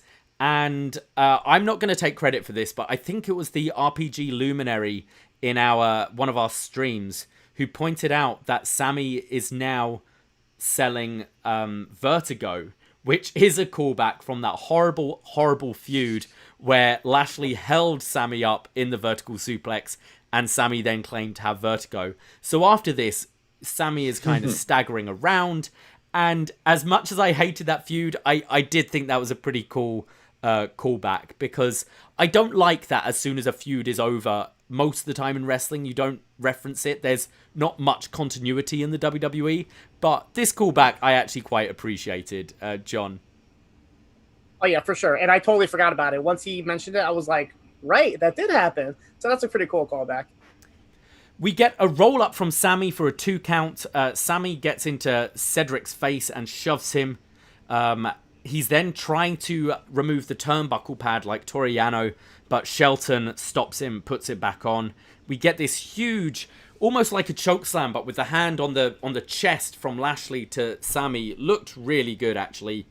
And then I think there was meant to be some sort of distraction from the Hurt Business, and Sami gets put in the Hurt Locker, the full Nelson. Sami, he tripped over MVP, so he was trying to back his way up, and MVP was there and kind of tripped over his foot, and then that's what caused the loss. As if MVP took a cheeky, like, ooh, stack him over. It was very subtle. Sami taps, Hurt Business, Bobby Lashley wins. It was fine. It wasn't a bad match, but whatever. It didn't need to be on this show for me. No, I didn't care about it one bit. That was the problem with it. It wasn't terrible. I just didn't care. John, any final thoughts before we move on from this? I mentioned, I was like, hey, maybe we'll get a beatdown from the Hurt Business, and then Sami will get saved by his old friends Cesaro and Nakamura. They're not doing anything. They're not on the show. They weren't even in the Battle Royal. Bring them out. That didn't even happen. So nothing happened. Nothing memorable at all. Nothing happened, exactly. We're backstage, and Roman Reigns looks like he's going to murder Jey Uso. He's saying like, you lost. You lost. That's bad for the family. Jimmy's there, and it's like, come on, give him a break. It was 5v1. Goes, no, you lost because you can't control your team. You can't control them because they don't fear or respect you. So just get out of here. Go find your brother and get out of my arena. I don't have time for losers. Roman Reigns is terrifying. I was pretty sure that he just told Jey here to go and put a couple of bullets in someone's skull. I mean, it sounded like he was putting out a hit. It's like, no one fears you. Go out and earn that fear, earn that respect. Roman, as this kind of mob boss, has been fantastic. Mike, I know you are in love with this man. How are you finding this whole story, this Jey Uso Roman thing, and Roman's new character?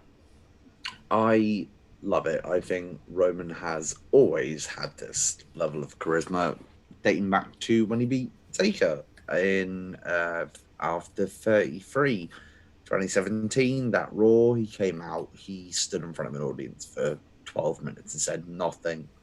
Had the audience in the palm of his hand. I think he's always had this level of charisma, and he's just not been able to do anything with it. And it's not his fault.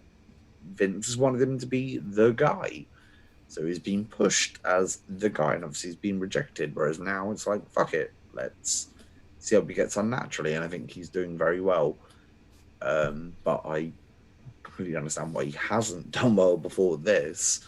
I think it's just his natural charisma. I think it's going to snowball like this, and I think it's going to eventually lead to a face turn. I think he will become the guy that they've wanted him to be. It's just going to be a few years down the line from when they wanted that to happen.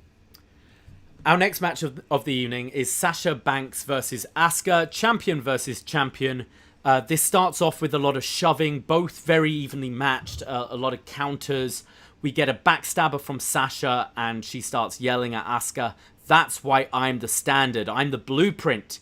We get a hip attack from Asuka, and then Asuka starts taunting Sasha by dancing in the ring. Asuka goes for an ankle lock on Sasha, but is able to get to the apron, the ring ropes. And as Sasha's on the apron, she gets hit by another hip attack. And then Asuka sets Sasha on the barricade, but Sasha tries to counter it by leaping off and gets hit with the code breaker from Asuka on the floor. Inside the ring, we get another backstabber from Sasha for a 2. A frog splash, but Asuka scouts this and gets her knees up. But Sasha scouts the Asuka knees, so lands on her feet and tries to transition into a bank statement. John, I thought this was a cool idea, a little ambitious. It didn't quite work out, did it? No, not at all. I feel like, not that the whole match was underwhelming, but I feel like there was much more that should have been done in this match. And maybe we're going to get that in the future, but I feel like there was so much more that they could have done in this match overall. Yeah, we get another code breaker from Asuka, and then it really starts to amp up the speed. There are some pinning combinations back and forth, both countering each other into other pin attempts. We get the roundhouse kick from Asuka for a pin, but then Sasha counters it, hits a roll-up on Asuka, and gets the win. Yeah, John, you kind of mentioned it there. There was something missing from this match. That's not to say it was bad. I think right. I don't think these two could have a bad match. They're very good at what they do, and they've got some really nice chemistry together. It just felt like they were not really effective with the time they were given. It almost felt like the ref just went, like, he'd got word backstage that they needed to cut the match by 7 minutes and just went, go to the finish, because it suddenly just jumped in speed for this pin combination, which I actually think is a great finish when you've got two baby faces. To have more the kind of Bret Hart just catching you off guard and getting a pin. I loved the combinations at the end, but it kind of felt it came out of nowhere. Yeah, I mean, we hold Asuka and Sasha in such high regards. We have them on this pedestal that we expect just the ultimate matchup from both of them, especially when they're fighting each other. But we just didn't get it here. It was a match. It was a good match, but it was something that we would probably see on Raw or SmackDown. It wasn't pay-per-view level. It wasn't NXT TakeOver level. And I feel like we probably will get that down the line. I'm not sure when, but I feel like there's still that ultimate match between them that needs to happen. Yeah, it would have to be a while, though, because... like, why? I don't see why you'd hold off on a match now, because they're on separate brands. They've already had the feud earlier in the year. I feel this is the chance to kind of just kill it, and it didn't. I think you hit the point. I think it was a time thing. They have a huge segment at the end of the show. They didn't have the same amount of time they would have for most of their other shows in the year. So I feel like it was like a little bit over 10 minutes. They probably were cut on time. I would think there was probably so much more that they wanted to do. They couldn't. Mike, what were your thoughts? I think that's quite disappointing. I really enjoyed the main event for how WWE it was, Roman and Drew. I don't think you would have made that match any worse if you'd have taken 5 minutes from that with Sasha Asuka. You could have ended the match the same way, and I think it would have been fine. I think Sasha Asuka was one of them matches where people watched it and expected it to be a certain way because we've seen it quite a few times in the summer. It was on Extreme Rules. It was on Raw. I think it was really getting into its groove, and then it ended. And then I think Drew versus Roman sort of took that mantle of being like, oh, okay, this is better than I thought it would be. Whereas I think you could have had both matches been really quite like, wow, better than expected. So sorry, were you saying, Mike, you'd have taken 5 minutes from the main event and given it to Sasha? And yeah, I can see that. Yeah, I think Roman versus Drew wouldn't have actually suffered by being 5 minutes less. I think it still would have been just as good, and I think you could have made Asuka versus Sasha being a bit better and had the result the same way. But I think you could have improved. I mean, I would say with this show, with finishing with a segment we did, this is the longest pay-per-view of the COVID era, as far as I'm aware, with WWE. John, do you think I'm right there? Yeah, I think maybe Mania was probably the closest to it, but other than that, you haven't got anything close to 3 hours. And I kind of feel this show, like, the show ended, and then you watched an Undertaker, like when you turn off Raw and you watch Chronicle or something like that. It almost felt like that. It felt so separate bonus, that I didn't feel fatigued. Mm-hmm. I didn't feel fatigued from watching 3.5 hours of wrestling. And therefore, I could have maybe just taken another 5 minutes here. I don't think it would have necessarily dragged this show down. But I can understand why they make that decision, because the criticism is often it feels dragged down. But with the final segment being so different, I don't think it would have mattered too much here. No, I agree. We go to our new 24/7 champion, the Gobbledygooker, who won it on the pre-show, on the kickoff. Happy 30-year anniversary of the Gobbledygooker. Yes. Farewell to the Gooker. He's backstage. He sees some birdseed on the floor, so he starts following the trail, and Tozawa, with a ninja ref, jumps out of a dumpster, rolls up the Gobbledygooker, is the new 24/7 champion, but R-Truth comes out with a bag of birdseed, whacks it over the head, and pins Tozawa, and R-Truth is once again the 24/7 champion. Do we need to say anything about this, guys? Not particularly. Somebody must have watched a Wile E. Coyote Roadrunner cartoon and just thought of this idea. Yeah. Good for them. Good for the Gobbledygooker. We go to Raw versus SmackDown, the women's match. Team Raw, Nia Jax, Shayna Baszler, Lacey Evans, Peyton Royce sporting purple hair, and Lana, obviously, versus Bayley, Bianca Belair, Ruby Riott, Liv Morgan, and Natalia. Best gear here has to go to Bianca Belair, in my opinion. She looked awesome coming to the ring. All blue kind of sequins and SmackDown hoop earrings. Looked very, very cool. Something we all noticed tonight. No T-shirts. No Raw and SmackDown T-shirts. Some of them wore them to the ring, but I really like that this year they just went for their own gear, but red, or their own gear, but blue. John, were you a fan of this choice? Get rid of these old charity T-shirt things and... Oh, yeah. Yeah, it's so much better. Both teams look great, but SmackDown in particular, when they all just kind of stood by the apron and they're all just wearing this beautiful collection of blue and black, like it looked amazing. And yeah, like you said, the cheap T-shirts, like that feels like an old Nickelodeon, game show where they're just. It's like something you get for free when you go to a game. You get on your seat. I thought, yeah, they all look fantastic here with their matching gear. This is also apparently the 3-year anniversary of the Riot Squad. Wow, time flies fast. We get a handspring moonsault from Bianca Belair. Liv has this great bridging attempt out of a Lana pin. And then Lana and Natty are squaring off.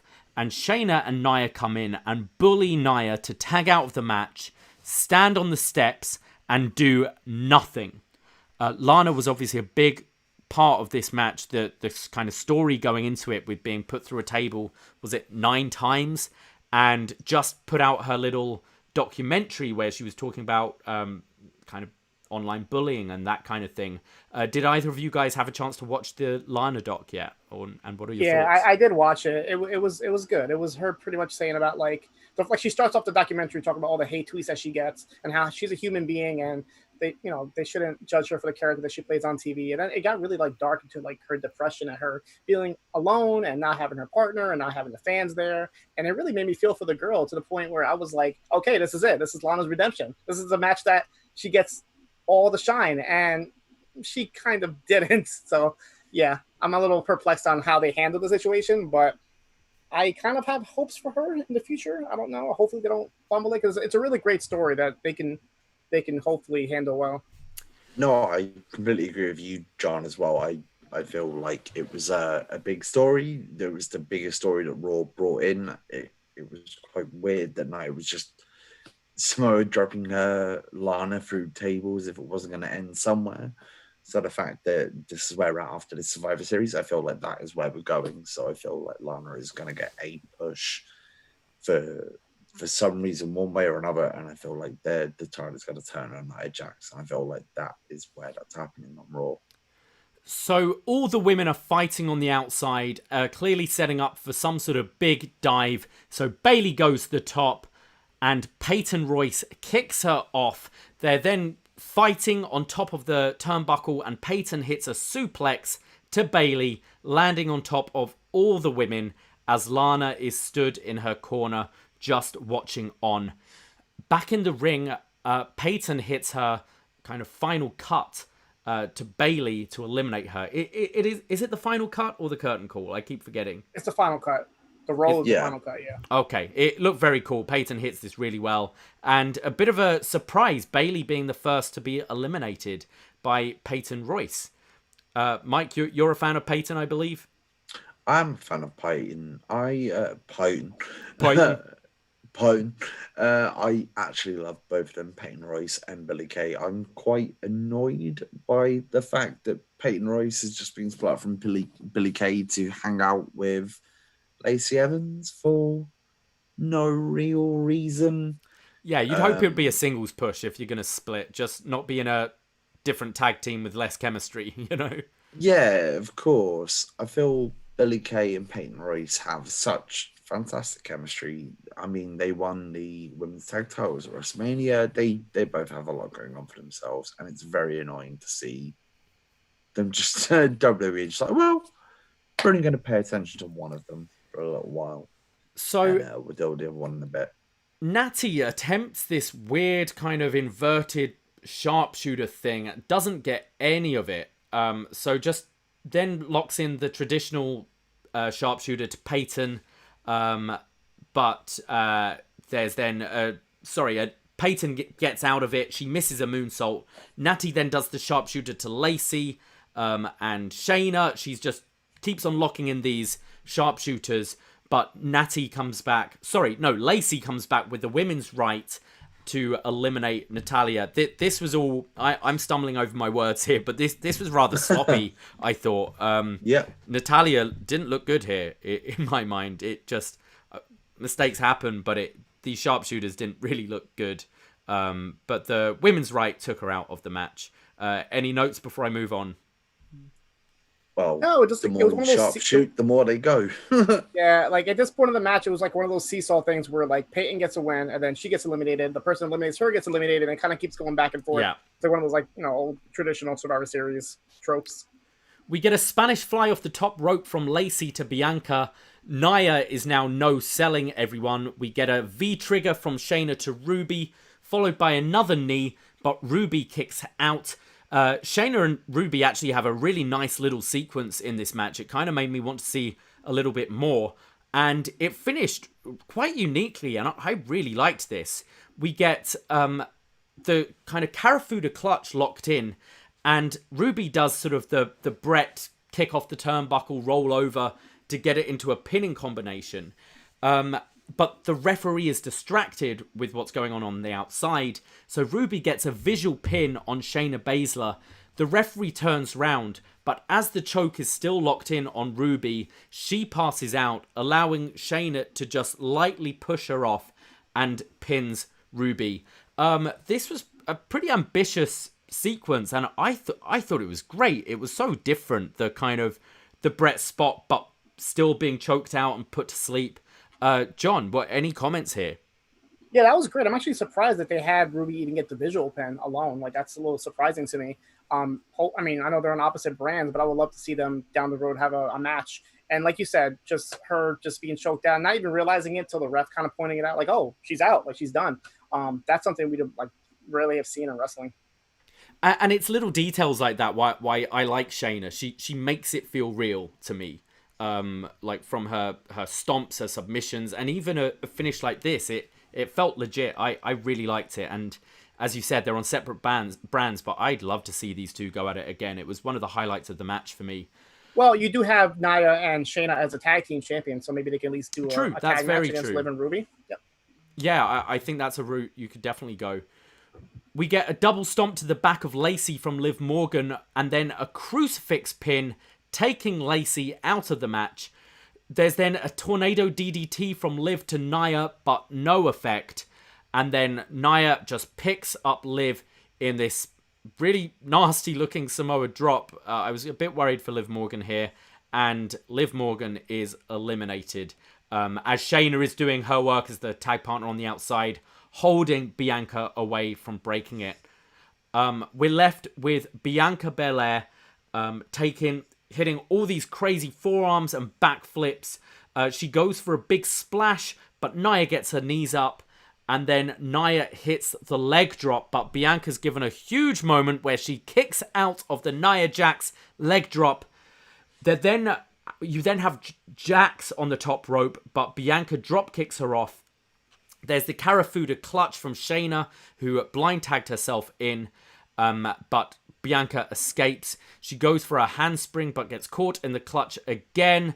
But Bianca lifts her up and makes it to the ropes. But Shaina Basler won't let go of the hold and is disqualified. You then have Nia and Bianca fighting on the outside. Nia is teasing the table spot that she's been doing on Lana. Both are fighting. The referee is making his count.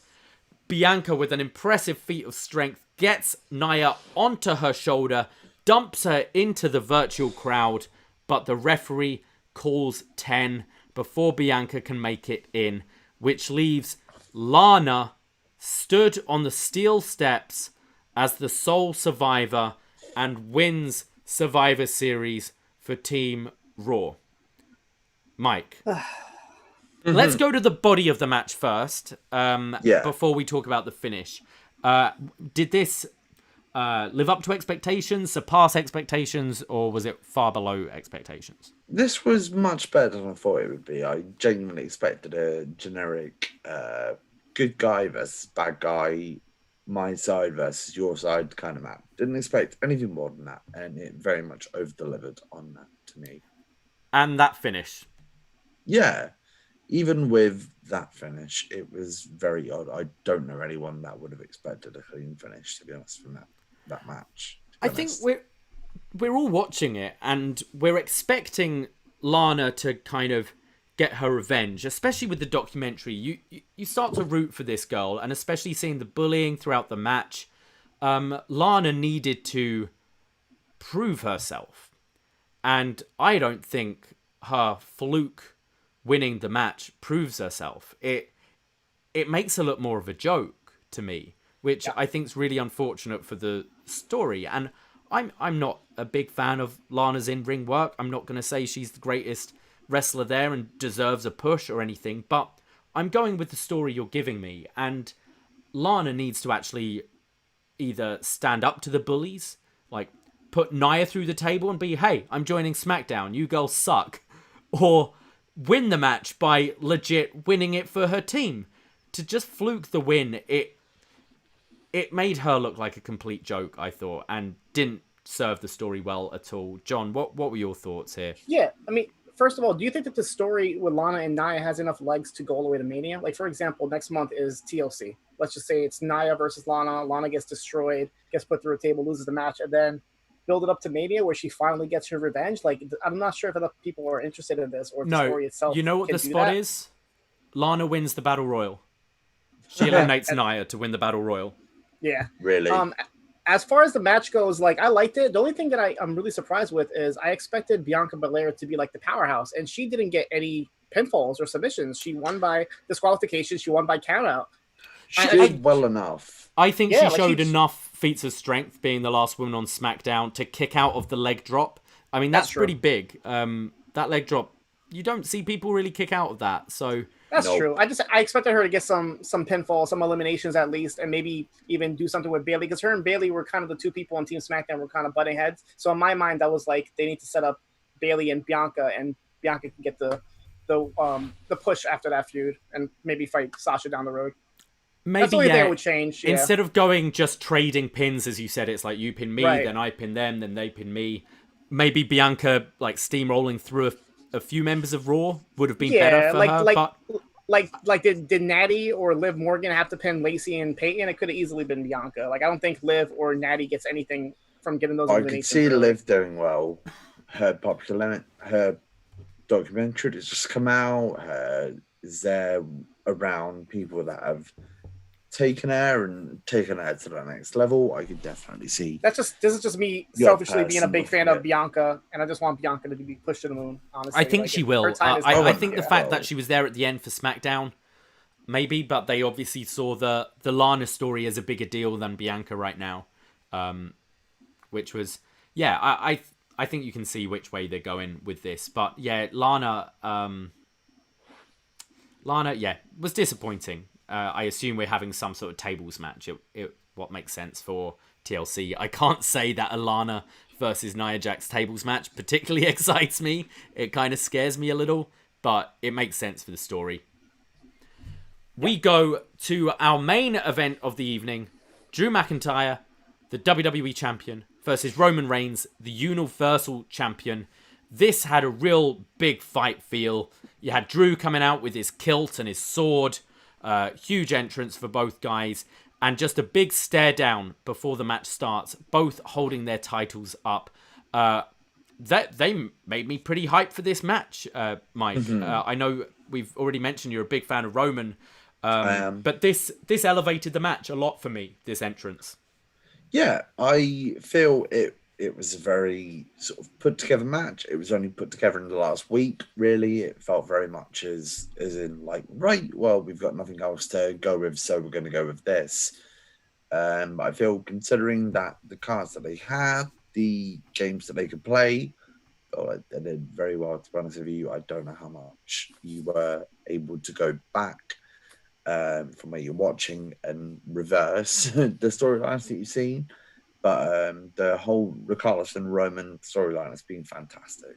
I love how it's gone. I'm excited to see how it goes. Very much. This in match my had a position. Sorry. This match had a No, very it's fine. big kind of WWE classic main event feel.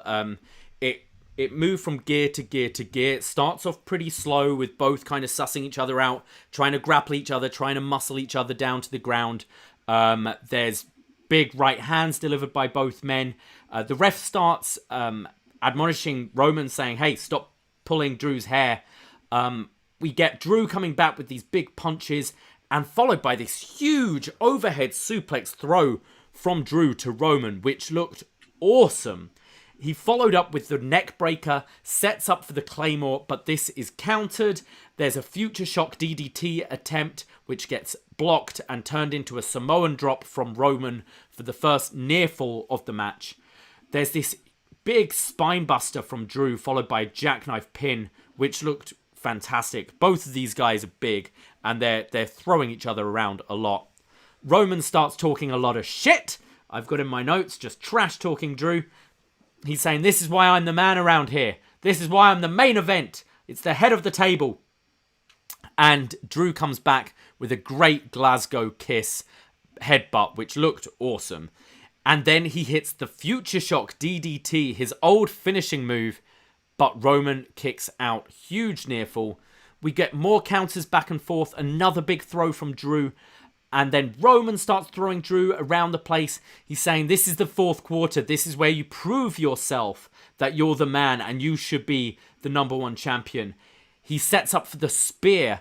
And as he hits the spear, Drew hooks the head and rolls through to apply a Kimura. John, this spear counter looked awesome, I thought. It looked amazing. There was so many like counters in this whole match in general. Like there was 2 points where Roman tried to hit the Superman punch, and Drew would keep that dipping and dodging it. But yeah, that spot that you pointed out was amazing. Like a lot about this match just felt so not scripted, but it felt like they planned exactly what they wanted to do, like without any hesitations or hiccups. I even think the fact that he locked in the Kimura with Roman Reigns being Paul Heyman's guy and the Kimura being true. Brock Lesnar's move, another Paul Heyman guy. I felt it was just a subtle nod to that, especially that Drew destroyed Brock at WrestleMania this year. I don't know. I might be reading into that a bit too much, but I feel that was a planned spot for that reason, and I loved it. I was all about it. I think you're perfectly fine. They probably could have like zoomed in on Paul's face or something to kind of show like a little bit of like kind of frustration in his face or whatnot. But I think you're perfectly right about that. It definitely Very true. Very subtle. But Roman manages to get to the ropes. Drew runs at Roman on the outside, but is picked up into a Samoan drop onto the table, but the table doesn't break. So Roman just picks up Drew again and hits a huge Samoan drop. He made sure the table broke this time. He just jumped with full force through that thing. There's then a spear through the barricade from Roman to Drew. He throws Drew into the ring. 1, 2, but a kick out. And Cole starts losing his mind here. People give Michael Cole a lot of shit, but when he does turn it on and maybe has less of a voice in his ear and just lets loose, I think he's great. I thought his call was fantastic in this match. Some people in the room were saying he's channeling Moro here, but definitely made this fight, and I'm saying a fight, really escalate after this spear through the barricade. Yeah, now for sure, I think that maybe Vince was getting ready for the next segment, and Michael was like, you know what? I'm just going to let loose and go wild on this one. But you're right. I don't know if you got to the point yet, but even at one point, Roman specifically looked at Samoa Joe and was like, I want you to look at this. I want you to make sure. That's so much more stuff that you can do now without the audience being there. You can hear every word that they say to each other. And now that they got the commentators involved as well, it just works so good in this setting. Roman sets up for the spear again, but gets booted in the face by Drew, who follows up with a Claymore, but it's missed. And then Roman hits the spear in the middle of the ring. 1, 2, but Drew kicks out. So that's when Roman goes over to the camera to Samoa Joe and says, this is shit you ain't seen before. So he was going to go somewhere else. Drew had already kicked out of the spear twice. He had to do shit you ain't seen before. Now, you think that was a throwaway line to Joe, or do you feel like there's more to that? Like, and obviously there's a Samoan connection, and I don't know. I Like, think it's the Samoan connection and just almost a sign of respect to Samoa Joe. Like, he respects that Joe was like a tough son of a bitch and has had some wars in his time, and he's like, this is a war, and I'm gonna do shit you ain't even seen. To say to Cole, it doesn't feel, or Graves, right? You know, it doesn't have the same thing. I think you're saying to the big badass motherfucker Samoan guy that's respect at ringside, you know. He goes for the spear, but eats a claymore from Drew, but this knocks Roman into the ref, who falls to the floor and dies. And that's when Jey Uso runs to the ring, but gets punched in the face by Drew. And then Roman follows up with a low blow to Drew. We get a super kick from Jey to Drew, the Superman punch, and Roman applies the guillotine. We get a new ref who runs to the ring. Drew tries to muscle up some power to break the hold, but he collapses and passes out, and Roman wins by knockout. It was wonderful. Everything about this match, just from Roman talking shit to Michael Cole going crazy, to the kickouts, to the moves that we've never seen before, the moves that we haven't seen in a while from Drew. Everything about this match was amazing. The only thing I would do a little bit differently is, and I understand they probably like to save this for SmackDown itself, but I would probably involve Jey a little bit more. I'm sure we're probably going to get that storyline, but I feel like with Rikishi being in the house, they could have maybe had a backstage segment where Rikishi kind of goes to Roman and says, hey, take it easy on my boys, and Roman just kind of looks them up and down and brushes them off. I would have loved to see that interaction tonight, or even just, I'm sorry about my kid, man. Yeah. But as far as like the actual match goes, it was amazing. It blew my expectations away. I knew there was no doubt that Roman was going to win, but I was very surprised with how competitive Drew was in this match. Mike, what about you? Yeah, basically, to be fair, I did not expect to see this match being so back and forth as it was. I was very surprised to see the northern side of this, the accumulator side, the big up, the Western sympathy side. They just didn't do anything with Roman and the left hand side of the match. To be fair, what are you talking about? Sorry. I'm so sorry. I'm so lost what you're saying. The Roman match. He preferred the left side of the match more than the right side of the match. Is what I'm saying. Yeah. There was you had the right side on when it all came down to the end. You had you had like everyone come down for the right side, the shitty. Oh my god! I'm gonna cut you off, Mike. Sorry. No, please do so. Please do so. I was very much like getting into this at the beginning and then throwing up entirely, being like, no, I don't know what. I know it's very early in the morning, late at night. There. Okay. No, I was onto something with that, and then it was like, no, I don't know what you're on about. Sorry. I really liked the match. I think going into it, we were kind Sasha good. Asuka bad. Okay. Going into the match, I think all of us are so used to WWE being disappointed, and you're being given a match with these two like big names right now in the company, and you're expecting a non-finish. You've got the Miz factor, you've got the Jey Uso factor, you've got the Randy Orton factor. And I think everyone was kind of expecting some kind of schmoz finish. And although you had the Jey Uso interference and a low blow, it still felt relatively definitive for me for this match. And I really liked it. The whole match was an absolute war. And I loved it. The way it progressed, like it really built up from beat to beat in the match.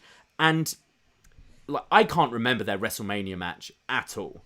Well, I was going to say, is it safe to say you could have had the same exact match at Mania? Maybe change the finish. I wouldn't do the whole low blow thing, but I feel like the whole setup of the match could have easily been done at Mania. Well, what I think is, I kind of get Moxley Omega in AEW. They then left it for a whole year before they revisited but then next time they're in a position where it's for the title. I think here, with them being on different brands, you've seen a fantastic match. You can rest this feud for a year, and then when you have Drew challenging for Roman, or Roman challenging for Drew for an actual championship, you also have the story where it was a low blow and Drew didn't get pinned. He didn't submit. He passed out. I think I'd love to see this match again on a bigger stage, and I kind of like that we're not going to for a while because they're separate brands, unless you switch things a lot between now and Mania, but I can't see that. This blew away my expectations, this match. I really, really enjoyed it and would love to see it again. Mike, have you worked out what you meant yet? Yeah, absolutely, yeah. There was a small moment there where I may have fallen asleep for the old talking about the women's match. And we're back talking to the big dog. Yeah, that was the absolute quintessential WWE main event, wasn't it? Where shit just... Fuck, I can see you there talking. Yeah, we're back. Yeah, Roman versus Drew was an absolute... Okay, we'll go to the actual main event of the evening, and that is the farewell of The Undertaker. Will it actually Roman be... versus Drew was great. I just want to throw that out there. Yeah. It was a great WWE main event, and you can go back to it. It was very different to the Mania 35 match. Drew has come on leaps and bounds since then. They both look completely different since then. Roman is a completely different character. You're going to move on from where we are now. They both overproduced, I feel, at this point compared to where they were a year and a half ago, and even still compared to 6 months ago. If you compared them where Roman is and how Drew was pushed from Mania 30, from the last Mania where we just were 36, and how he was pushed against Lesnar, even still, they've both come on leaps and bounds in the last 6 Drew months. has had a fantastic year. I feel so sorry for him that he hasn't had that moment in front of a crowd yet. But yeah, we haven't had a baby face like this in WWE for a long time. We haven't had a heel like Roman either. No, we haven't. I think both are doing some of the best work they've ever done. And these matches, I've really been enjoying a lot of Drew's matches this year. And I wouldn't say he's my style, but I think he's over-delivered on all these pay-per-views so far.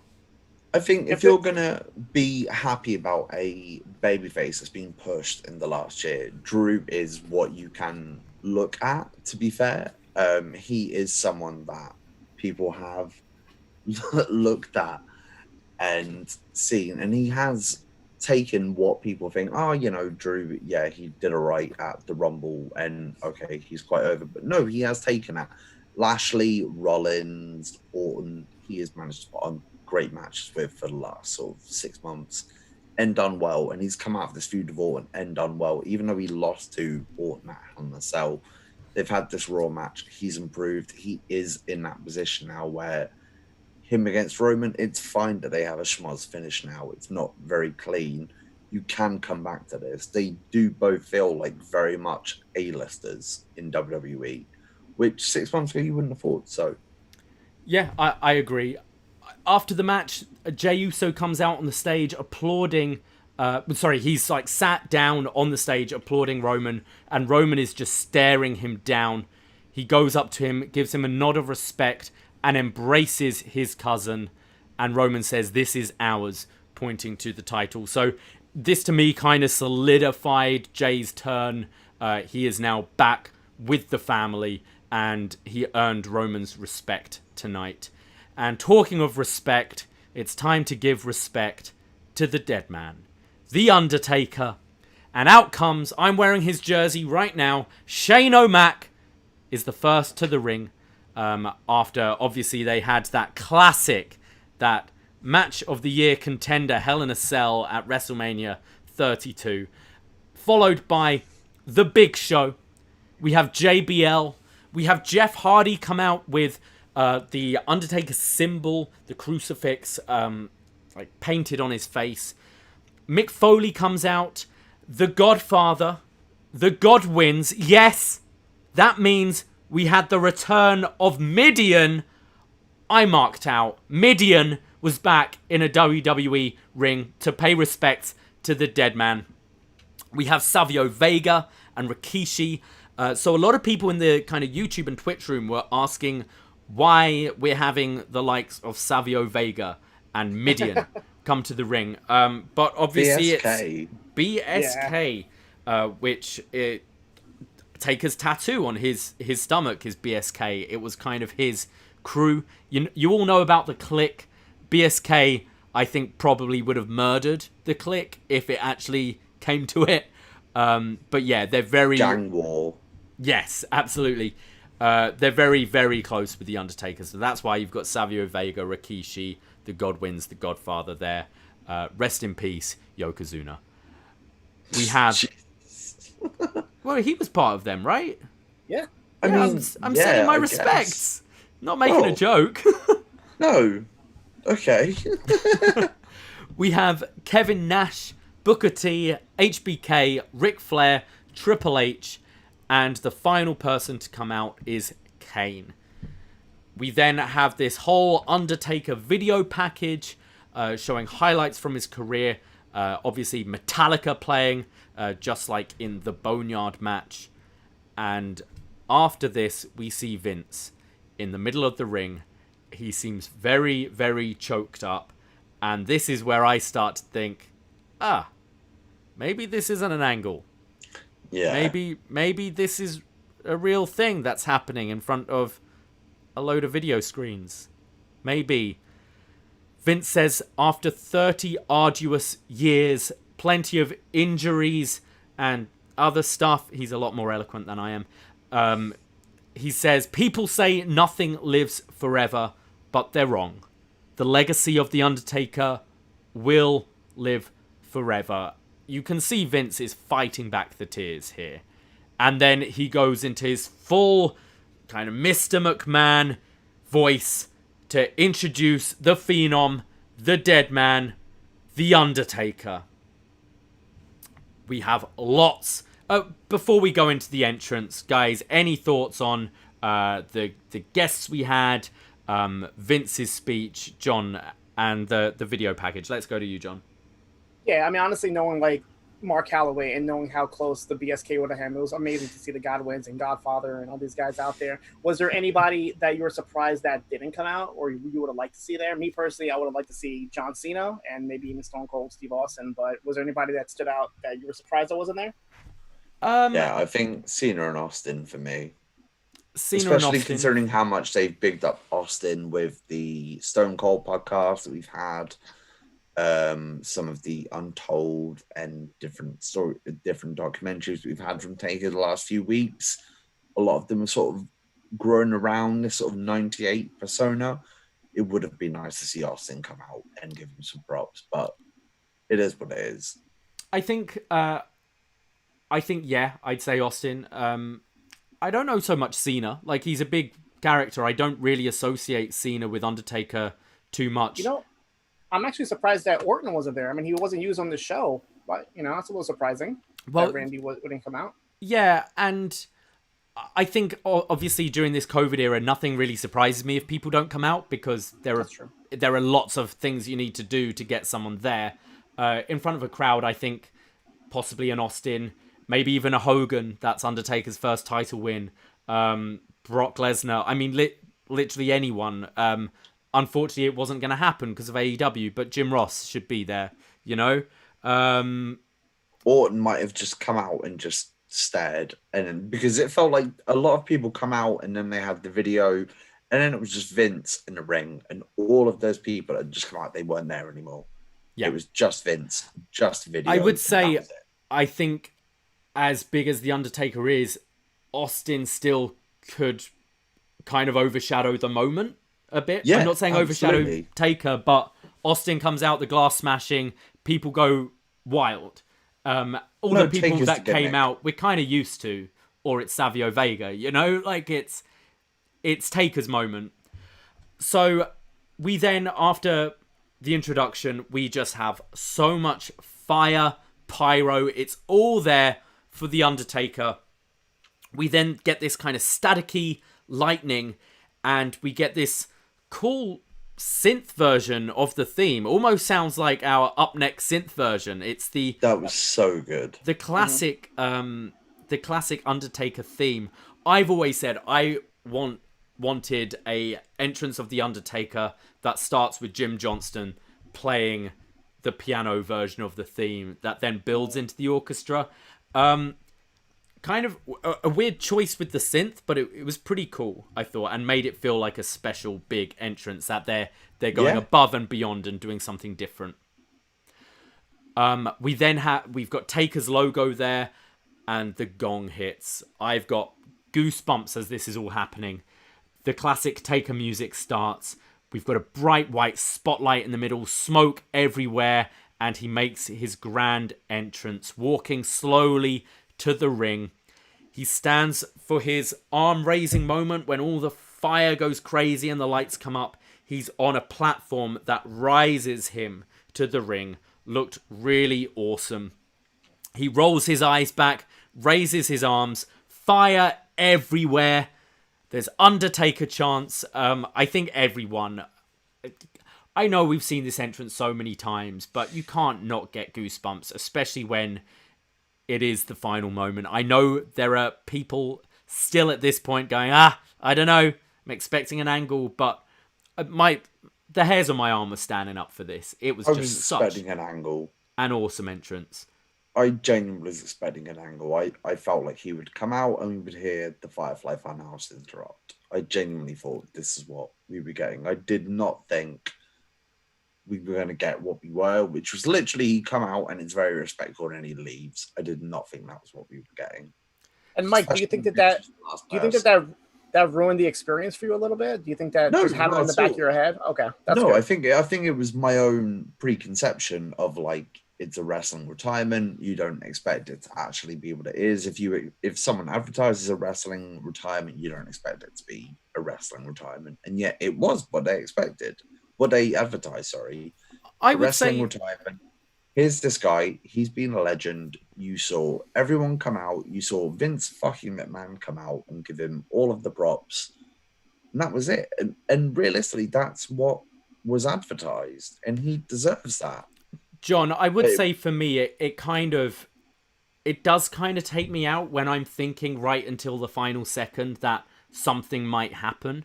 Right. And I think it's because we've kind of felt a bit bullshitted with Undertaker's retirements over the last few years. Like I was there in Orlando, and I was there I was there when the streak ended, as were you, Mike. I was there in Orlando when he put everything in the ring, and I think I'd maybe get a bit more emotional to this if I knew beforehand that this is it, and I'm not waiting for it to go to black. But I think as wrestling fans, you're kind of always going to think that because you're always expecting something. But yeah, I do think I could have maybe got a bit more into it if there wasn't that seed of doubt in my mind. Absolutely. In a way, but now it kind of feels more like, wow, what we saw was actually legit because you believe it now because they didn't do that. Yeah, we didn't get that kind of like tease at the end of like, oh well, actually he's not really gone because this person has just put him out. Like it's like, wow, he genuinely walked out of his own volition. There was no interruption, there was no angle. His music played, he come out, was very respectful, and he left. So Undertaker takes the mic and says, "For 30 long years, I've made that slow walk to this ring and put people to rest time and time again." He's doing this all in his dead man voice, but it does sound a little wobbly. I think he might have been choking back the tears a little bit as well. Mm-hmm. He says, "And now my time has come. My time has come to let the Undertaker rest in peace." We get "Thank you, Taker" chants. He throws the mic away, and it looks like he was thinking about taking his hat off again. And we were going, "No, we've already seen you do that once." And he does. He teases it. But he kneels down, does his pose in the middle of the ring one last time. And you see that I caught this moment where he almost stops doing it. And then he sort of breathes in and like felt it once more and let that hand go out again. Awesome moment. You could really see kind of Mark Halloway, the person, relishing in this one last time. And then, ooh, yes! We get a hologram of Paul Bearer stood on the apron. This brought me close to tears. I know there were people in the YouTube room being like, is anyone cutting onions? This was pretty beautiful. Anyone who's just a fan of wrestling, especially fan of The Undertaker, Paul Bearer was such a part of this character, and in such a weird circumstance, in an empty basketball arena in front of a load of video screens, and we're seeing Undertaker salute a hologram of Paul Bearer.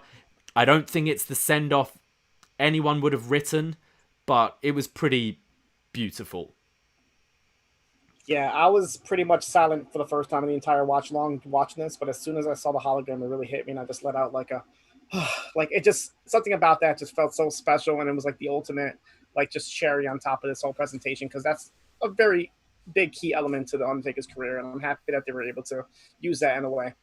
Yeah, absolutely. I don't know how it probably would have looked really bad if you were in the arena and they tried to do a hologram in front of a live audience. It probably wouldn't have come across great, but at home watching that, when you see it come up, it's just like, well, like that. What are you trying to do here? And it is very emotional, and you are seeing it for the first time. And it doesn't matter whether you have followed The Undertaker's career for 20 years or 10 years, 5 years, you know how important Paul Bearer is, and you know the significance of that moment. And that whole gravitas to it, I think, just adds tenfold. So it doesn't matter whether you are watching it and you're seeing this guy from your childhood come back as a hologram, or whether this is a new thing for you when you're seeing what you think The Undertaker is about. I think that was a fantastic moment, and it very much walked the line of where it could be hokey, but it was not. I think it was fantastic. It's still real to me, damn it!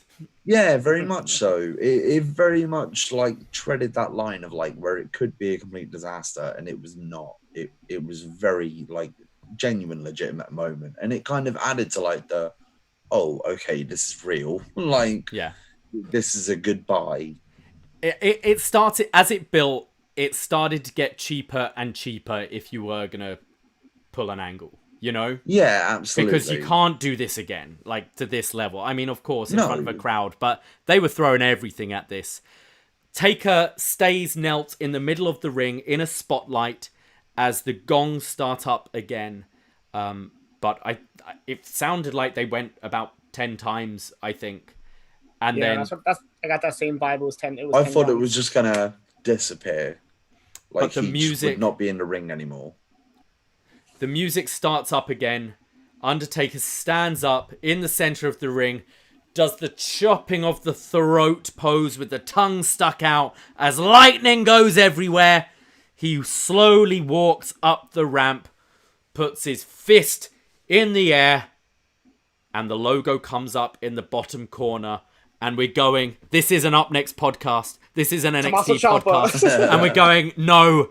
Are they going to do it? Is something coming after the logo? The logo fades, and you watch Undertaker walking back to Gorilla, and it wasn't until I saw the tail of his coat go behind the curtain that I realized it's it. The Undertaker has retired. Thank you, Taker. Farewell, Taker. Obviously, this would have been so awesome in front of a crowd. A 30-year career. Retired? That's got to be it. That's got to be I it. hope so. That's no, I as agree. final that has to be it. A stamp you can put on this. I thought under all the circumstances, they did a really fantastic job with this send-off. Yeah, I think that's definitely the last we're going to see of him. If the next time is probably going to be the Hall of Fame. That's like the only time I can see him coming back. Yeah, it sucked that there was no fans there, but something about this setting was so fitting, especially for a character like The Undertaker. And I'm so happy that the Thunderdome screens were not on and we didn't see the fans in the background making funny faces. The fact that it was pure darkness and you use that whole surrounding of the arena with the fires coming up, they handled it really well with what they had. But like I said, just the fact that it was empty and he was the last person you see just by himself, it was so fitting of the Undertaker. Like, yeah, it sucks that there's no fans, but honestly, if there's any person that can get away with this being his send off, it would be the Undertaker in an empty arena. I think the way it went to Vince at the end of it, it was very much, here is everyone. You saw all of BSK.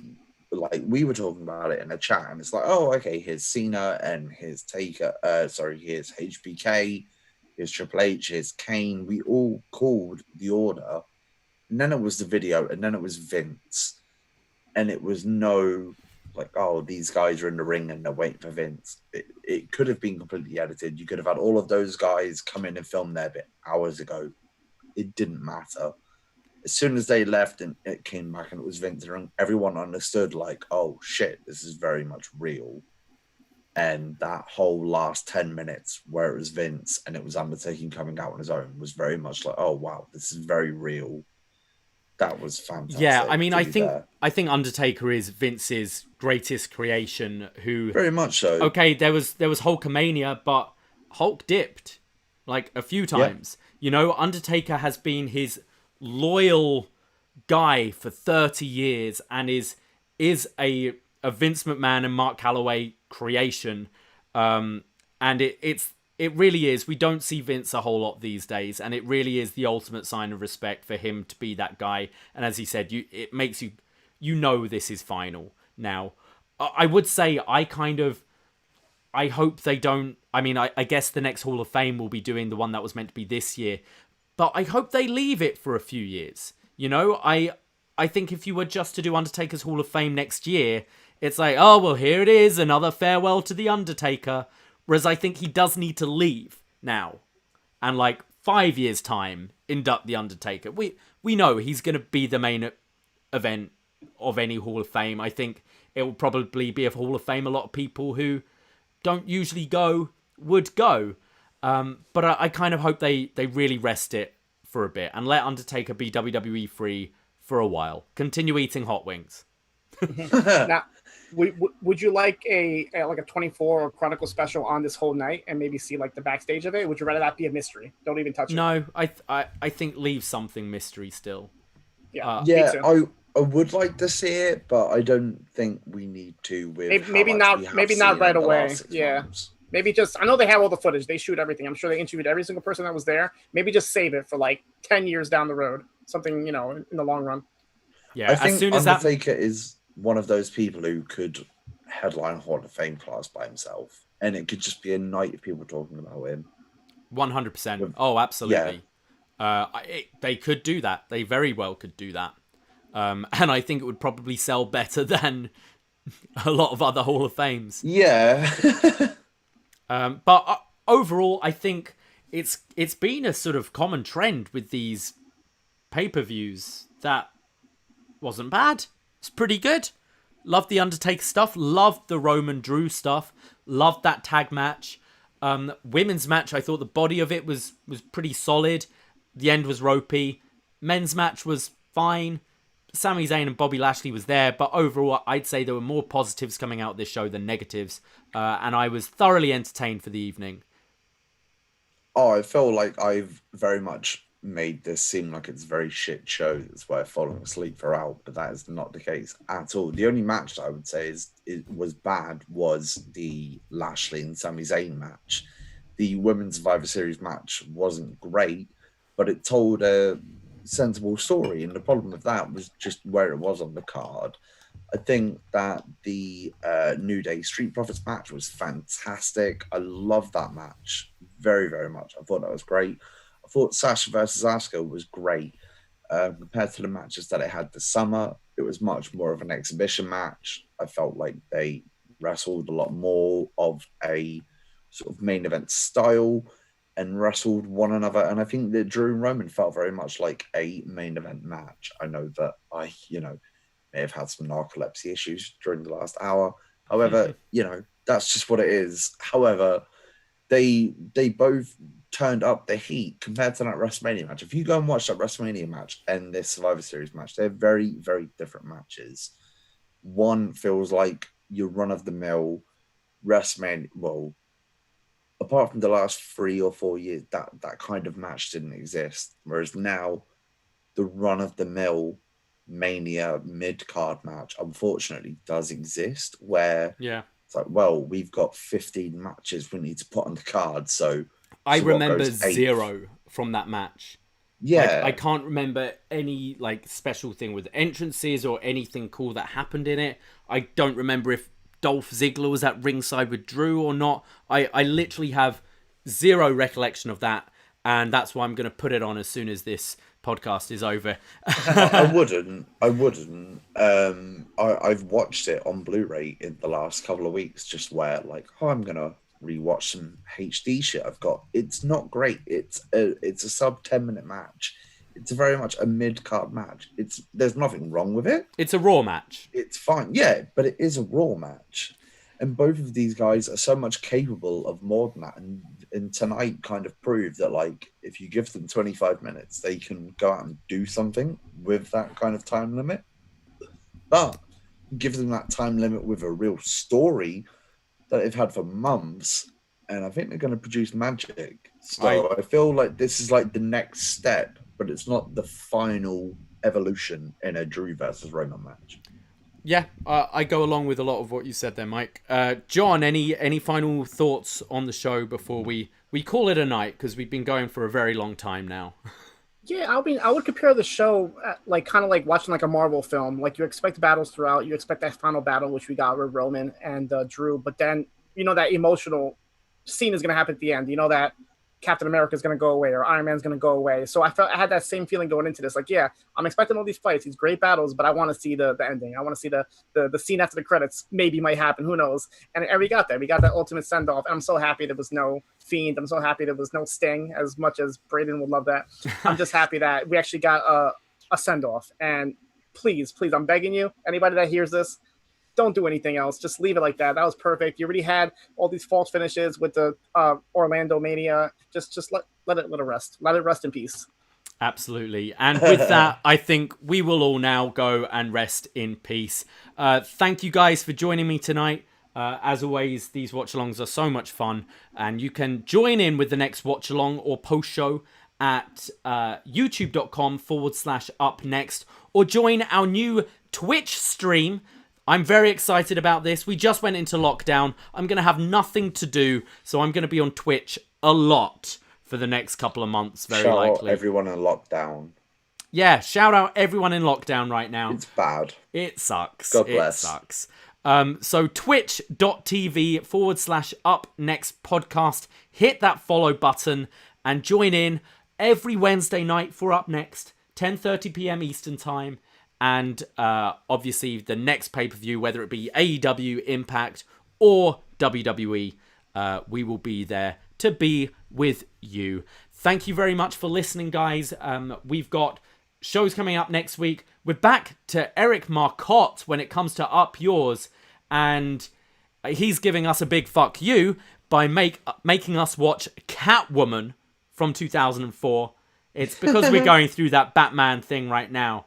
And Braden made the mistake of saying out loud on a show, we will not be reviewing Catwoman. And Eric said, I don't think so. So somebody's gonna ask you, how are you spending your lockdown? And you're saying, I'm watching Catwoman. Watching Catwoman, starring Halle Berry. Also, I'll be joined with Benno from the Grapple Spotlight and British Wrestling Experience for our next episode of Best Match Ever, where we will be talking all about Samoa Joe's ROH title reign. We're talking Joe versus Punk, Joe versus Aries, Joe versus Loki. So many great Joe matches. What a run that is. Yeah, it's eight solid matches. Benno knows his Ring of Honor inside out. If you're not familiar with what he does on British Wrestling Experience or the Grapple Spotlight, check them out. They're great lads, great listen. And I'm very much looking forward to that show.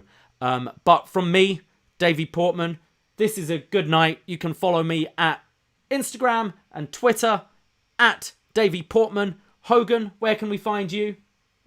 At Hogs Bay on Twitter and the Instagram. You can find it on the interweb. I'll see you there.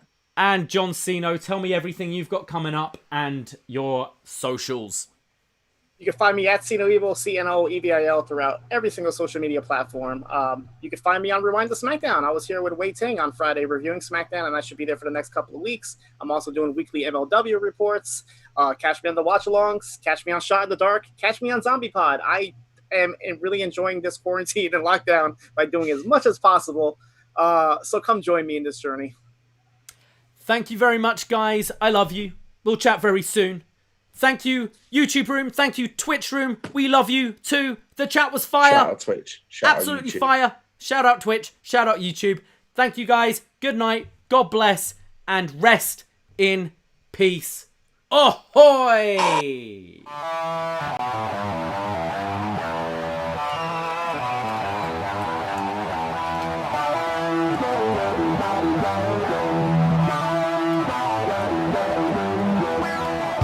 First time in a long time, but back like I never left. Taking these things as it comes, you know me, I don't read ahead. Watch me burn down everything, BDE on the TV set. When I'm in control on the road, you can never really know what's up next.